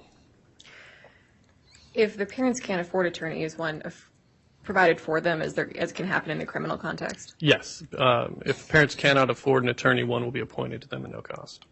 Is that through the public defender's office? Yes. At least here in Ada County Public Defender's Office will be appointed, and they have attorneys that have familiarity and specialization in the area of law. And Mr. Bringhurst, is anyone else other than the parties you just articulated allowed to be in that initial shelter care hearing? Not unless they are a witness or are called as a witness. And what would you say is the purpose of making sure that that shelter care hearing is very confidential? And I think you earlier even said it's sealed.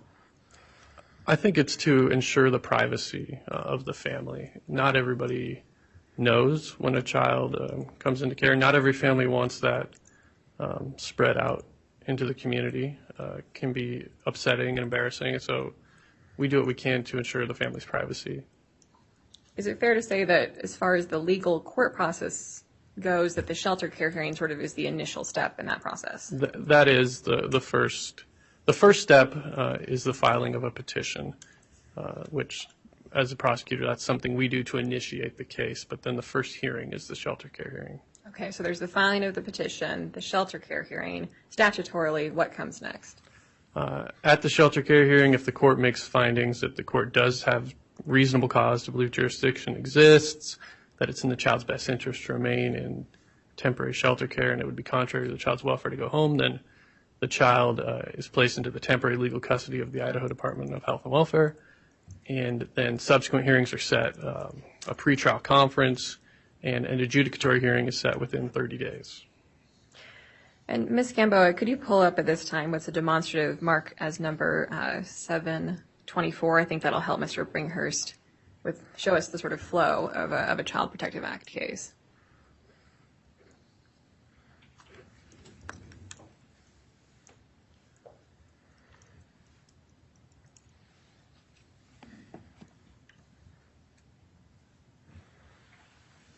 I'm going to attempt to pour myself a cup of water, but I've seen this go wrong many times.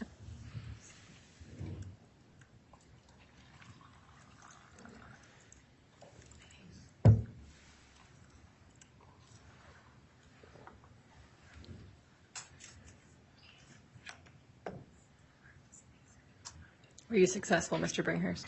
You know, I was. I remember the first time I was in court as an intern, I spilled it all over myself. So this was much improved. You've had practice now.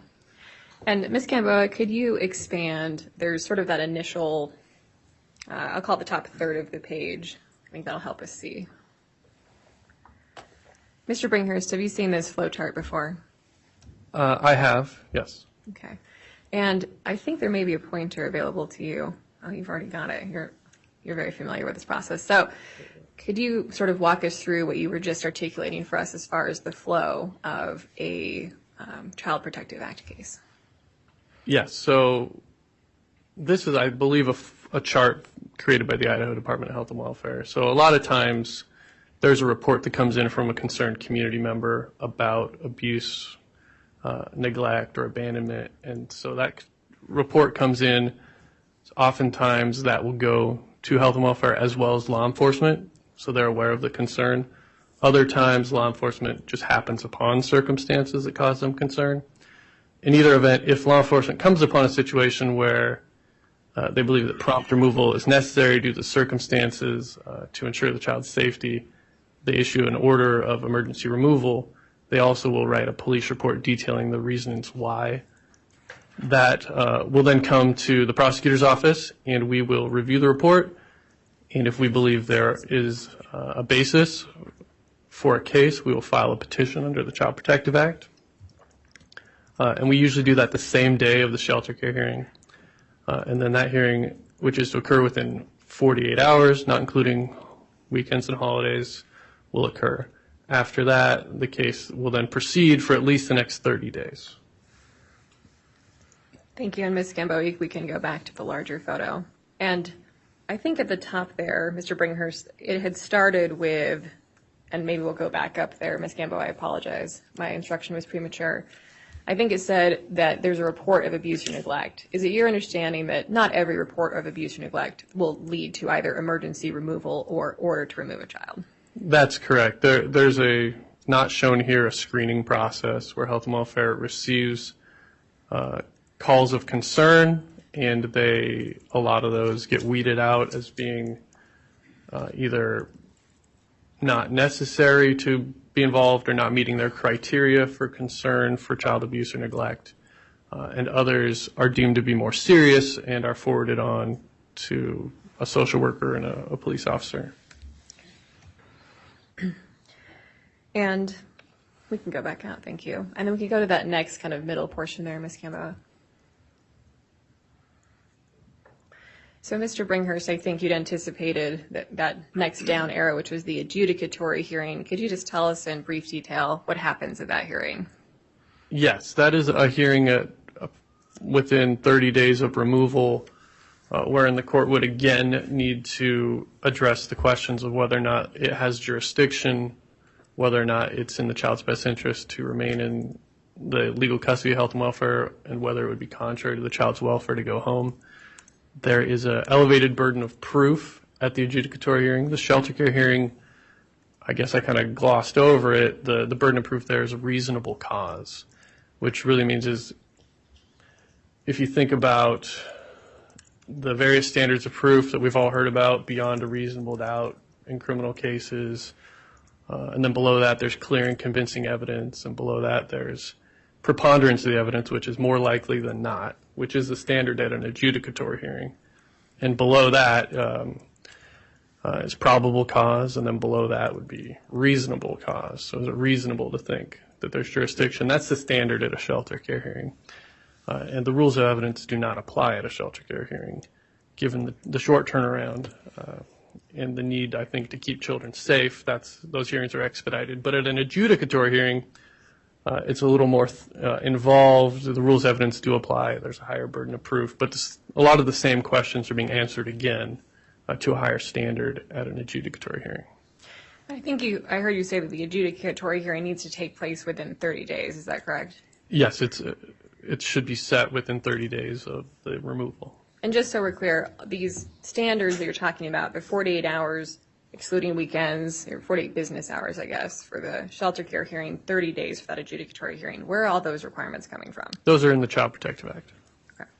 So when those hearings are being set by the court or noticed by the prosecutor's office, you're just following what's laid out in that act. Is that fair? Yes. Okay.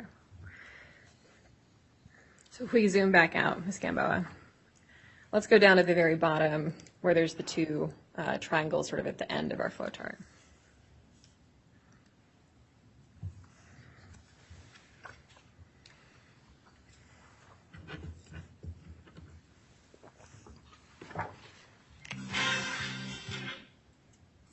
Yeah.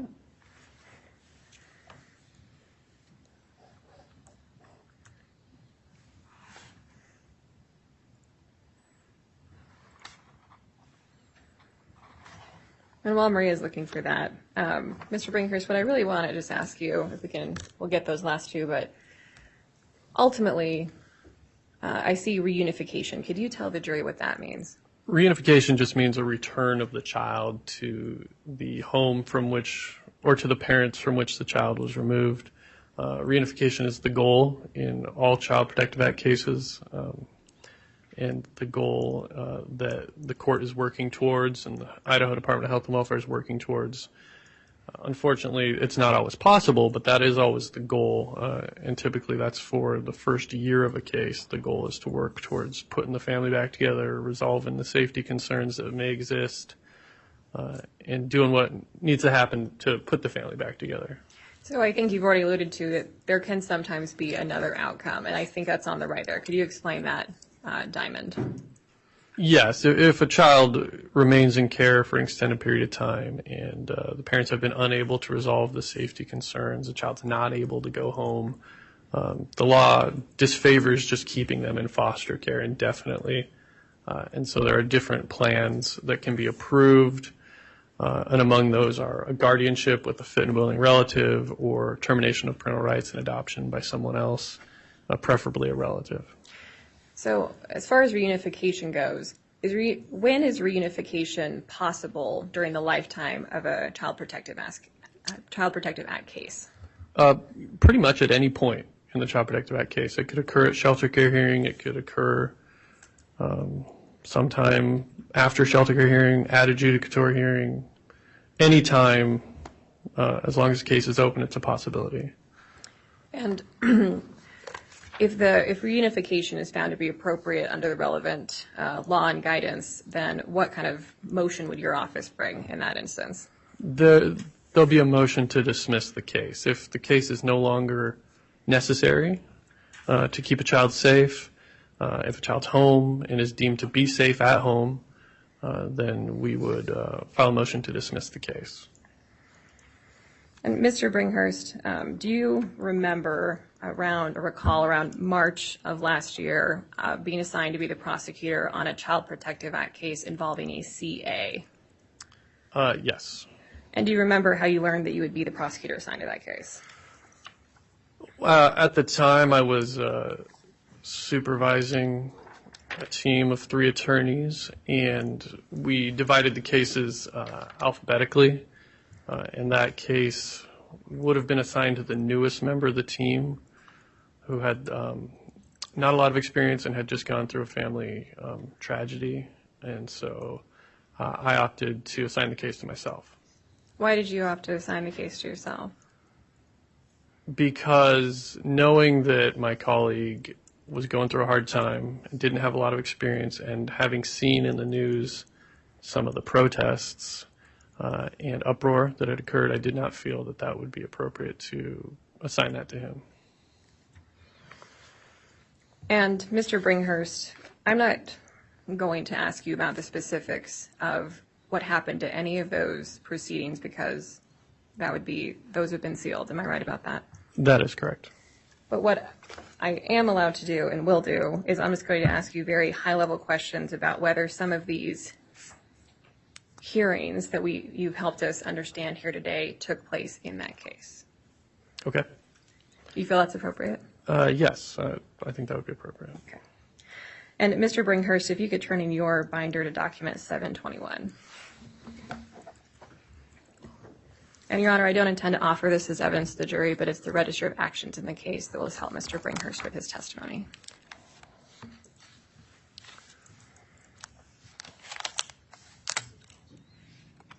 So how do you intend to use this, counsel, again? Just so Mr. Bringhurst can review it. Oh, very good. And take your time, Mr. Bringhurst. And just to be clear, you do recognize that document as the register of actions in the CA-CPS case? Yes, I've seen this register of action as well as many others like it in the past. Okay. And Mr. Bringhurst, did a shelter care hearing, as you've described, get set in this case within 48 hours of the initial finding of imminent harm? Yes, it wasn't within 48 hours as far as the calendar, but not excluding weekends, it was within 48 hours, which is the statutory standard. So to be clear, it was appropriate under the requirements of the Act? Yes. Okay. And what was the next step in that case, if you recall, as far as major hearings? Well, the first step is the filing of a petition, and that initiates the case and gets a case number assigned, and that did occur. And then the next step is a shelter care hearing, which was then continued and completed the next day. So just so we're clear on time, the initial shelter care hearing was set on, I believe it would have been March 15th. Correct, March 15th, and then there was a second day of hearing on the 16th. Okay. And as far as your recollection in the register of actions, did CA remain in protective custody after that shelter care hearing?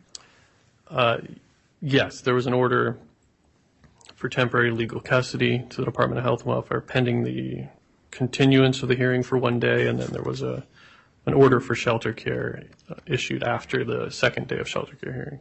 And for a child to remain in a temporary legal custody of the department, I believe you told us that there's a standard that has to be met. Could you refresh our recollection on that? Yes, the judge would have to find that it would be in the child's best interest to remain in shelter care, and it would be contrary to the child's welfare for the child to return home on a full-time basis at that time. Okay.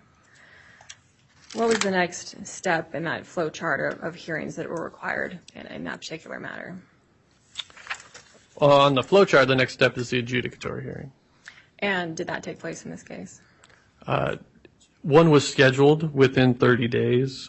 There was a continuance of that hearing, I can see in the Register of Actions, to a later date. It looks like it was continued until May 9th. And to your recollection, did that hearing actually take place? It did not. And why is that?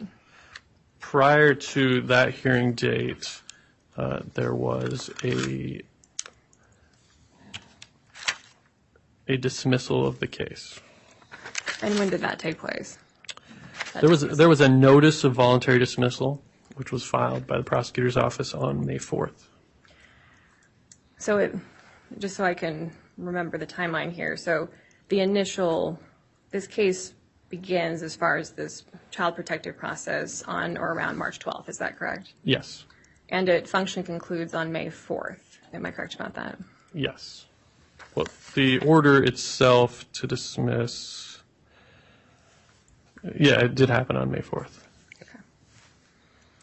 Mr. Bringhurst, you were the subject of online harassment and doxing due to the fact that you served as the prosecutor on this case, correct?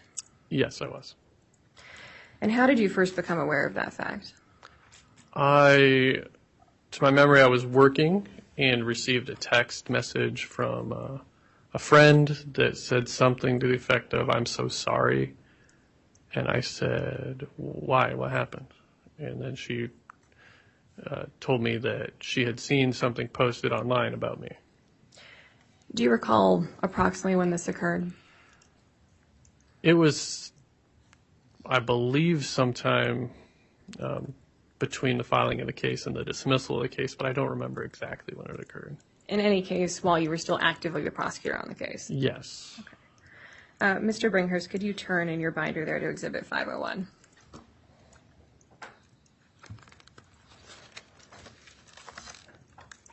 Mr. Bringhurst, do you recognize that document as the post that was brought to your attention by your colleague? Yes.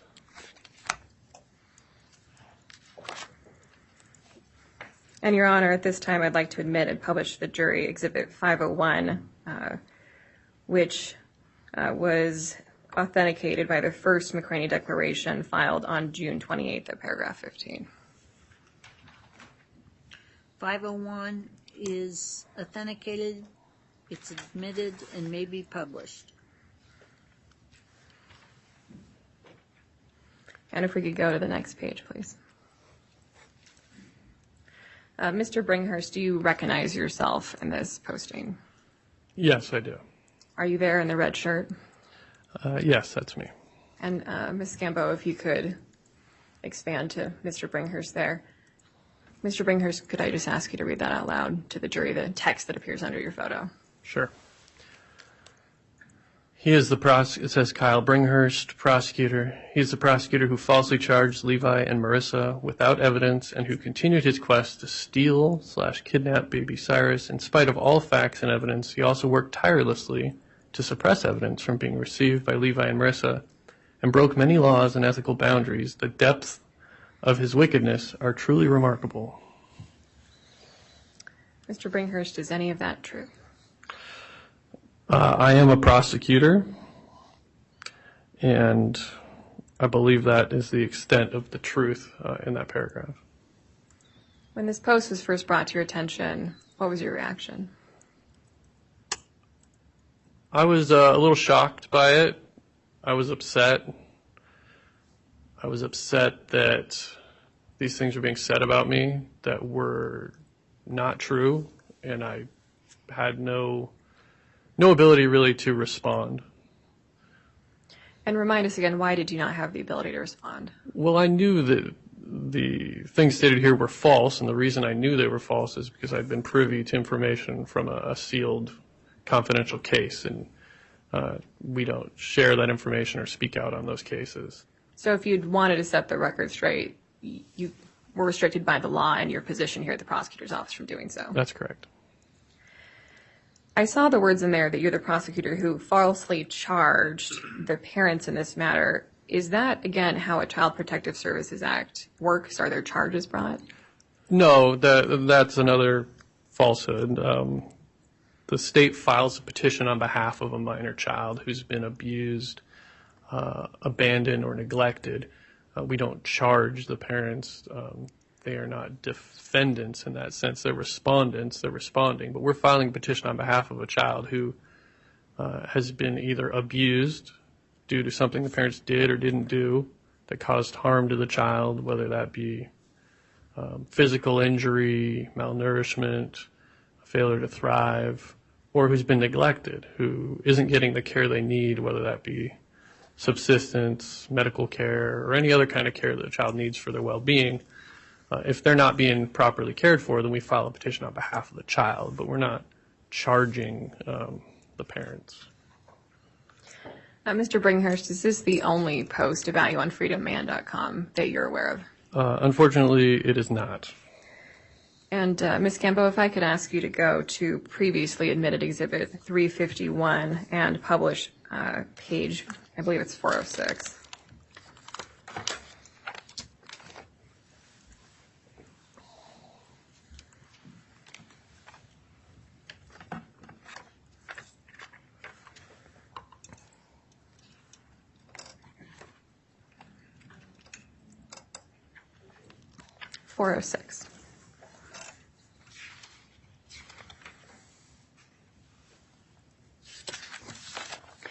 And Ms. Gambo, I know that's dense text there. Could we go with the third paragraph that starts at the court hearing?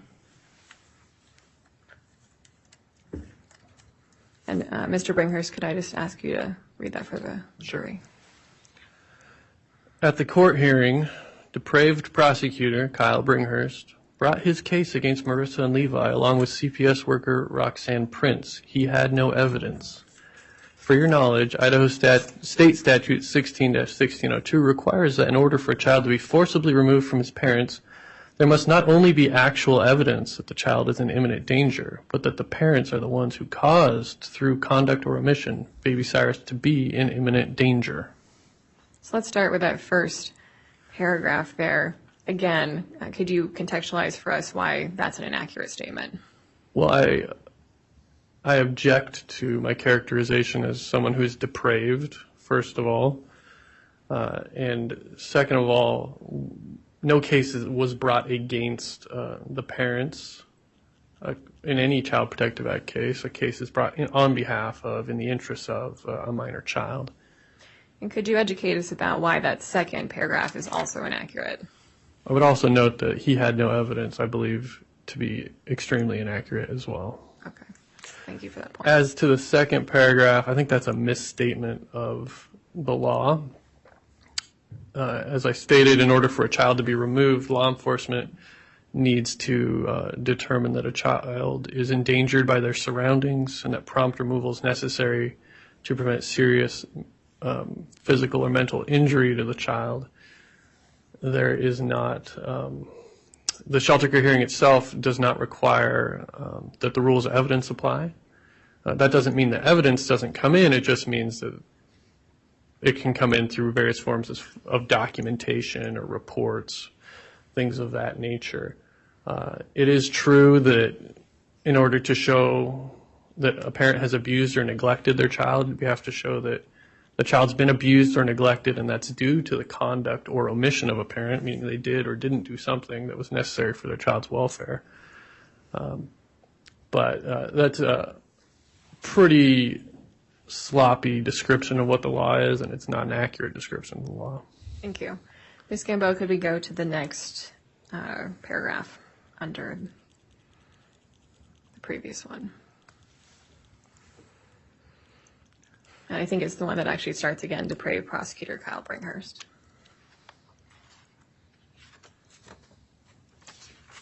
And Mr. Bringhurst, could you again read for the court that paragraph you see before you? Yes. Depraved prosecutor Kyle Bringhurst did not produce a single solitary shred of evidence to the court.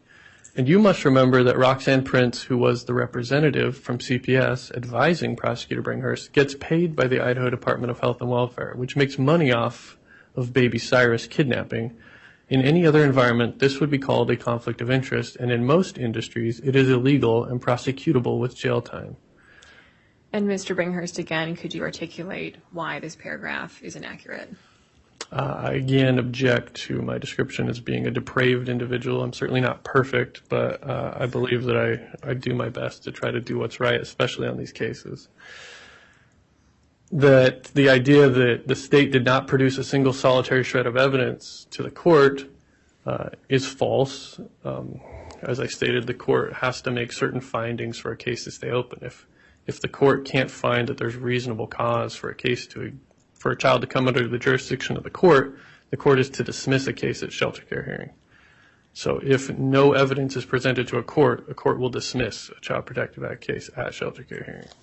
Anything else come to your mind as you read that paragraph as why that's inaccurate? Although we do work closely with health and welfare, they don't necessarily advise us. They do file reports with the court and inform the court of the information they have regarding children. I don't agree with the characterization of any of this being fueled by money or kidnapping children for money or a conflict of interest. Those things don't make sense to me in what I've seen. I see people who work to try to keep children safe, and from what I can tell, don't seem to get a penny from doing that, other than their regular salary. And Mr. Bringhurst, I think I see here that where it says depraved prosecutor Kyle Bringhurst, that text is in blue. Do you also perceive that? Yes. And what does that indicate to you? Typically, that's like a hyperlink that you can click on and go to another page. And Mr. Bringhurst, I'll represent to you that if you click that hyperlink, it will take you to what will be our next exhibit, which, Maria, that again is in the same exhibit. It's 351, an already admitted exhibit, but now we should go to pages, I believe it's 575.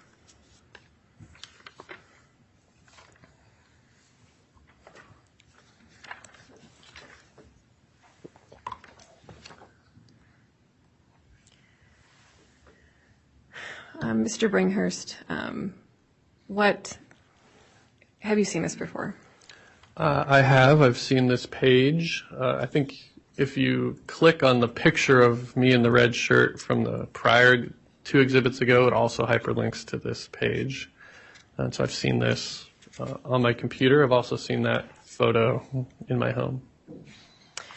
And could you tell us who else is, I perceive that you're again the gentleman in the red shirt, is that correct? Yes, I think that's the same photograph that was just cropped in the prior picture. That's myself, my wife, and my 3 children. And Mr. Bringhurst, when you have viewed this photo for yourself on the Freedom Man website, are your children's faces obscured as it appears to be represented in this photo? No, their happy smiling faces are very visible on the Freedom Man website. And I represent to you that Holland and Hart applied those redactions to protect the confidentiality of your children. But when you have viewed this on the Freedom Man website, their faces are visible. That's correct. And could you go to the next page, Ms. Gamboa? And again, have you seen these images on the Freedom Man website? Yes, I have. And again, does that appear to be photos of your family, and then it looks like perhaps you and your wife? Yes, that's another family photo, and a photo, I think what's commonly called a selfie, there at the bottom of my wife and I. And do you have an understanding as to where where the Freedom Man website would have obtained these photos? My assumption is that they came from my wife's Facebook page, although I know she had marked it as private. I believe these were her profile pictures, which I think she didn't, and I didn't realize at the time, could just be pulled off by anyone, even if your page was private. When you saw these photos, what was your reaction? I think, I felt pretty upset. I kind of like my stomach dropped. Just felt kind of sick that my kids had been dragged into this. You've worked as a prosecutor. I believe you testified for the last 13 years. Is that correct? That's correct. I imagine in that role there can be some parties that have some passionate opinions about what should happen in their cases. Is that fair to say? I think that's fair to say. I think in almost every case, the people that are on the other side from us are not particularly happy with the prosecutor's office because they've either been charged with a crime, or in the case here, a petition's been filed on behalf of their child, and their child's in foster care, and they're not happy about that, nor should they be. It's certainly not anything that I think makes anyone happy. It's an upsetting situation for everybody. And have you, in the course of your work, especially on these Child Protective Act cases over the last 9 years, have you received complaints, from these parties as you've described? I recall receiving fairly angry voicemails in the past. I think I've received some emails from people who are upset as well.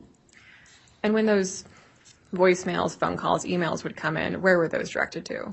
To my work phone and my work email address. Was this the first time that someone involved in a Child Protective Act hearing had targeted you this personally? Yes. Is it the only time? It's the only time I'm aware of. That's fair. And Mr. Bringhurst, are you aware of who controls the content of the Freedom Man website? I am not a regular reviewer of the Freedom Man website. However, in my looking at it briefly, it was quite clear that Diego Rodriguez was the editor and appeared to be author of this content. And again, is it your understanding, or do you recall first reviewing these materials while you were still the prosecutor on the CA case? That's my memory of it. I don't recall the exact date, though, that I first reviewed these. I reviewed it a couple weeks ago, and it was still there. So the photos of your children and everything we just saw are still online? Yes. What did you perceive at the time that you saw these photos to be the intent or desire of the party that was posting them? I was upset, but I wasn't surprised because I knew that police officers and social workers and doctors had been targeted. I knew that Ammon Bundy had been making a lot of statements about trying to intimidate people into giving the baby back or something to that effect. And so I assumed that this had a similar either intent to influence me or try to punish me for doing my job. Did it influence you as you performed your duties in your role as the Ada County Prosecutor's Office? It did not. So I believe you've told us there was a motion to dismiss filed in this case on or around May 4th, 2022. Is that correct? That's correct. That motion to dismiss, that was filed in the regular course and life of a Child Protective Act case. Yes. Those motions to dismiss are routine, and they are filed either when there's no longer evidence to support a need for a case, or when a child is deemed to be safe and a case is no longer necessary, and then we file that. We would file a motion of that type. Mr. Bringhurst, is it fair of me to say that it's not your practice to dismiss or make decisions in these cases based on the wills and desires of parents or other third parties? That's correct. We can't make these decisions based on what a parent or relative or a friend wants. Nobody wants for their children to be in foster care. Nobody wants to have any involvement with the legal system in most cases. And so if we base our decisions on the wants and desires of people, we wouldn't be accomplishing the goals of the Child Protective Act, which is to keep kids safe, first and foremost. Mr. Bringhurst, maybe a broad question, but do you enjoy your work in this realm with Child Protective Act cases? Some days I do, and a lot of days I don't. It's pretty ugly work in the sense that I think most of us, and myself included, would like to believe that children are not being abused and neglected in our community. And in my role, I see that a lot of them are, unfortunately. The part I like about it is trying to make sure that they're safe. I like knowing that we can take steps quickly to keep kids safe. And I really like to see when people make the changes in their lives they need to so their children can go home. Mr. Bringhurst, I'd like to return to the work that you did as the prosecutor in the CACPS case. Again, we're not going to talk about the substance of any of those hearings, but just at a very high level. Do you believe that in your role as the prosecutor on that case, that you followed required procedures under the Idaho Child Protective Act and other applicable statutes that control how those proceedings are to go forward? Yes. And as far as you know, do you believe law enforcement also followed those required processes, procedures, and laws? To the best of my knowledge, it seemed that they did. And what about the social workers who were involved? Did you perceive that they followed those required processes, procedures, and laws? They did. They took a lot of safety precautions. I mean, it wasn't, in that sense, it was a little different just because I think they feared for their safety. And so they were a lot more cautious, but I think the things that they did were within what's required and expected of them. And what about the judge in that case? Do you think that she followed the required processes, procedures, and laws? From my eye, she did follow the requirements of the law, yes. Thank you, Your Honor. I have no further questions for this witness. May this witness be excused? Yes, you may. Thank you, sir. Don't forget your book. Thank you. All right. Plaintiffs may call their next witness.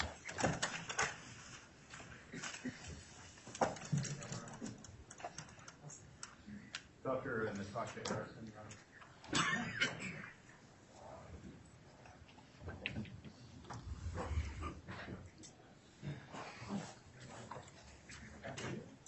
Yeah, we're getting there right now. You solemnly swear or affirm that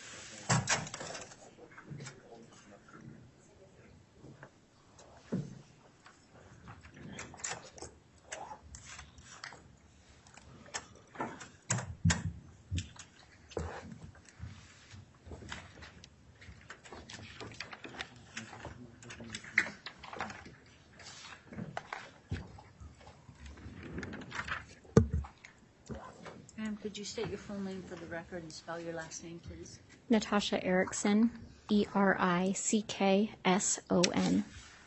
Mr. Stidham, you may inquire. Thank you, Your Honor. Dr. Erickson, where are you employed? I work at St. Luke's Regional Medical Center. And what is your role there? I'm a pediatric hospitalist. And Dr. Erickson, are you here today because you believe that false statements have been made against you by the defendants in this case? Yes. What types of false statements do those include? They have accused me of kidnapping and child trafficking. Have there also been accusations regarding your care of CA? Yes, they've accused me of misdiagnosing him, implying incompetence or malpractice. Have there been accusations regarding you and the judge in the CPS case for CA colluding to put infants into protective care? Yes, that's correct. And there's other false statements that have been made against you that relate to this case, correct? Yes, many.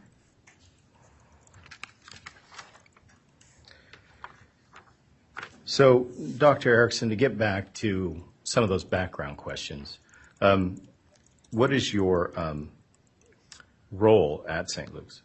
I'm a pediatric hospitalist. And what does that role entail? I take care of hospitalized children exclusively. What does that mean in this context by hospitalized children? So I take care of children who are not well enough to be cared for in their home.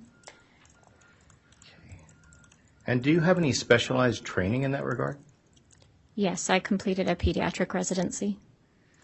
And what about board certifications in that area? I carry 2 board certifications. The first was in general pediatrics. The second is in pediatric hospital medicine.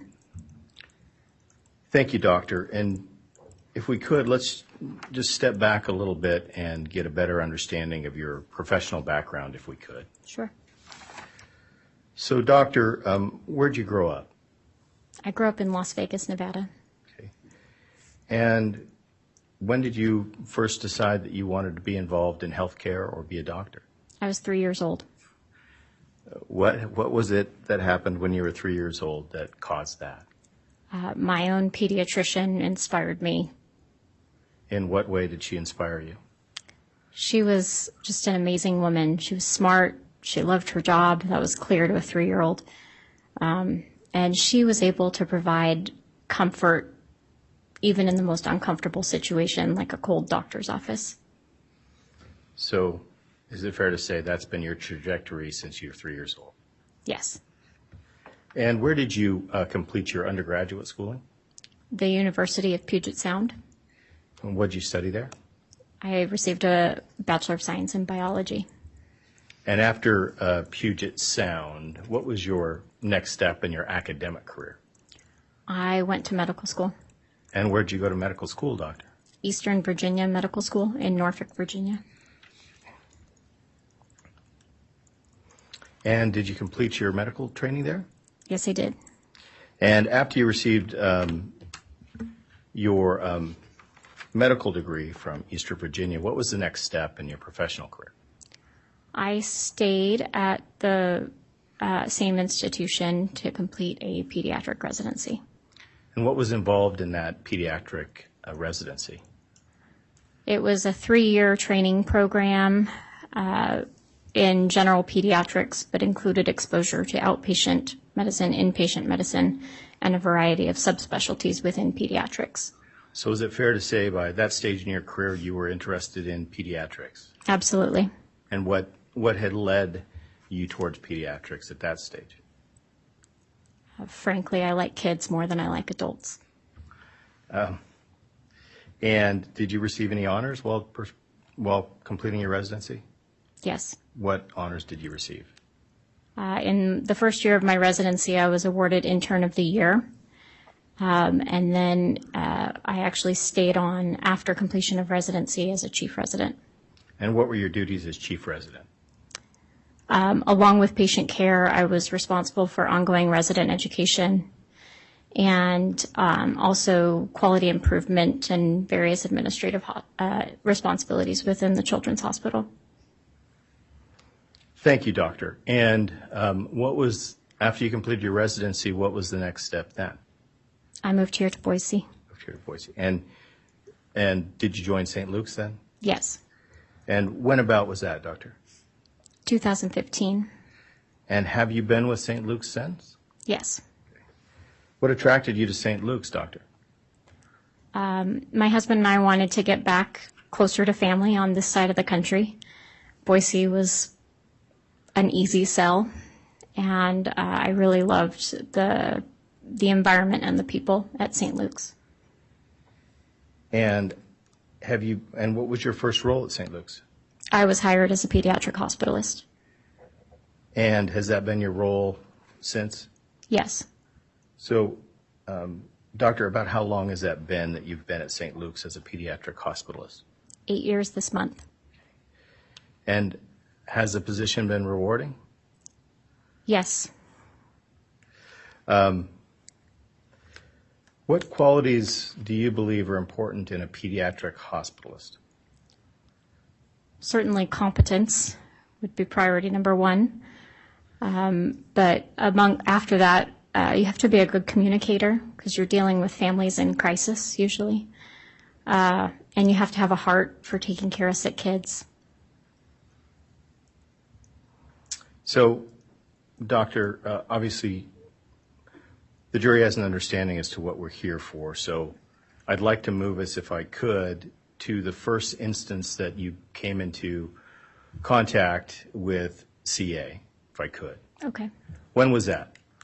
I first met him on March 1st, 2022. And what caused that? He was admitted to the hospital under my care. Okay. And how does that process work, in particular as it relates to CA, that he becomes admitted under your care? In this circumstance, the infant was seen in the emergency department.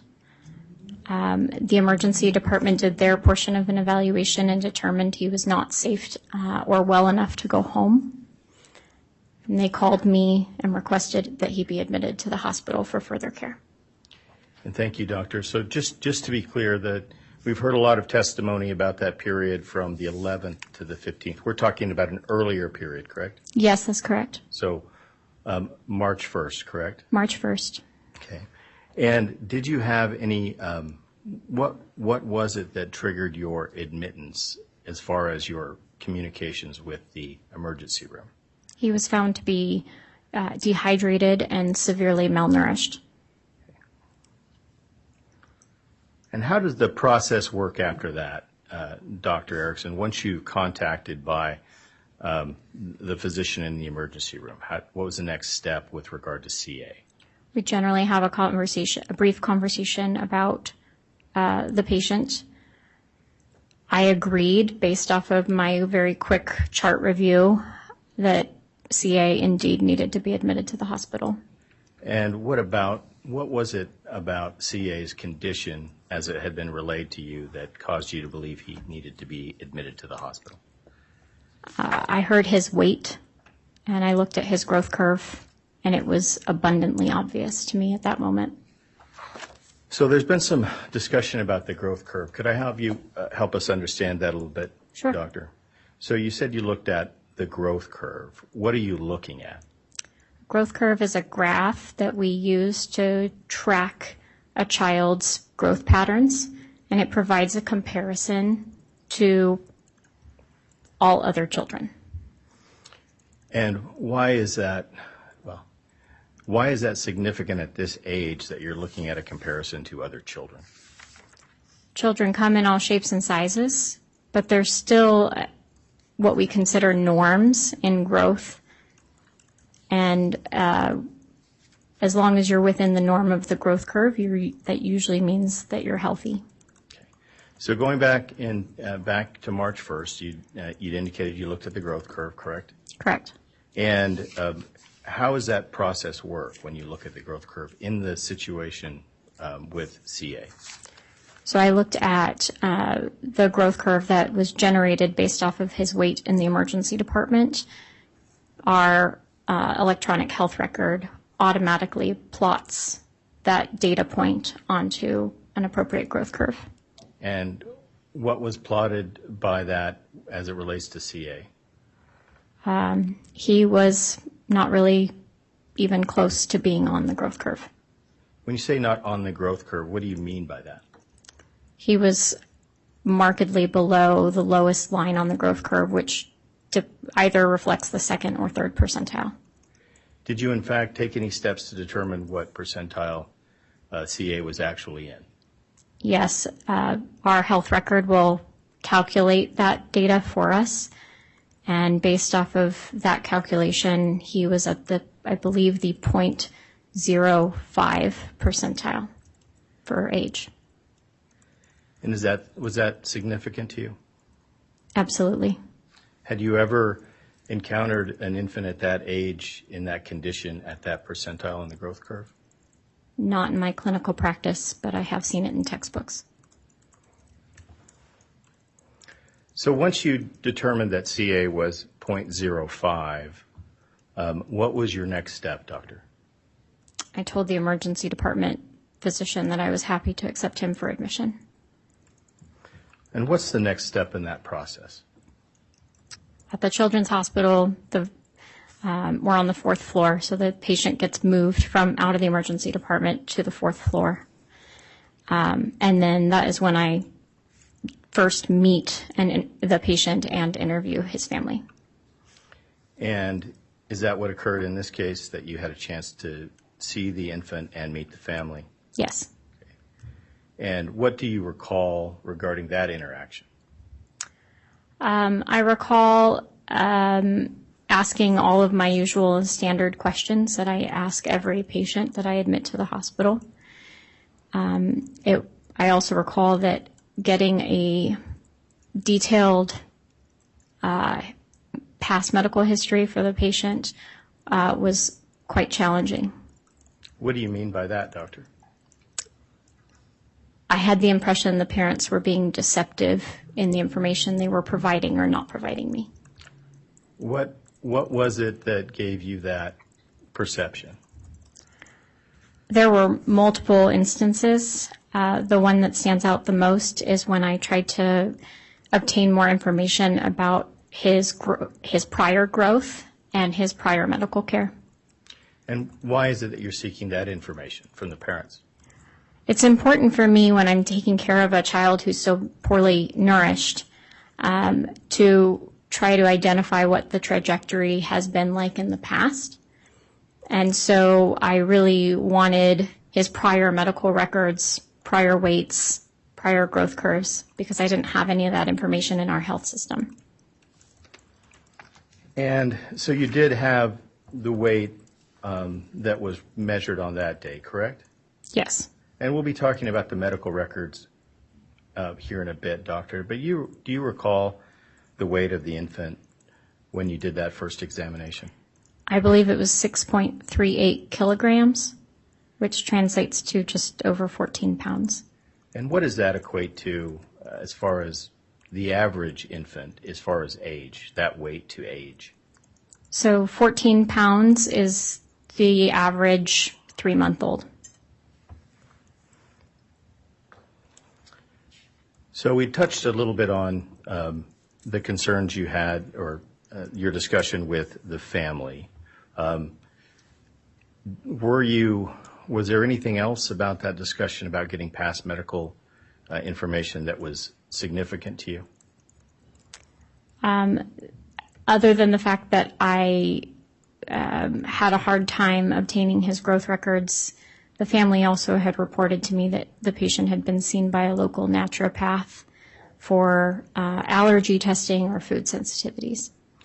So did you get any indication as to where the infant had received prior, in addition to the naturopath, received prior medical care? The family initially reported to me that the patient was receiving his primary medical care at Functional Medicine of Idaho. And did eventually you follow up on that lead? I did. I called Functional Medicine of Idaho the day after I admitted him to request his growth records and any newborn records they would have. And were you able to obtain any information from Functional Medicine? No. Functional Medicine had only record of his visit the day of admission or prior to admission that prompted his referral to the hospital. Did you have any opportunity to get further information from Functional Medicine besides the fact that, besides that? No. So after that, did you have any further attempts with the parents to obtain more information regarding the medical history of the infant? Yes, I did. What efforts did that include?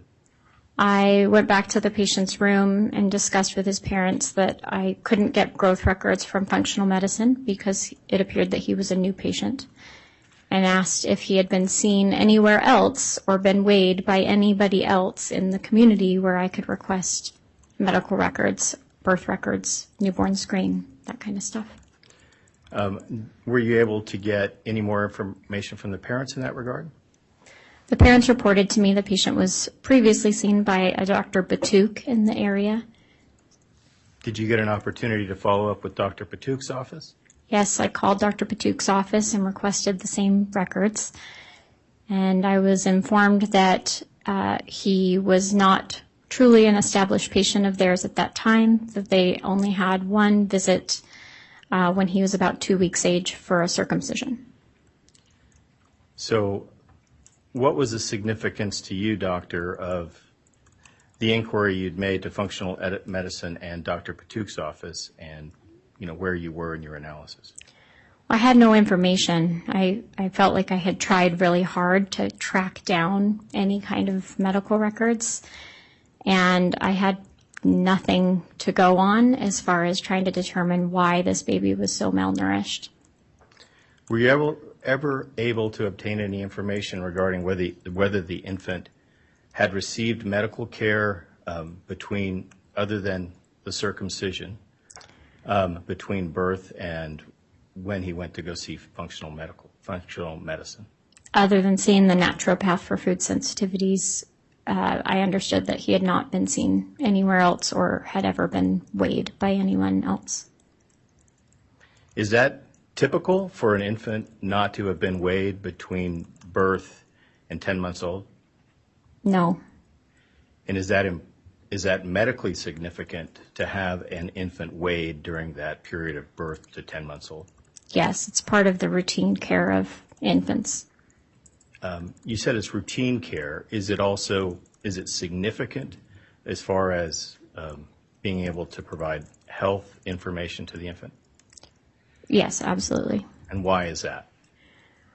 Again, the growth trajectory and patterns of growth are very telling, especially when something is going wrong or if something is abnormal. Having that back data is helpful to try to identify the cause.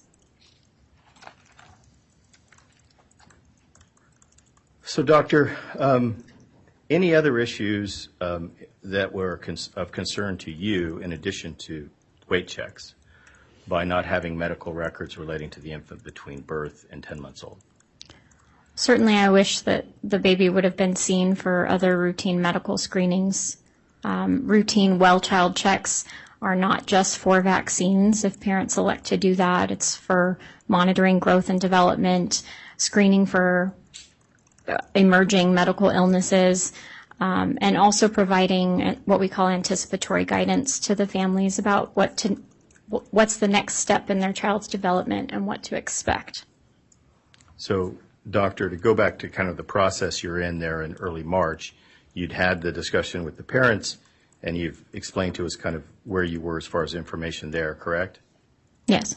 So, what's your next step in the process as it relates to CA? I completed my medical interview with the family, and I did a complete head-to-toe physical examination and reviewed the patient's medical records, the medical records that I did have prior to developing a differential diagnosis and treatment plan. Okay. And what was that treatment plan that you developed?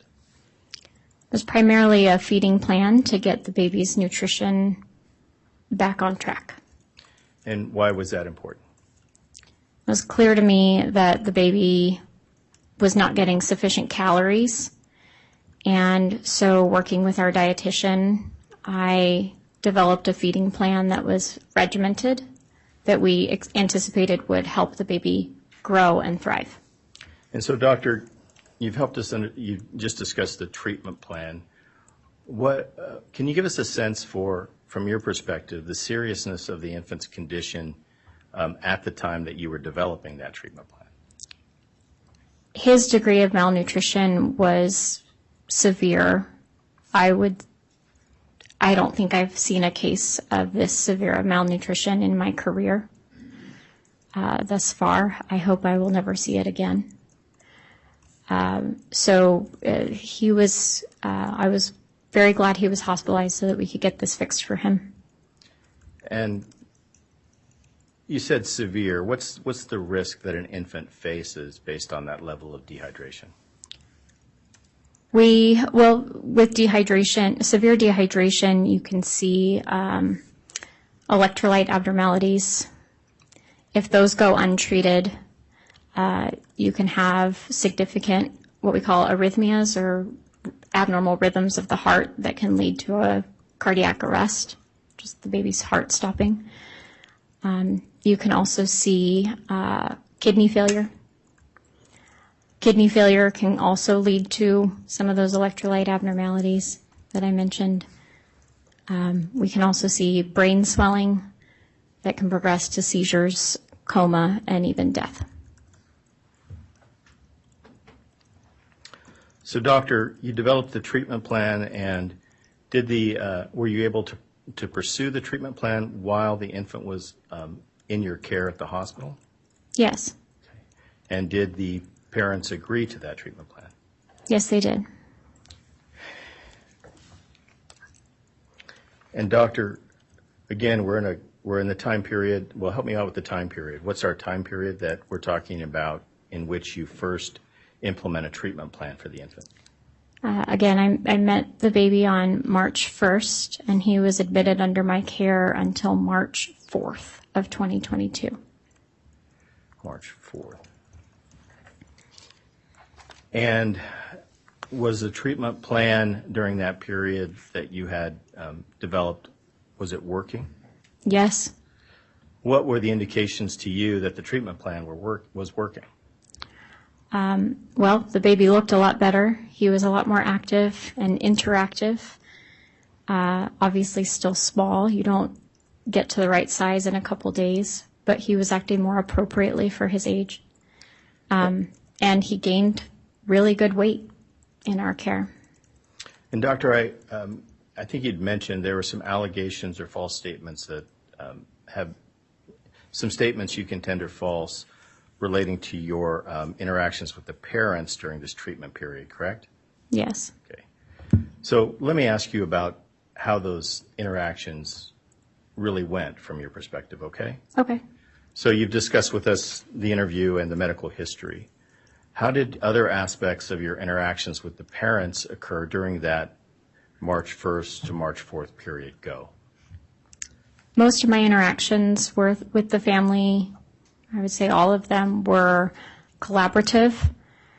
I spent, I feel like, a lot of time with that family, probably more than I spend with most patients.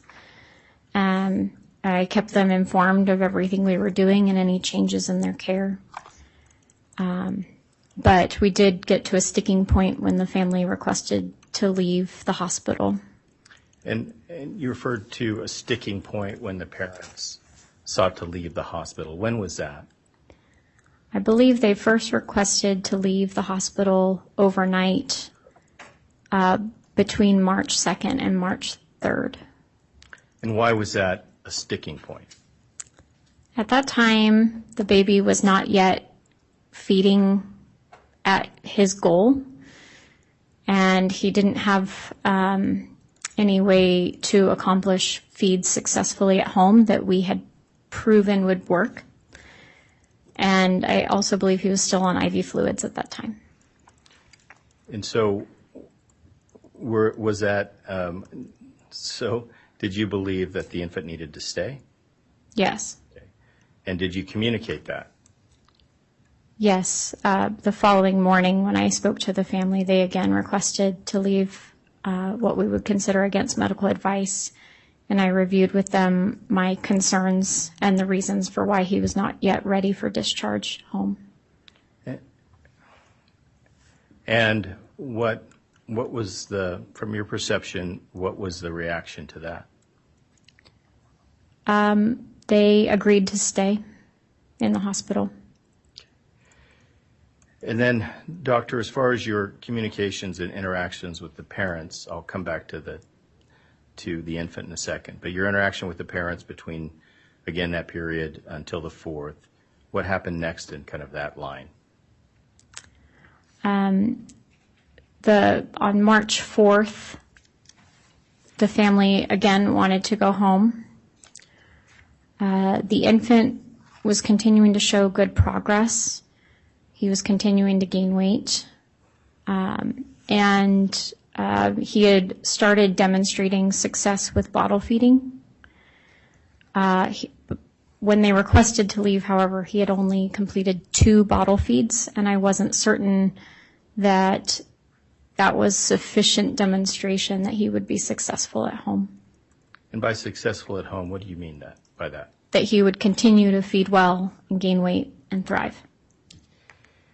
And Doctor, as part of your, can you explain perhaps just that treatment plan you're referring to at home, continuing it at home?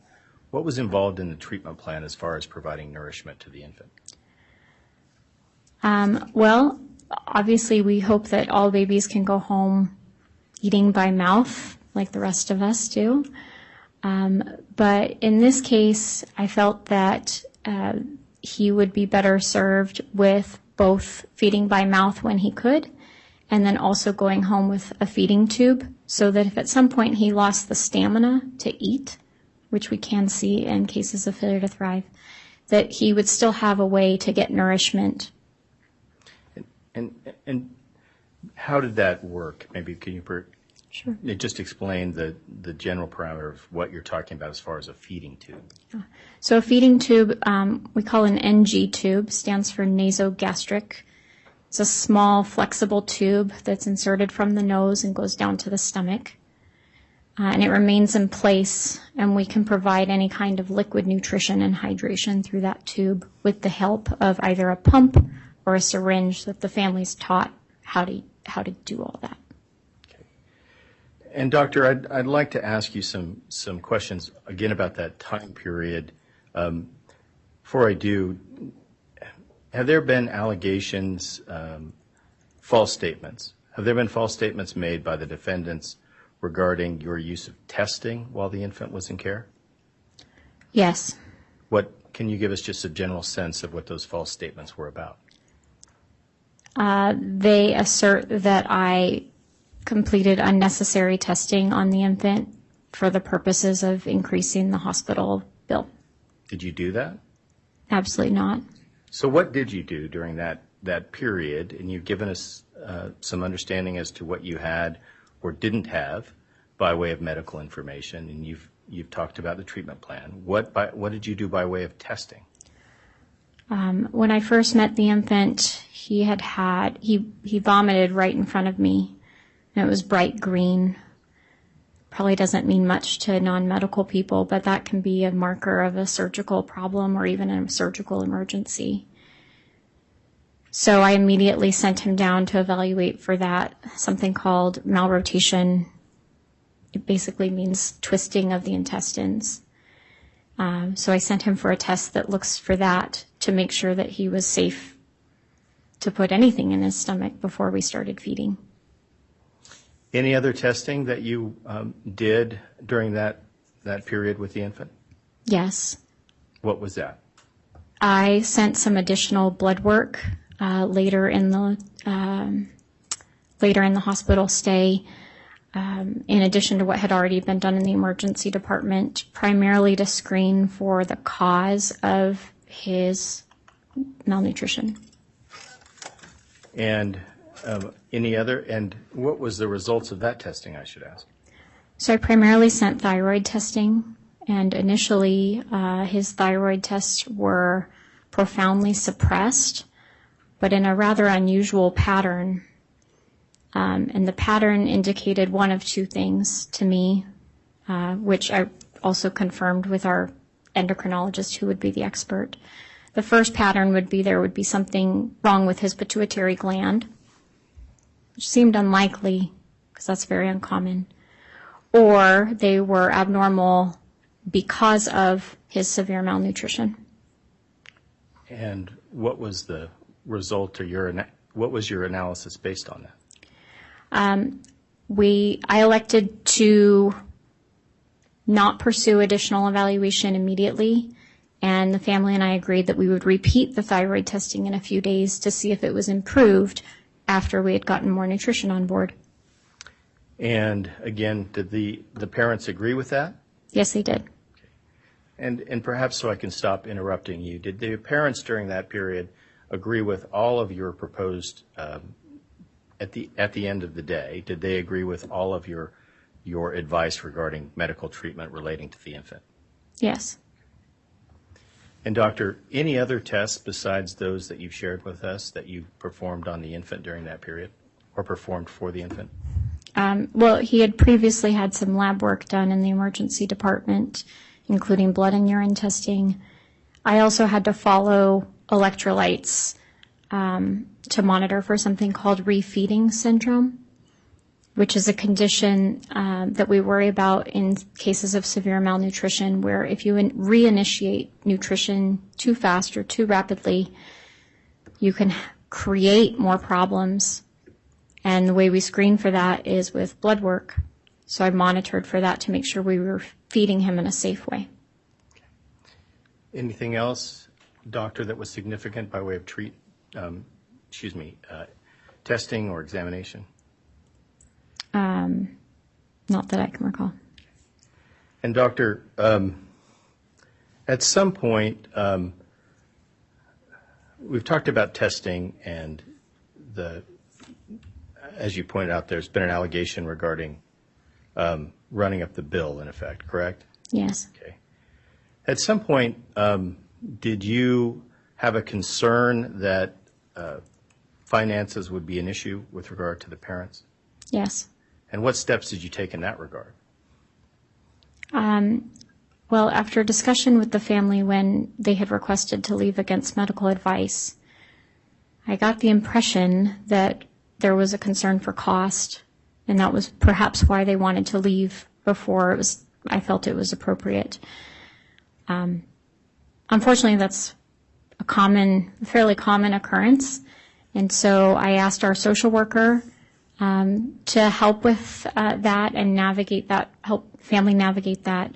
That usually involves also getting what we call a patient financial advocate involved to see if they qualify for any additional assistance so that medical costs are not such a significant concern for the family. And to your knowledge, did that step occur? Yes. Okay. And Doctor, you talked about I believe was it the third that the parents were seeking to leave against your advice? Yes. So they stayed over. What happened on the 4th? On the 4th, the baby had gained weight, was starting to eat by mouth, and the patient's father said basically that they wanted to leave today, and it was time. Did you believe it was time? No. Given his degree of malnutrition, I was hoping that he would stay in the hospital one more day to assure that he was feeding by mouth well and consistently and able to sustain that for more than just 2 feeds. So, doctor, help us understand the distinction. Well, let me ask you this. Did you tell them that it would be against medical advice if they left on the 4th? Not on the 4th, no. Can you help us understand the distinction, doctor, as to why on the 3rd you advised them as against medical advice and on the 4th you did not? On the 3rd, the baby was still requiring hospital-level intervention, such as IV fluids. On the 4th, the patient no longer was requiring hospital-level intervention, and all the interventions, feeding, even the tube feeding, could be done at home. And so we compromised, and I agreed to allow the family to go home, not against medical advice on the 4th, with the caveat that he would go home with an NG tube in place so that they would have a method to make sure that he stays hydrated and nourished in case he stopped taking the bottle. Understood. And doctor, I just wanted to help us understand that language. You can't prevent patients from leaving, correct? No, I cannot. You can just tell them whether or not it's against medical advice, correct? Correct. And doctor, from your perspective, did you very clearly explain to the parents what you believe to be the seriousness of the condition of the infant? Yes. And from your perspective, based on what the information you conveyed, do you think that there's any chance the parents didn't understand what you were conveying? I believe they understood. As to the seriousness? Yes. And also with regard to what you were discussing as far as the care needed after the infant left on the 4th, how do you feel that communication went with the parents? I recall having a very lengthy and in-depth conversation with the family about what it would look like for the baby after discharge, that it was imperative that he have very close follow-up with his primary care provider for frequent weigh-ins. We also set up home health as an additional safety net for this child, so that a home nurse would come and visit him and evaluate him on a frequent basis. And doctor, have there been allegations made by, or false statements, I should say, made by Freedom Man about your efforts to continue to generate revenue off the infant? Yes. With regard to what you referred to as the home health advice, can you just give the jury a better sense of what that is and perhaps what the cost would have been to the parents? So home health is a nursing agency, so a registered nurse goes into the home to accomplish certain tasks. In this particular case, it would be to make sure that the feeding tube was still in an appropriate place, to troubleshoot any feeding concerns that the family may have as far as the logistics of how to do those feedings, and then potentially also weigh the baby. And as far as cost, would that be addressed similarly as to the other costs that you got the financial advocate involved in? I imagine that, yes, all those costs would be addressed under that same referral to the patient financial advocate. Thank you, doctor. And did, in fact, the infant leave on the 4th? Yes, he did. All right, counsel, I'm going to have you mark where you're at, please, and we're going to take our afternoon break of 15 minutes. No deliberations about the case, and heed the admonitions of the court previously given. All right, please.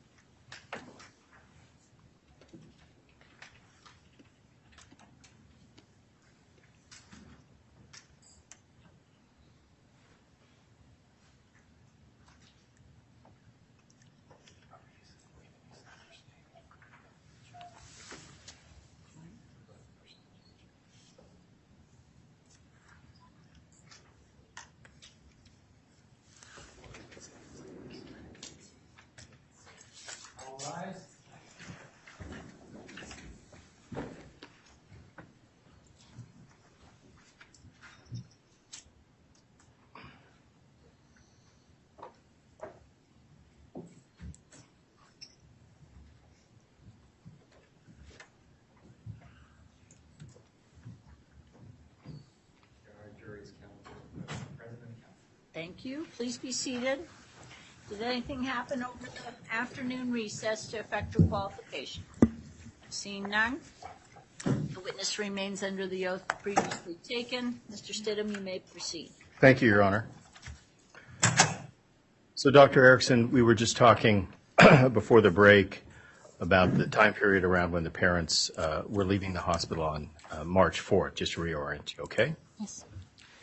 And in addition to, and we just touched on the home health issue, was there any other advice that the parents were given that was of particular significance to you in that discussion you had with them before they left on the 4th? The other piece of advice that I had given them was the importance that the feeding tube remain in place. Those sometimes do become dislodged, and so we reviewed the various options the family would have to get that replaced, either with home health or their primary care provider or the emergency department. Okay. And doctor, did you make some medical notes or medical records while you were treating the infant during that March 1st to 4th period? Yes, I did.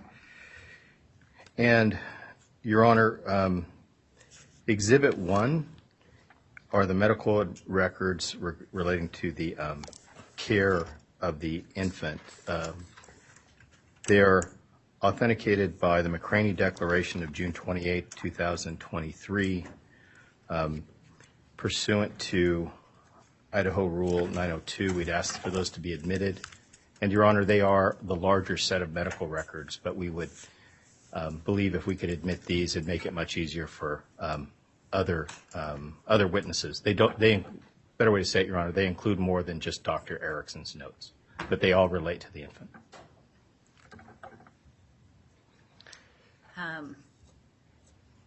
How does this compare to Exhibit 2, which Dr. Thomas, she Exhibit 2's a lot of medical records as well, so is there overlap? Are they duplicative? They're not, Your Honor. Unfortunately, it's a very large set of medical records. So these are the medical records from the time period the 1st through the 4th, or? They're more expansive than that, Your Honor. They include a larger set of medical records from St. Luke's, but they all relate to the infant. I understand, but they relate to the infant, but are they relevant to the time period in question for this trial? Your Honor, to be clear, the only time there's been care for the infant is at St. Luke's, is that 1 to 4 period, March 1 to 4, and then the period that the infant was being cared at St. Luke's between March 12th through that, and I've just been 12th through the 14th. And Exhibit 1 would be the March 1st through the 4th. Exhibit 2 is that second admission from the March 11th period on, Your Honor.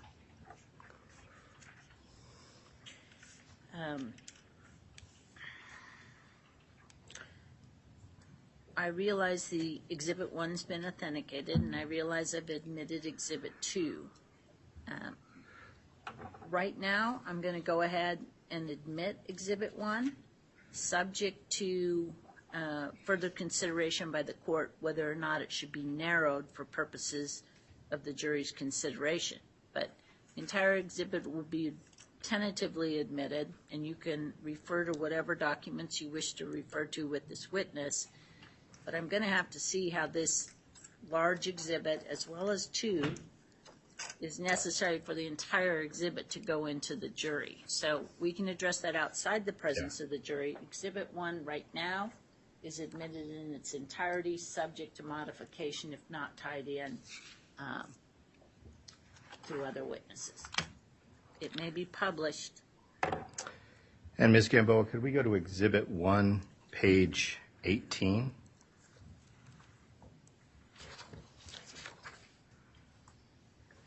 And could you blow up that middle section of the note there, Ms. Gamboa? Do these reflect your notes, Dr. Erickson? Yes. And what if anything in these notes is significant relating to your care for the infant? This particular note is from my initial visit with the patient on March 1st. The first paragraph you see discusses that he is a 10-month-old admitted with failure to thrive and vomiting. I discuss his severe malnutrition and then a variety of potential causes for that, including the possibility of malrotation or the twisting of intestines, as I had testified previously. And that was related to your concern regarding testing? I'm sorry, can you repeat that? Did that relate to your concern regarding potential need for testing? Yes. Ms. Gamboa, could we go to Exhibit 1, page 45?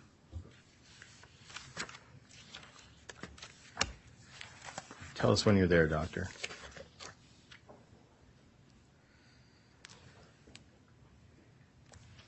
Yes, I'm at 45. And which section would you like to address with the jury to explain your care during that period? I believe it's actually on page 44. My mistake, page 44. Which section there, Doctor? So the first 2 paragraphs, I think, are most telling. Thank you. What's reflected there, Doctor, that's relevant to your care for the infant and relevant to the statements that have been made regarding your care? I highlight that the patient is severely malnourished, that there's been a changing history from the family, and that I've been unable to obtain any prior medical records. There's a mild clinical update saying that the baby is starting to show some improvement. but that it's quite obvious at this point to me that he was going to require NG feeding, tube feeding, for some time following hospitalization, and would require close follow-up with his primary care provider, and how that transfer of care was going to take place. And Ms. Gamboa, could we go to Exhibit 1, page 52, the entirety of the last paragraph, if we could?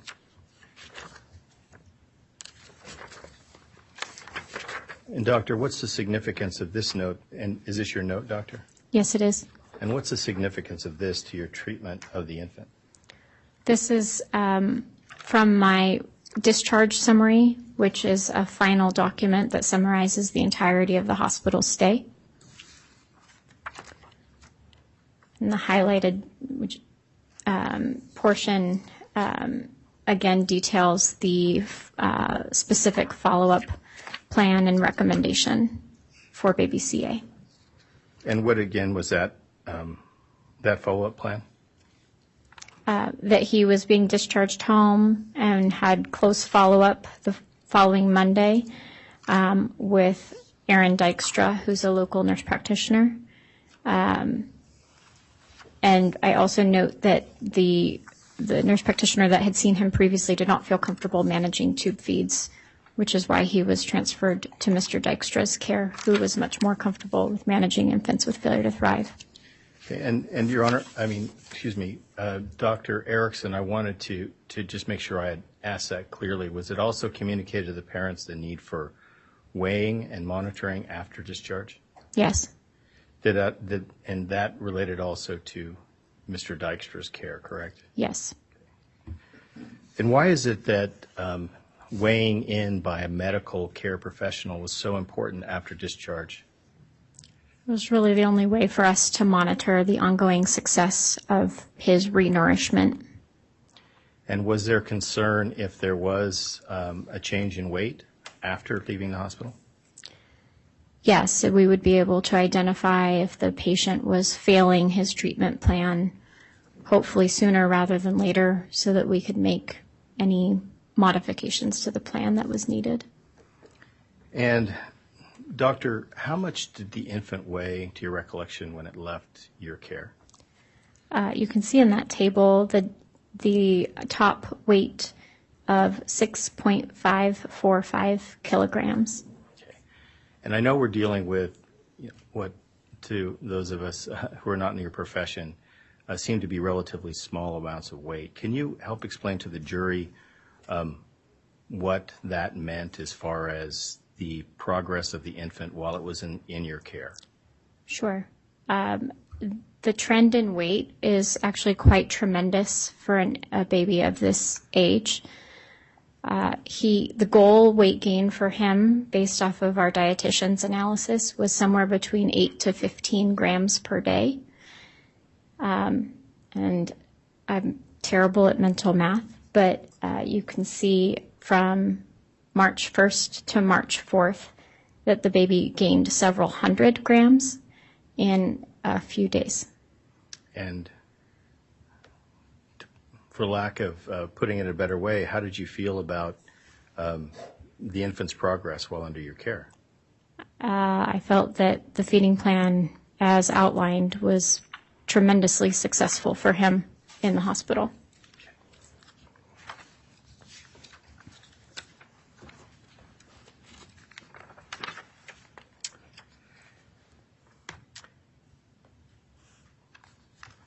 So, Doctor, what was after you'd spoken with the parents and the patient left your care on the 4th, when was the next you heard anything relating to CA? I heard an update from nurse practitioner Youngman on March 11th. And nurse practitioner Youngman's here in the courtroom with us, correct? Yes, she is. Had you worked with nurse practitioner Youngman professionally prior to that time? Yes. And how is it that you two had interacted professionally? When I first hired at St. Luke's, she was one of our Stellar Care Coordination nurses and was the program coordinator for the pediatric hospitalists. And then later, when she transitioned into her role as a nurse practitioner, she worked with our group as well. And at this stage of Ms. Youngman's career, what was her role? At this point in time, she was a nurse practitioner at CARES.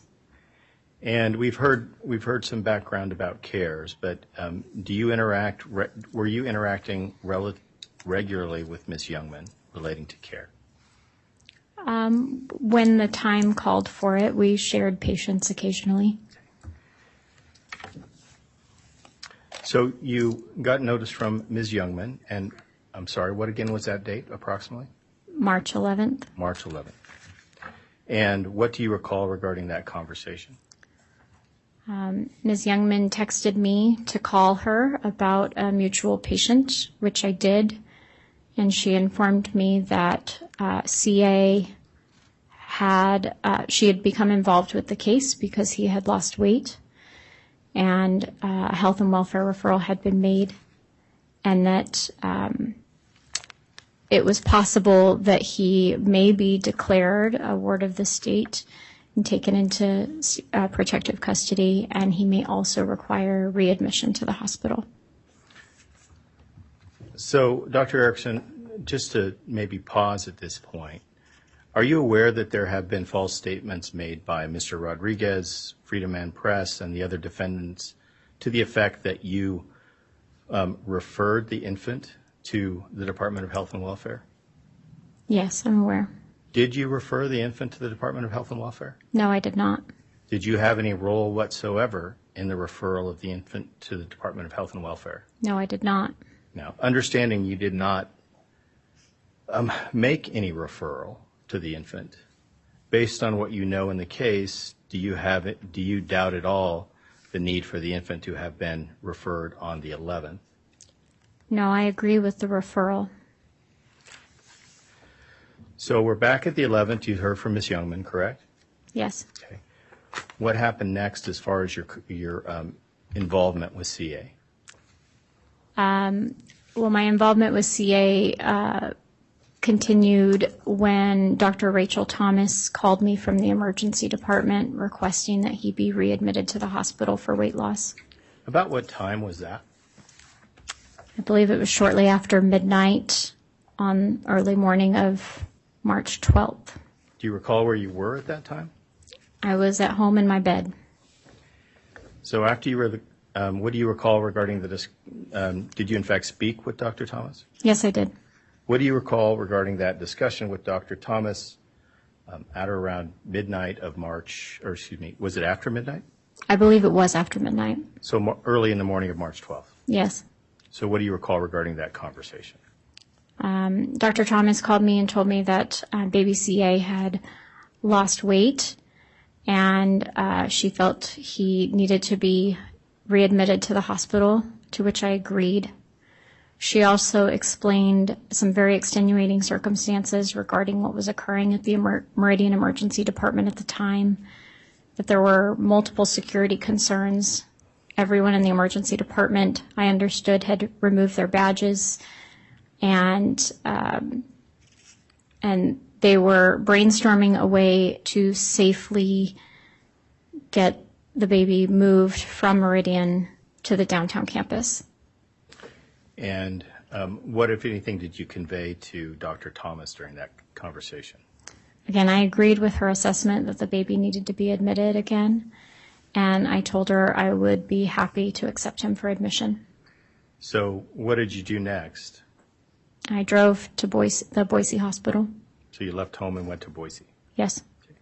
And did you arrive at Boise and get a chance to examine CA? Yes, I did. Okay. And just so make sure I didn't skip any steps, when you first got to the hospital to examine CA, what, if anything, did you do? While I was waiting, I rushed to the hospital so that I could await his arrival. One, because I was very worried about him and wanted to assess him immediately. but I also understood there were significant security concerns, and so I wanted to touch base with my staff about where we were at on a safety plan and any security measures that we needed to enact. So you'd mentioned you'd had that conversation with Dr. Thomas, and now you had security concerns, correct? Yes. And did you, was Mr. Bundy mentioned at all in your conversation with Dr. Thomas? Yes, she had informed me that Mr. Bundy had been trespassed or was present during the disruption. Are you aware that there's been false statements made regarding you that indicate that you somehow targeted the baby for transfer into protective care based on the fact he had some association with Ammon Bundy? Yes, I'm aware. Did you have any understanding prior to March 12th that as to whether or not Mr. Bundy had any relation to CA? No, I was not aware. And those allegations, are they just simply false? Yes. Did you make a note regarding Mr. Bundy in your records? I believe I did. And why did you make a note? And we're on the 12th, correct? March 12th? Yes. And why did you make a note in your records regarding Mr. Bundy?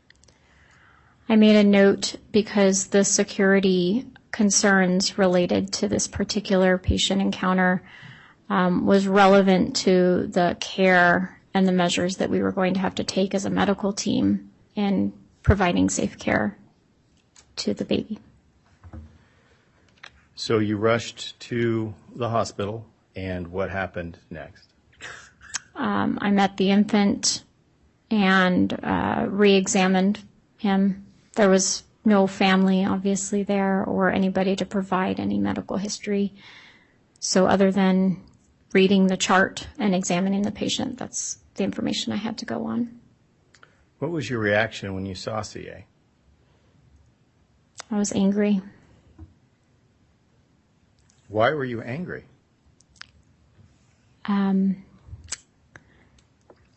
Because he was worse the second time, and it seemed that he was doing very well while in the hospital and very rapidly declined after discharge. And did you take any steps to examine CA? Yes, I did another head-to-toe examination. And what was the results of your examination on March 12th of CA? He looked sicker than the first time I met him. Did you take a look at the growth curve as it related to CA? Yes. And what was reflected when you did that?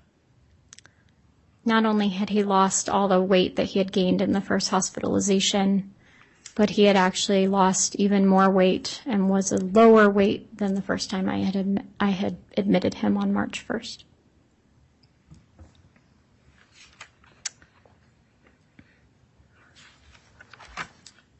And Ms. Gamboa, could we go to Exhibit 2,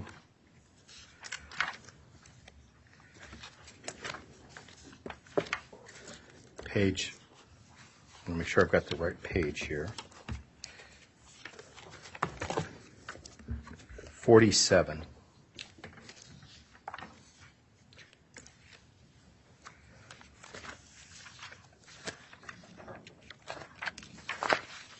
And doctor, this set of records, they relate to the time period around when? This is the second hospitalization starting on March 12th. So what we were just talking about, correct? Correct. Ms. Gamboa, could you expand that, the middle chart and the paragraph below?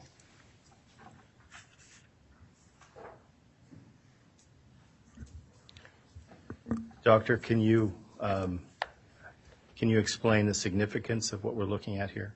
Sure, I'd be happy to. And by the way, doctor, there's a pointer available. You're ahead of me. Thank you. So what we're looking at is the growth curve. This is the weight curve for the infant. All the data points that we have are on this curve. I think it's worth noting that his birth weight was normal and well within those percentile lines. Highlighted in red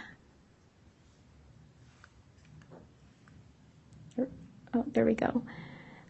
So this is the 3-1 admission when I first met him, and you can see the next dot up is the 3-4, and I realize it's a small jump, but it is an increase. And then the next time I met him, he was back down below his first admission weight on 312. And through the course of that second hospitalization, once again, his weight rose. And again, and can you explain the mention there below that? In the text? Yes. It says, on exam on March 14, CA was sitting in lap of staff. He was quiet during exam but interactive. He's thin and small, appearing for his age. Length is at 16%, so he is long and lean. Limited muscle mass, neurologically weak for age. Good head control, sits with some support. And that's a note relating to the later care he received, correct? Yes. And doctor, as to your involvement with CA, you did the examination when he came in on the 12th, correct? Yes. What further care did you provide to CA on that day of the 12th, that morning, I should say, of the 12th? I remained on call for the rest of my shift, and we attempted to reinitiate feeding. So what did that entail, doctor? We tried to feed him orally, but ultimately, through the course of this admission, he wound up again needing IV fluids and replacement of a feeding tube. And you did that all on that shift? Not on that shift. Through the course of the hospitalization, that was accomplished. Understood.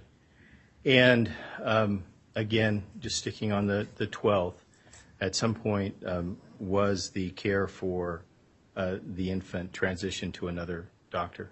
Yes, at the end of my shift. Okay. And I don't believe the jury needs any names for obvious reasons, but who was the doctor? Can you just explain the role of the doctor and title of the doctor who CA's care was transitioned to? Yes, it was one of my colleagues who does the exact same job as me and is also a board-certified pediatrician and pediatric hospitalist. And did she take over as the attending for CA? Yes, she did. And why were you not staying on as the attending for CA?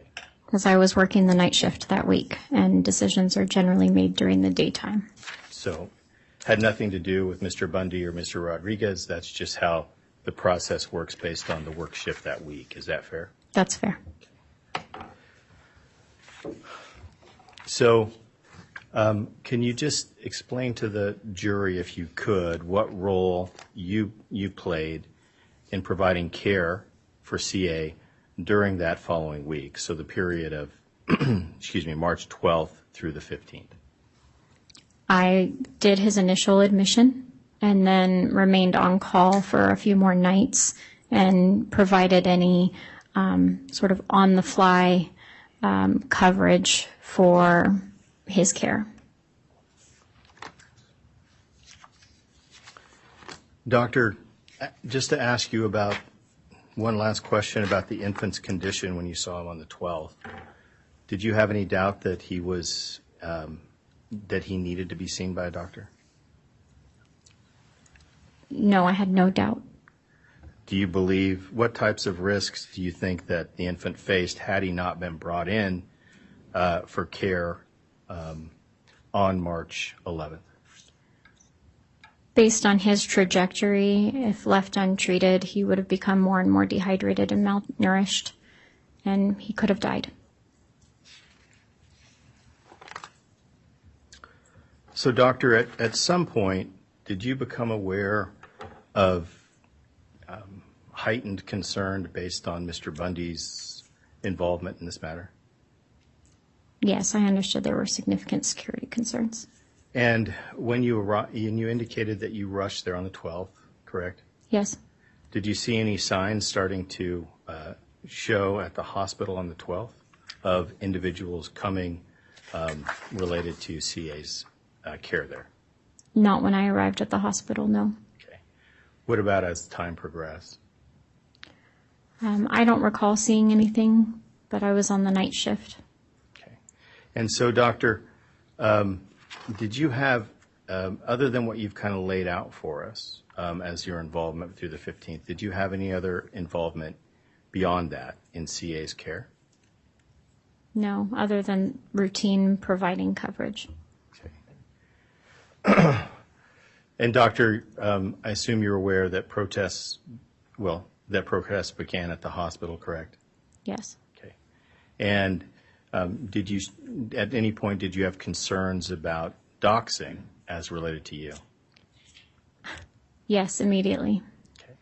And so immediately on the 12th? Yes. And what did you do to address those concerns? I spoke with my husband immediately as soon as I found out about it, and we began speaking to other people, Boise PD, the threat assessment team at St. Luke's, about various security measures we needed to enact. And that was before you'd been doxed? No, that was after, well, I woke up the morning of the 12th, and I already knew I was on their website. That's, sorry for getting things out of order. When did you first become aware that you were doxed? I was aware on March 12th at about 6:30 in the morning. And how did you become aware? My division director texted me a link to the Freedom Man website.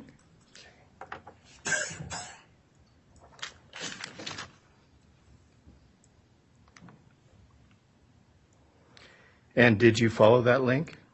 Yes, I did. What did you see when you followed that link? I saw a website that included my photo and claims that I was a kidnapper and a child trafficker and part of a massive child trafficking ring. And what did you, and if we could, Ms. Gamboa, could we go to Exhibit 351, page 240?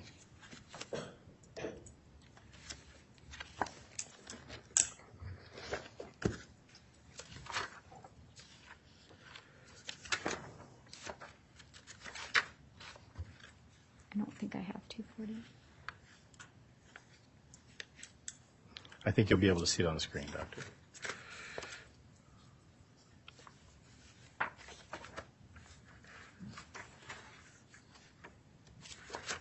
Next page, Ms. Van Gogh. Good. Next page, please. Is this what you saw when you first followed that link? Yes.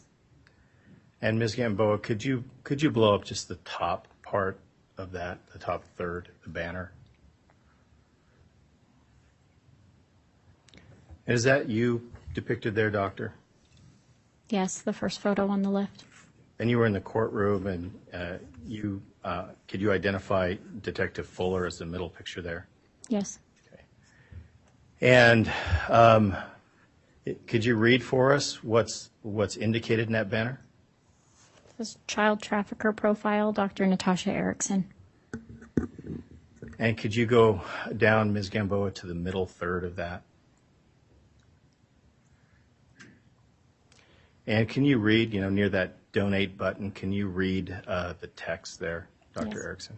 It says Natasha Erickson, St. Luke's doctor, parentheses, she was the first to treat Marissa and Levi with hostility because Cyrus was unvaccinated and because they asked to leave St. Luke's after Cyrus got his IV and was rehydrated. She threatened to call CPS if they decided to leave early, so Levi and Marissa stayed, parentheses, under threat, close parentheses. In spite of the fact that they stayed, the next day CPS came to, quote, interview, close quote, Marissa, putting Marissa and Levi on, quote, watch, close quote, with CPS. This was the initial trigger that got everything started, close parentheses. Is any of that true? No. Did you act hostile at all to CA's parents? No. Did you act hostile because you found out that CA was not vaccinated? No. So, and are you aware, Doctor, of other posts made by Freedom Man that more directly accuse you of having referred the matter to CPS? Yes. So, Doctor, again, excuse me, Ms. Gamboa, would you go down to that next section, the bottom third? What's reflected there, Dr. Erickson? This appears to be pulled from the St. Luke's website. It includes my professional profile, including the hospital address and the phone number, which is the phone number to the pediatric floor in the hospital, as well as my biography. And that's what you saw when you first saw the link? Yes. And what was your reaction when you first saw this link? Excuse me, first saw this posting? I was horrified that my professional site was being used and manipulated to portray me as a criminal. And did you have discussions with your husband regarding that? Yes. How did those discussions go? They did not go well or easy. It was an immediate, stressful situation for both of us. I think we both realized very quickly that this was likely to escalate, and that our security and the safety of our family was at risk. Who's in your family, Dr. Erickson? It's my husband and my 2 small children. And what ages are your children? Or what ages were your children at that time? At that time, they were 5 and 8 years old. After having that discussion with your husband, and did you have a discussion with your children? Yes, we did. How did that discussion go? That is a discussion no parent should have to have with their child. It's one thing to talk about safety in a broad sense, don't talk to strangers, that kind of stuff. It's another aspect to reveal to your children that there is a very clear threat and a very real possibility that our family could be threatened. Trying to put that into context for a 5 and 8 year old is very challenging. How did they react? My son is older and was very matter of fact and said, "Mom, you don't steal babies. You have 2 of your own." And he was very concrete in the matter, very willing to follow the new safety rules of the house. My daughter started crying immediately. And every subsequent conversation, she cries. Up to today? Yes. So, Doctor, after that initial discussion with your family, and when did you have that discussion with your family? Was that very shortly after seeing the posting? Yes, it was within a few days of the posting. I can't recall. I was a little sleep deprived by the end of that week of nights. So, in addition to the steps you've outlined that you took with your husband, the conversation you had with your children, what, if any, other steps were you and your husband taking during this period to address your safety concerns? We took a lot of steps. For our home, we installed a security system, including 3 cameras and then a doorbell camera in addition. We changed the family rules. There was no playing out front anymore. All the doors were to remain locked at all times. Our children were not to ever answer the door, regardless of who they think was on the other side. At the time, we also had a nanny, and so I had to explain to our nanny the circumstances. She would bring her small children to my home while she cared for my own children. And so I had to explain to her the security risk of her coming to her job with her children. I also had to explain to my neighbors what was going on for their own safety as well. And Doctor, were you or your husband monitoring the Freedom Man website and other media? Yes. And Ms. Gamboa, could we go to Exhibit 351, page 309?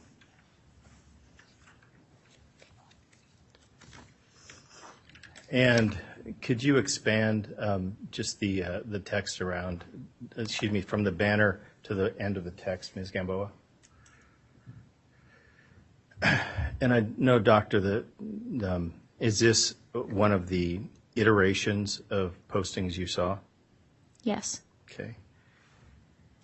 And would you read the title above there? It says CPS Referrer and Destroyer of Families, Dr. Natasha Erickson. And can you read also just the body there below that? The entire thing? Just that paragraph, if you would.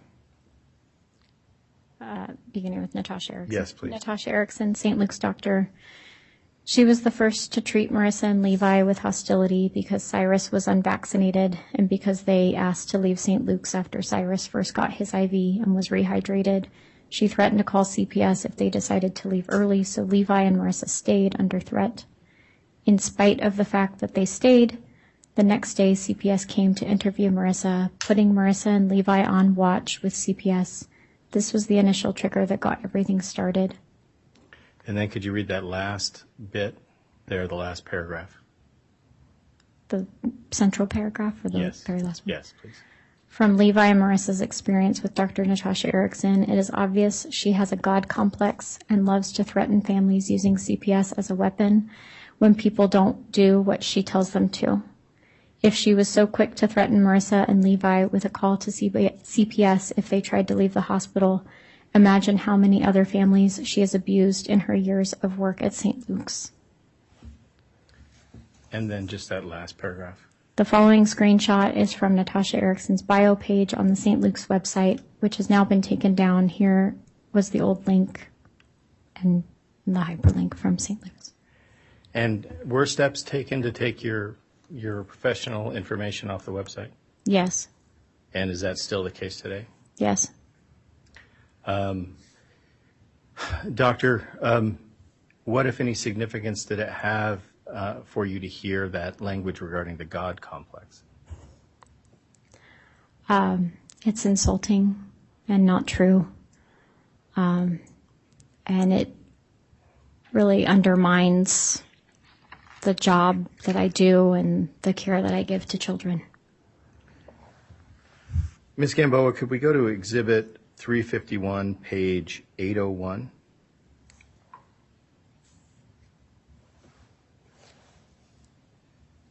If you could scroll up to the portion, go the page up to the portion that involves Dr. Erickson. For a little further up, Ms. Gamboa. I'm sorry, could you, just one section up above Ms. Youngman. Go the next page up. There we go. And Dr. Erickson, I think you testified there's been a number of posts. Yes. And I'm not going to ask you to go through all of them. But is this another example of you being targeted on the Freedom Man website? Yes. Did it cause you concern that you were one of, as depicted here, others who were being targeted? Yes, it did. What's the significance of you being targeted with a larger group, at least as far as your concerns regarding safety? I was concerned that by this group targeting multiple people, that they were more likely to retaliate or have something that resulted in violence against me or any other target on the website. And you talked about, discussion with your family, the safety concerns. Did this start to affect your life at all? Yes. How did it affect your life? It affected every day of my life. It affected my personal life and my professional life. In what ways? Excuse me.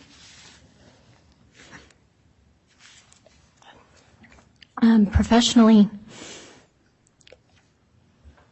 this incident remained in the back of my mind with every future patient encounter.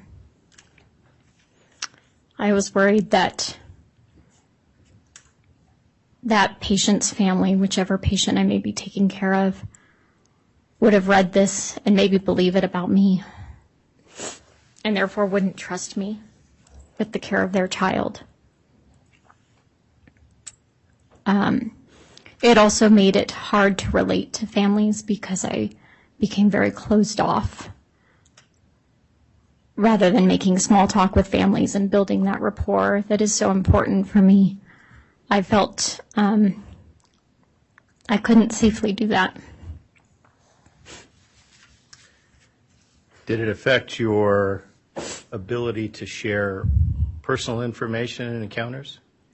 Yes, it did. Can you give an example of that? Yes. It is quite common for me to interact with patients' families and make some small talk about their kids and my kids and commiserate as parents together. There was one particular instance where that type of conversation was occurring, and the patient's father inquired about my own family and I believe asked me about my children or how old they were. And I think the intention there was small talk and being personable, but I completely froze and I didn't know how to respond. And I felt threatened. And I found a way to get out of the patient room immediately. I then went to the charge nurse station and realized I was too emotional to be in the public eye. And so I went to our social worker's office and explained to them the situation and asked them for guidance on how I could develop scripting for these types of scenarios so that I could remain honest with families, but vague at the same time in the interest of protecting myself and my family. What about effects on your ability to just engage in transactions out in the world? I stopped engaging in all transactions in the world, pretty much. There was a similar instance. I had a screw in my tire, and I had to go take it to get repaired. And the repair shop informed me it was going to take several hours. Of course, I did not want to sit there and wait for that. So they offered to take my information down, my phone number and my name, and they would call me when it was done. Seems like a very reasonable conversation. And when they asked me for my name and my phone number, I froze. I couldn't answer. And I was immediately filled with fear that perhaps this person behind the counter was going to misuse that information. And I didn't know what to do. Did it affect your grocery shopping, those types of transactions too? Yes, I'm very grateful for grocery pickup and delivery because I found that I couldn't walk down the individual aisles of the grocery store without being afraid of who was in the next aisle. Had you ever experienced anything like this before? No. Doctor, was there anything that you've just described that caused you to see professional assistance? Yes. What was that? There was a very specific patient encounter in the fall of 2022. I had taken care of this patient for several days, and he happened to have the same last name as CA. I had gotten to know the family, and I had gotten to know this patient. And on the last day that I was taking care of him, I called him by the wrong name. I called him by this baby's name. And I was immediately embarrassed because I knew that wasn't his name. And I realized that even when I didn't think I was thinking about this situation, it was there. And I decided I needed some counseling.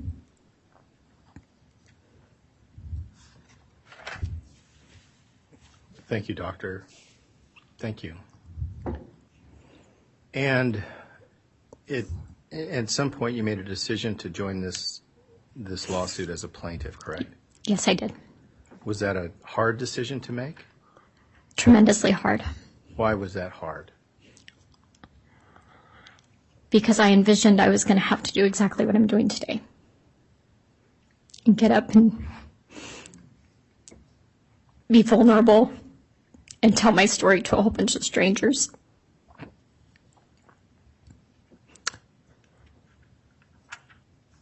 But ultimately, I knew it was the right thing to do.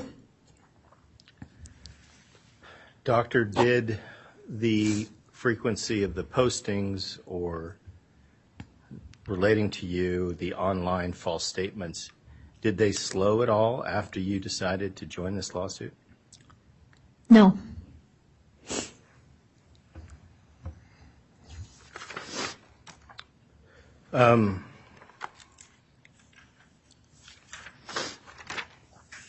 At some point, did you become a target of Mr. Bundy in particular? Yes, I did. Explain what you mean by that. Mr. Bundy began using my name in some of his videos and various interactions with the media, stating that I had misdiagnosed this baby and implying that I was incompetent as part of this kidnapping conspiracy. Your Honor, and have you seen those videos? Yes, I have. And Your Honor, we'd asked to show a compilation that would be a compilation of Exhibit 191, which is a video clip of Mr. Ammon Bundy on the Johnny B. Wells show, referencing Dr. Erickson, and the timestamp on that would be 1549 through 15455, and that's 15521 through 15537, 15545 through 58. And the balance of the compilation, Your Honor, would include sections from what is Exhibit 200, Mr. Bundy appearing on the Bearded Patriots show and referencing Dr. Erickson. And both of those exhibits, Your Honor, were authenticated by the McCraney First Declaration, paragraph 30. I believe that was June 28th, Your Honor. And we'd ask that they be admitted pursuant to IRE 902. And this is a compilation of two different exhibits, clips from two different exhibits. So what do you want the exhibit referenced as? We would ask, Your Honor, that it be Exhibit 199A.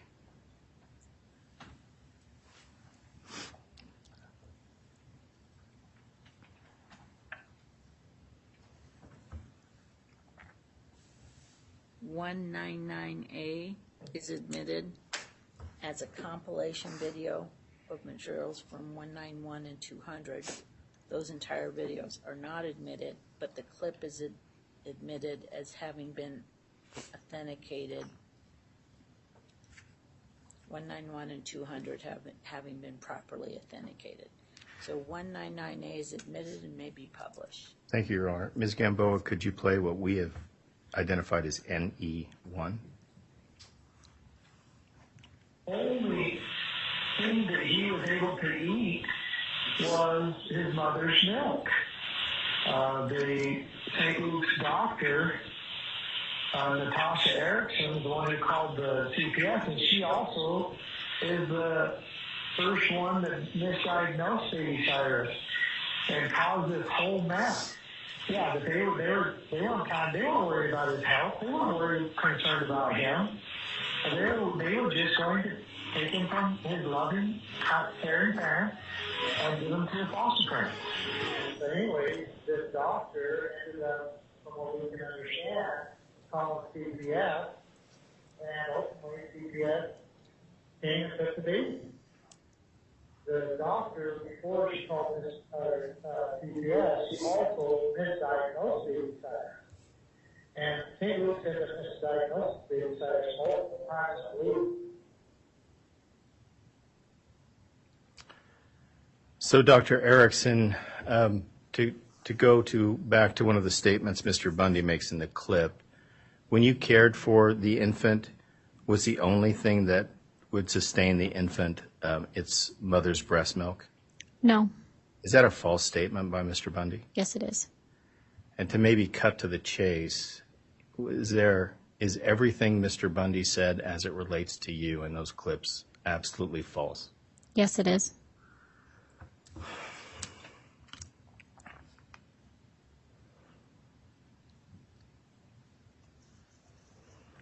Your Honor, I'd like to also, are you aware of other threats being made, or other false statements being made regarding you online by Mr. Rodriguez and Mr. Bundy? Yes. And Your Honor, we would ask to play clips from what is Exhibit 706 at 21 minutes, 31 seconds through 22 minutes, 10 seconds, and then Exhibit 305 at 35 minutes, 5 seconds to 35 minutes, 10 seconds, Exhibit 215, 14 minutes through 43 seconds, and 14 minutes, 43 seconds through 15:05, and Exhibit 280, 1 hour, 1 hour, 14 minutes, and 50 seconds through 1:41:15. And this is a compilation of appearances by Mr. Bundy and Mr. Rodriguez on various media. And the foundation was laid for this, Your Honor, in McCraney Declaration 1, paragraph 30. And we'd ask, and that was asked that those be published, Your Honor, admitted as exhibits pursuant to 902. So on Exhibit 280, can you say the range again? Because I think Certainly. you may have misspoke. I did misspeak, Your Honor. It's 1 hour, these are long videos, 1 hour, 14 minutes and 50 seconds to 1 hour, 15 minutes and 1 second.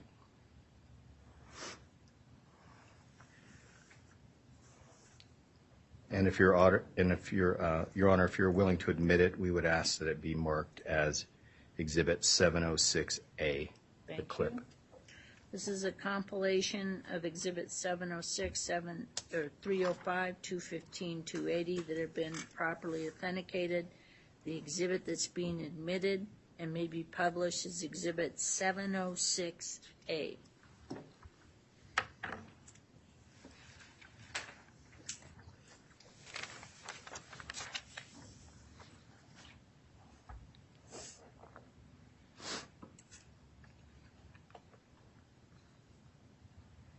And this is when Dr. Natasha Erickson, who was seen in the St. Louis hospital, basically has a conniption fit.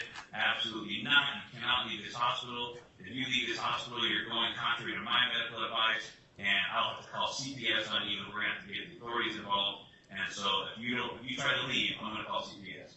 So they obviously, my daughter and son-in-law panicked. We don't want to deal with CPS. It's crazy. So they complied out of fear.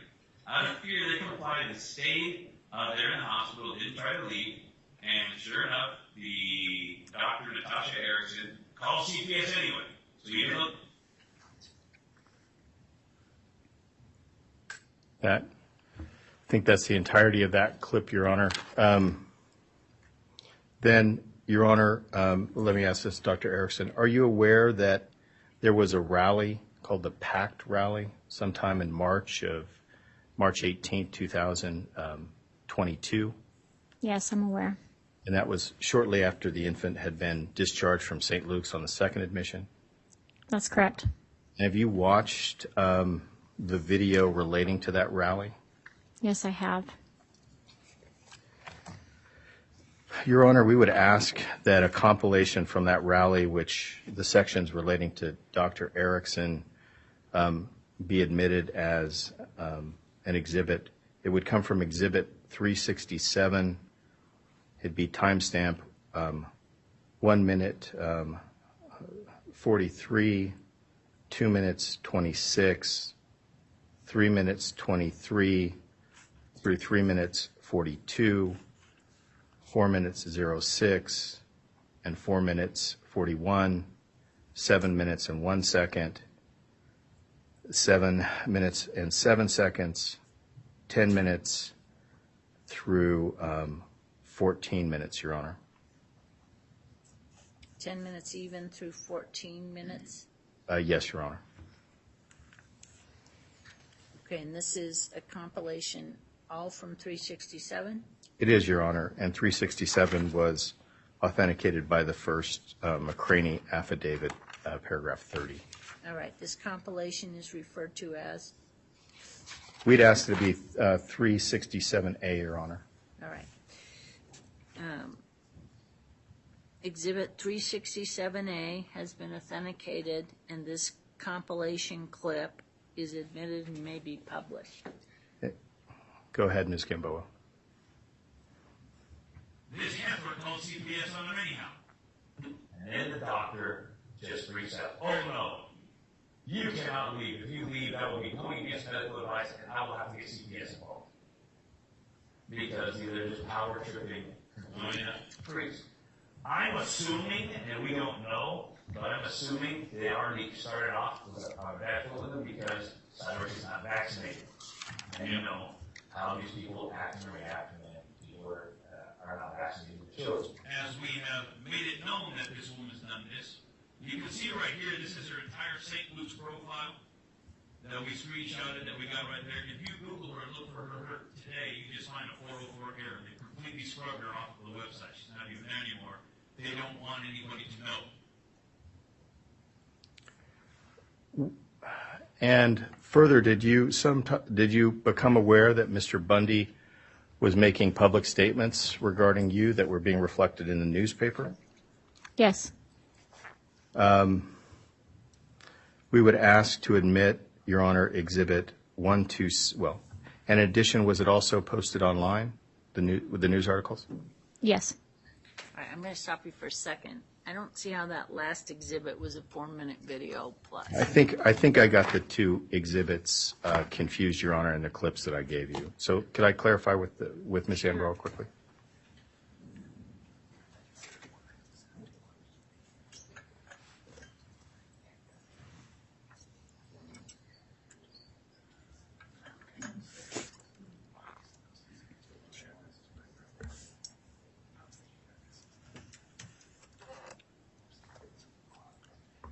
Your Honor, I'm sorry, so the record is clear. What we just watched, I apologize, was Exhibit 706A that the court had admitted. I apologize for getting those confused.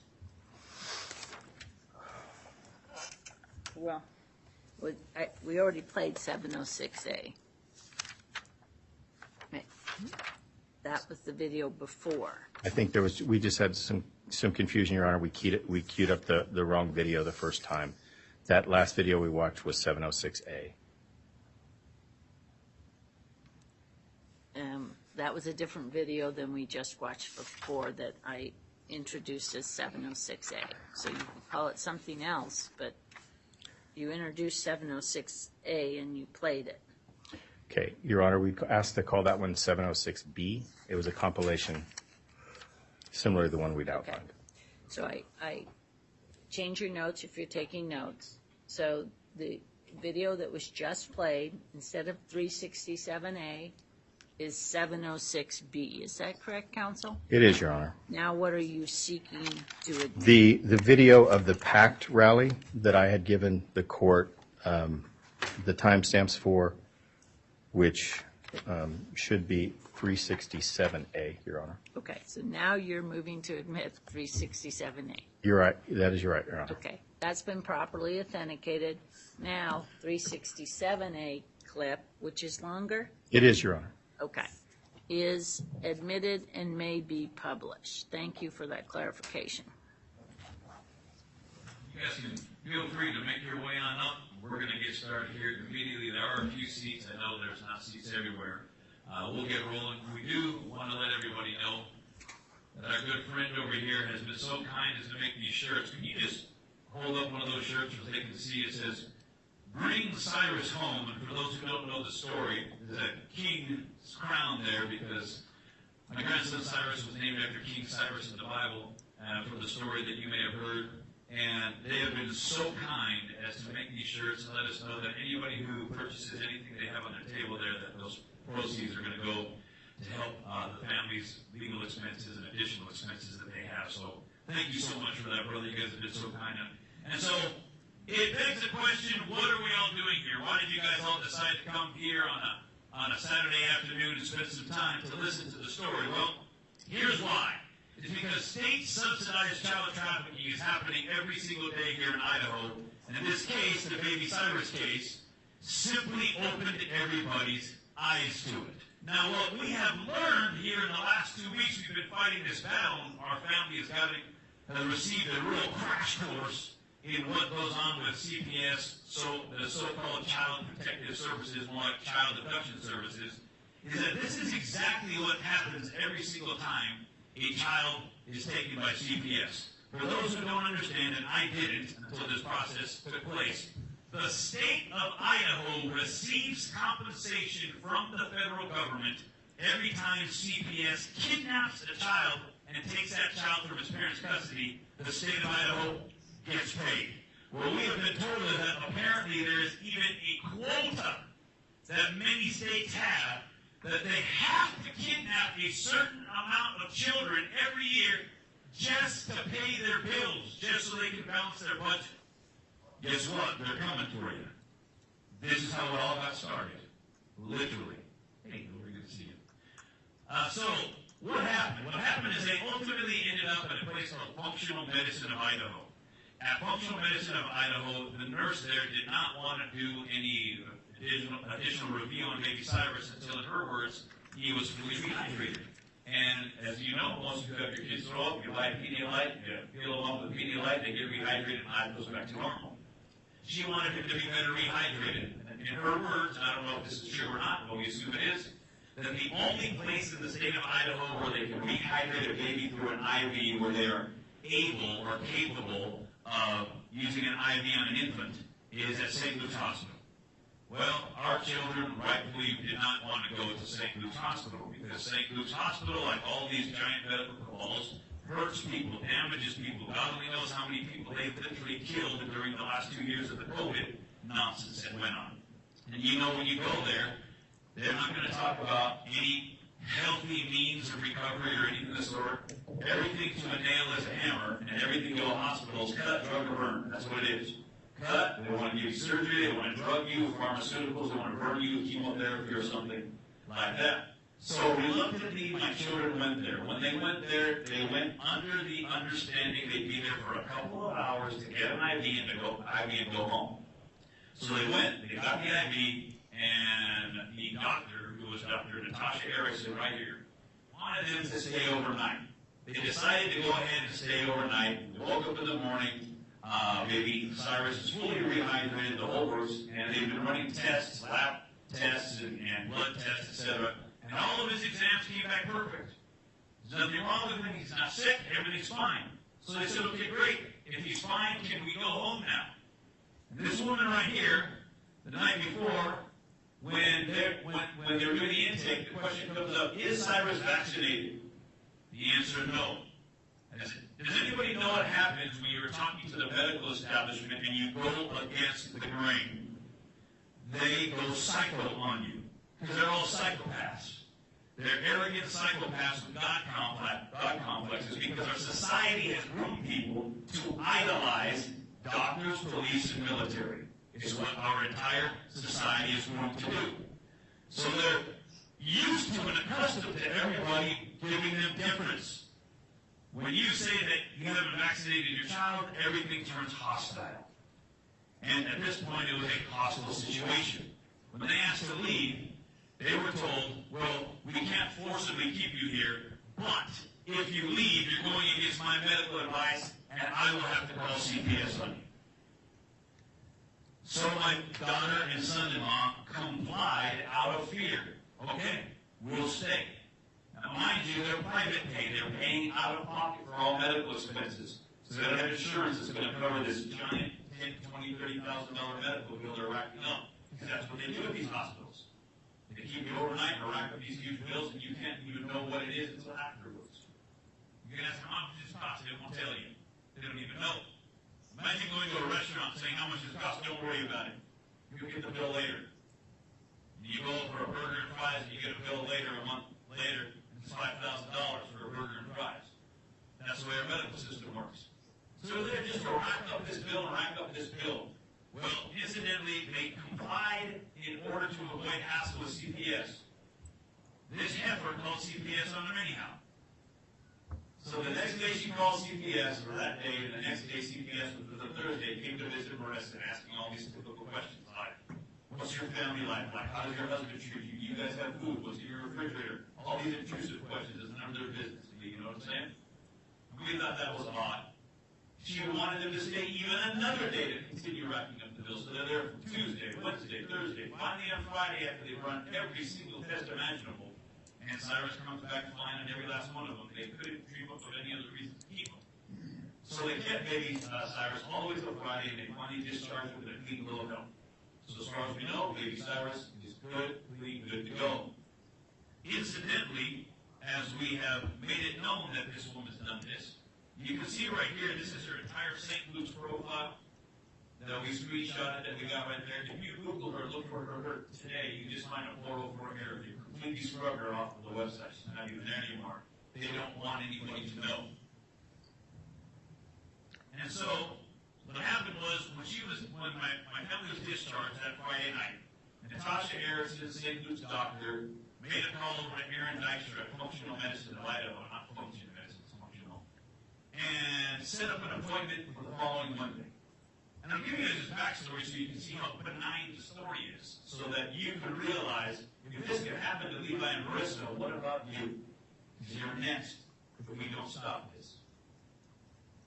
They went to go see Aaron Dykstra, who's a nurse practitioner at Functional Medicine of Idaho, on Monday, the 7th of March. And he had a review. Baby Cyrus had a review that day. They checked to follow up after you've been in the hospital there for those 4 days. And mind you, he wasn't hospitalized for malnourishment. They voluntarily took him to the hospital to be rehydrated after vomiting. So all the nonsense you hear in the news is pure lie. So, Dr. Erickson, you've seen this before. Yes, I have. And I know that was an extended clip, but is this reflective of what's on the internet relating to you? These long narratives that include you as a feature that continue to be streamed today? Yes. So it's not just a post, but you're a feature in instances like this, to your understanding? Yes. And so how is that different as far as the level of stress that creates to be part of this larger narrative in not just the postings, but these rallies that are going on around the country that involve you as a centerpiece? It only escalates my fear and concern. These postings and rantings can reach around the world, potentially. There's an unlimited number of people that could potentially see this. And if they believe these lies, they're going to believe that I'm incompetent and a child trafficker, which is a preposterous thought. But more importantly, I worry about the community locally that I help take care of believing this and not trusting me or my colleagues, not trusting our health system, and potentially not bringing their children to care when they need it. And Doctor, just to make sure we address some of these things, any statement within that long narrative, and we've edited it, that long narrative for Mr. Rodriguez, that's at all true? I did take care of the baby. And Doctor, I've taken you through a number of these, but I would like to ask you about a particular instance, and it related to a statement by Mr. Bundy. At some point, did you become aware that there was a news story that Mr. Bundy had created that related to you? Yes. Do you recall how you found out about it? I do. It came to my attention on February 11th, 2023. So just for time, that's a considerable amount of months after this lawsuit had been filed, correct? Yes. And how did you become aware of it? I found out about it early Saturday morning. I received several texts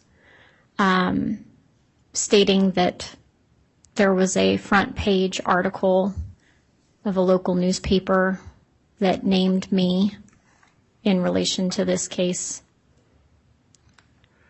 And how did you go? Did you find it online? I first found it online, yes. And Ms. Gamboa, well, Your Honor, we'd moved to admit Exhibit 127, which is an online copy of the Idaho Press of that date, and the foundation has been laid by McCraney 1, paragraph 18. We'd ask that that be admitted.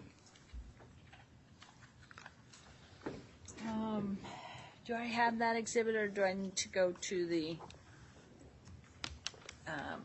specific exhibit book? Let me pull 127, please. Which you should have it, Your Honor. Your Honor, you should have it.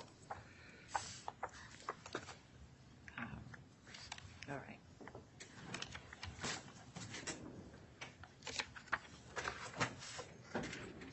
Your Honor, that, yeah.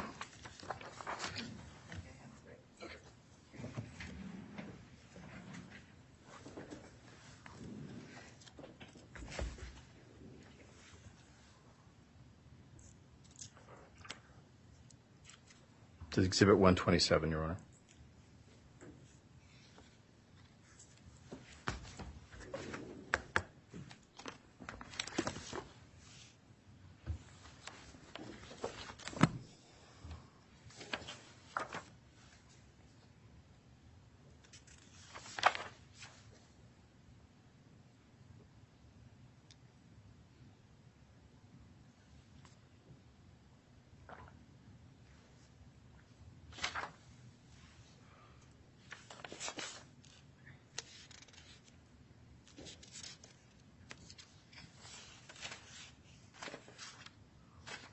Counsel, can you approach, please?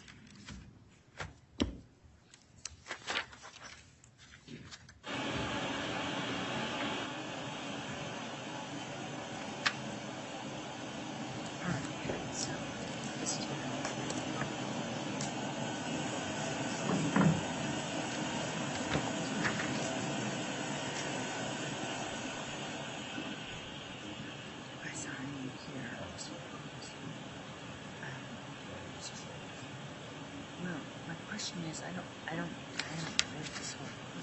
But it's showing this lawsuit, which you believe isn't relevant, and the lawsuit's been filed now.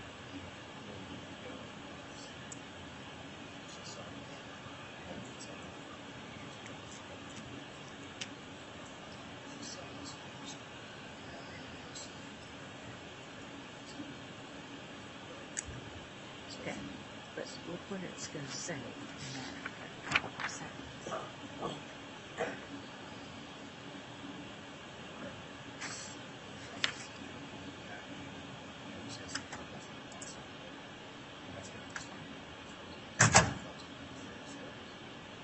I understand that, but you're now giving me facts that really aren't facts as far as what you're seeking in this lawsuit.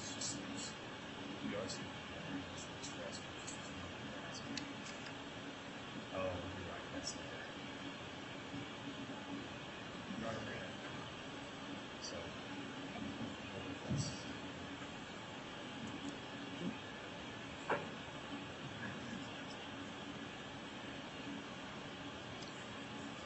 just ask her about this, and we really have to admit this exhibit.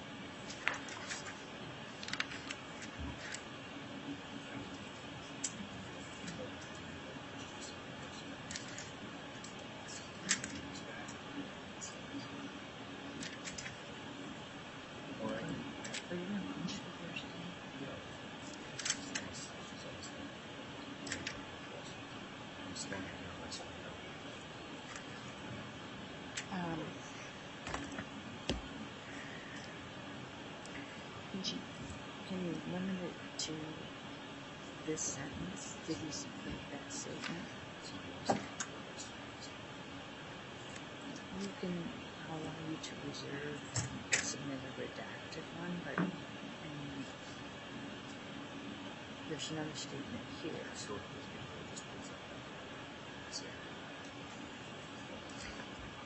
this one as well.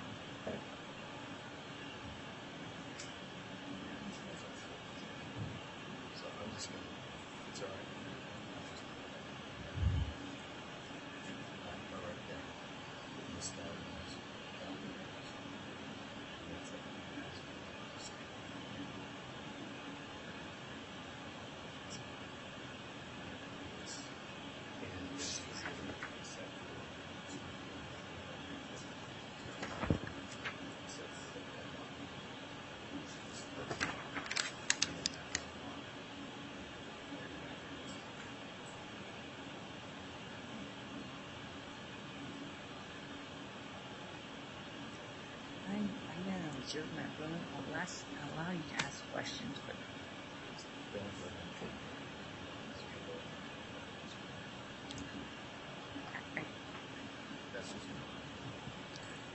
she's testifying that she saw this in the paper on page.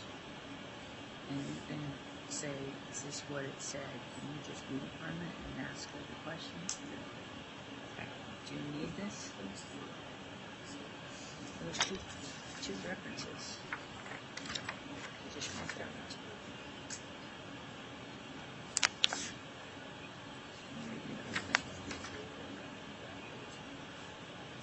I'll tell them that I'm just reserving it. You can refer it again later. All right, ladies and gentlemen of the jury, this exhibit may need some redactions. So what's the exhibit number again?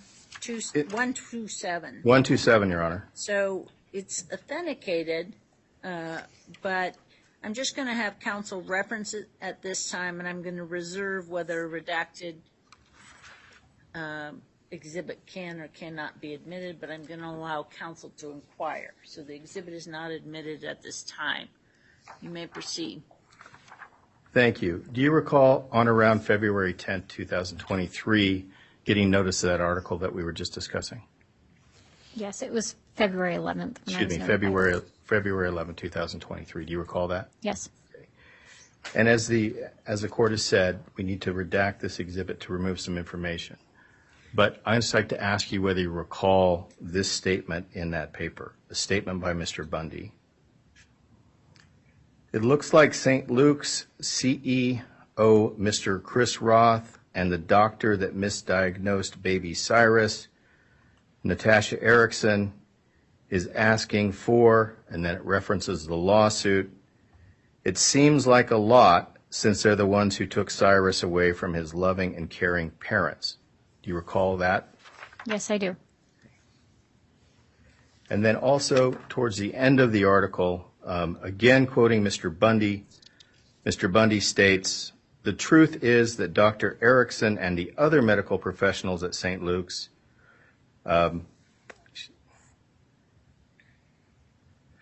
that he was removed from his parents' care owing to Dr. Erickson. Do you recall that being inferred in the article? Yes. And what was your reaction when you first heard of that or first accessed that online? It was another, it reopened a wound that seemed to be maybe healing a little bit. And then almost a year later, my name is showing up in the paper with another accusation of malpractice. And what did you do, or how did you react when you heard this, as you said, that far down the line from the infant having been released? What was your reaction when you heard this was in the newspaper?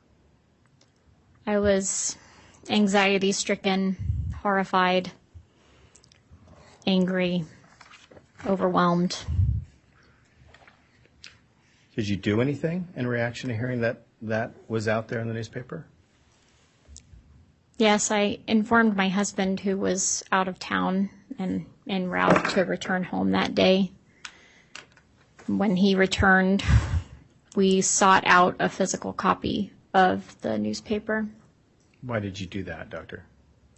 There was no logic behind that decision. That was a emotional response and driven by anxiety. I wanted to see what the physical front page article looked like compared to the online version.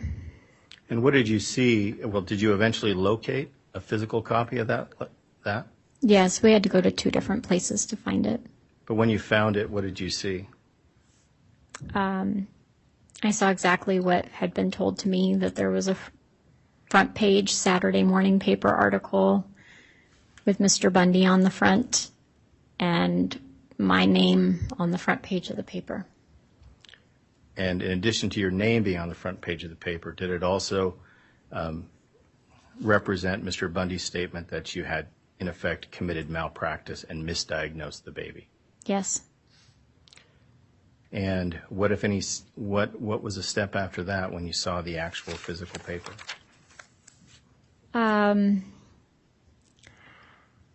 I didn't know where to go from there, because I realized it felt like this was never going to end, that it wasn't something I was ever going to get away from. And that was very disheartening. Was it at all different when Mr. Bundy was targeting you as opposed to when Mr. Rodriguez was? Yes, it made the situation feel even bigger than it was. It also was an absolute lie, and I know that Mr. Bundy has no way to know the goings-on of that hospitalization. He was not present. Have you ever tried to count how many times Mr. Bundy has mentioned your name in one of these online videos or in different press?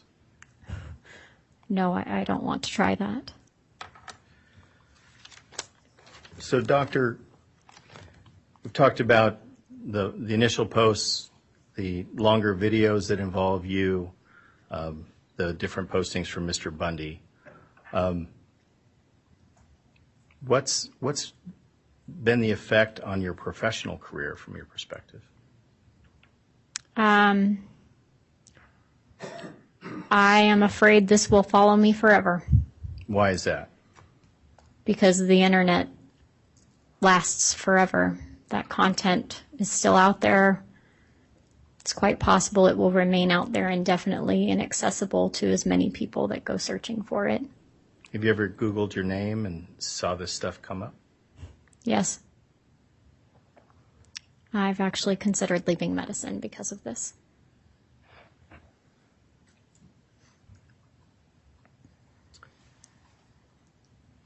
Doctor, what's the current situation as far as you dealing with your children and your husband, security concerns and those other concerns? We remain vigilant, and we're just trying to take everything day by day. And I am intentionally not making a decision about my future career or giving up this career, because I don't want to make an emotionally charged decision. I love my job. I love taking care of kids. And I'm optimistic that as time goes on, maybe this won't hurt so bad.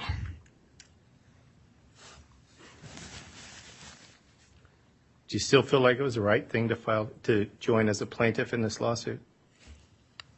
Yes, I do. No further questions, Your Honor. Thank you very much. You may step down. Thank you, Your Honor.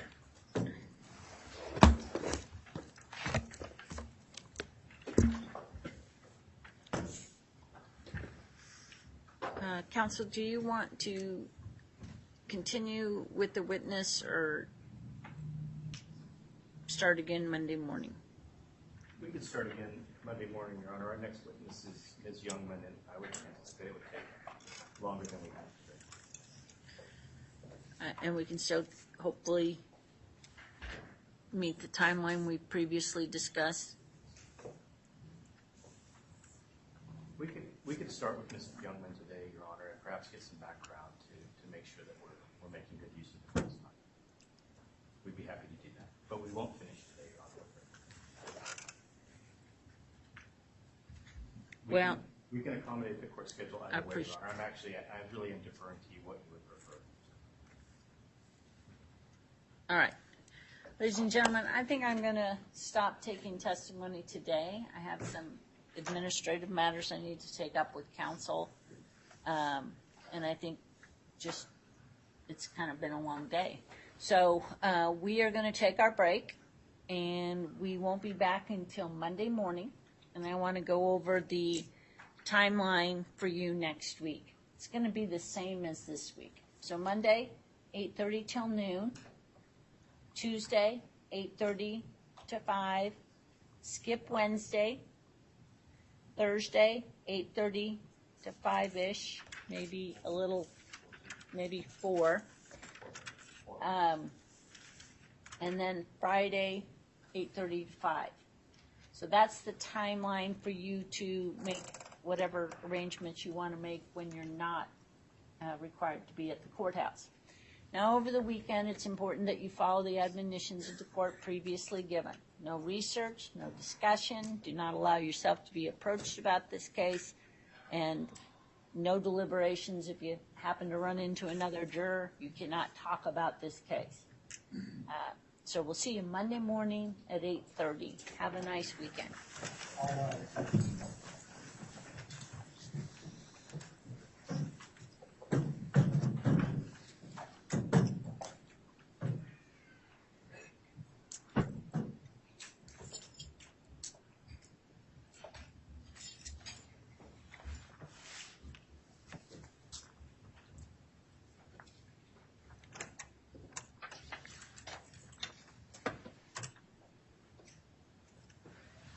Please be seated.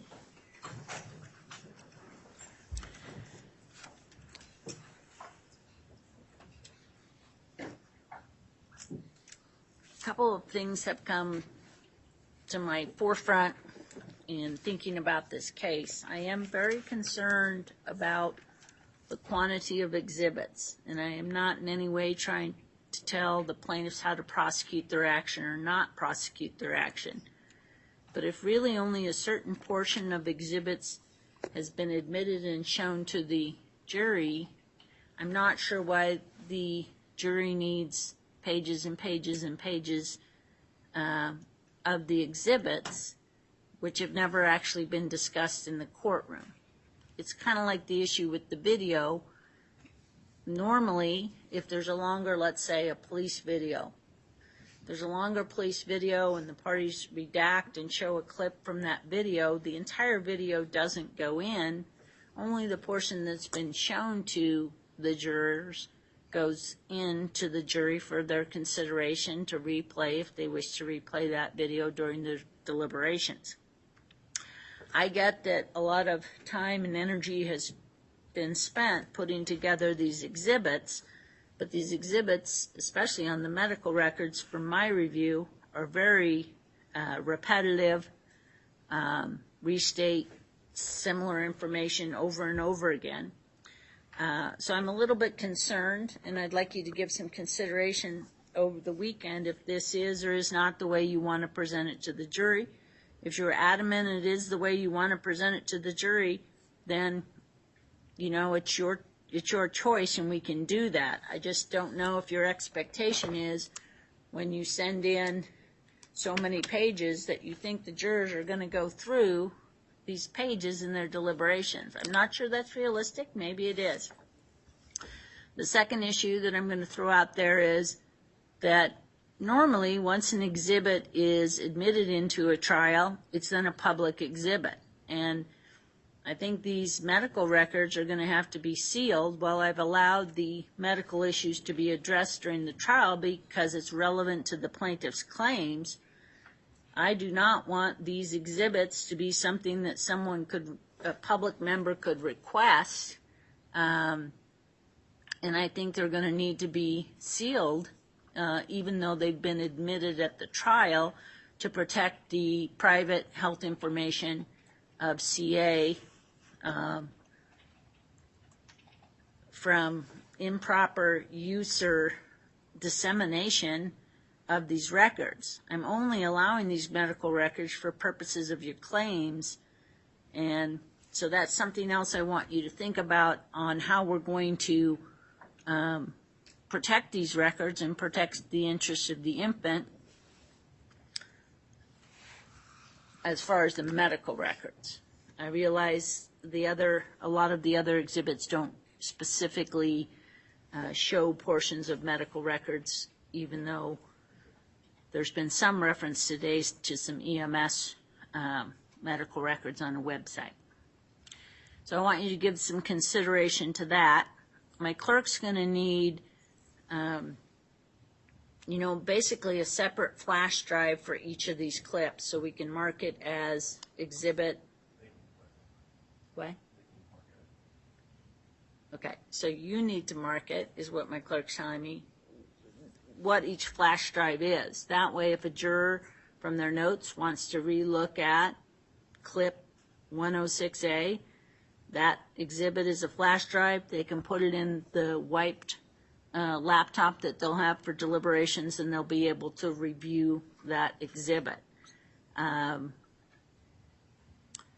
So to the extent that I've ruled that the entire exhibit comes in of a video, I'm revising that to say only the portions that's been played are going to be sent back to the jury. If you want a broader section of that video, it seems to me that it would have to be established that more of that video is relevant. And it may very well be, but I have no way of really knowing unless I play every single one of your videos in their entirety on if it's relevant or not. So it would be hard for me to sit here, even though it's been authenticated, and say it's relevant. So I realize I'm just kind of free associating about my concerns about the exhibits, and maybe you've already thought ahead on how this is going to be handled. But I'd like you to give some consideration over the weekend of what are the relevant documents that that have been admitted that you want to go into the jury in their entirety. Ultimately it's your call on what you're requesting, because I've made some rulings, but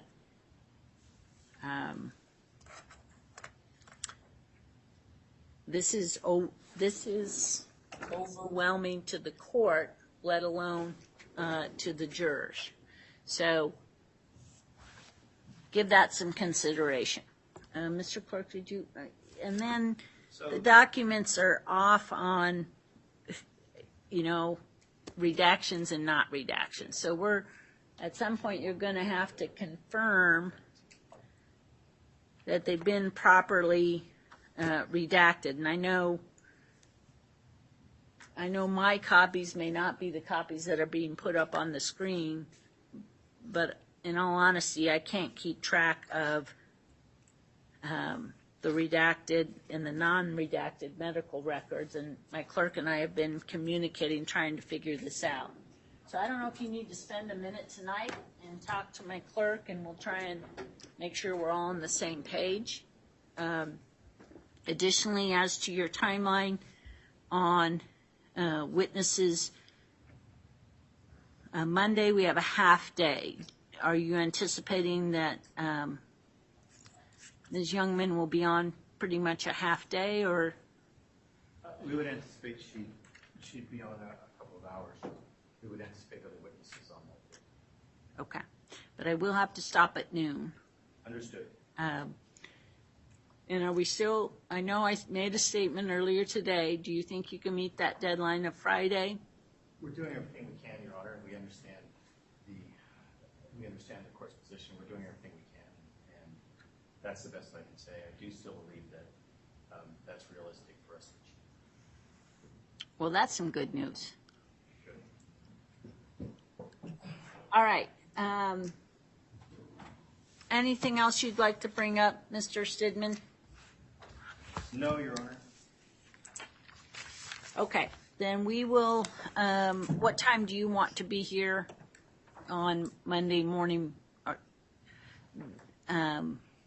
Or we talked about I was going to have briefs and a special verdict by the end of Monday, so I don't know that we need to talk Monday morning.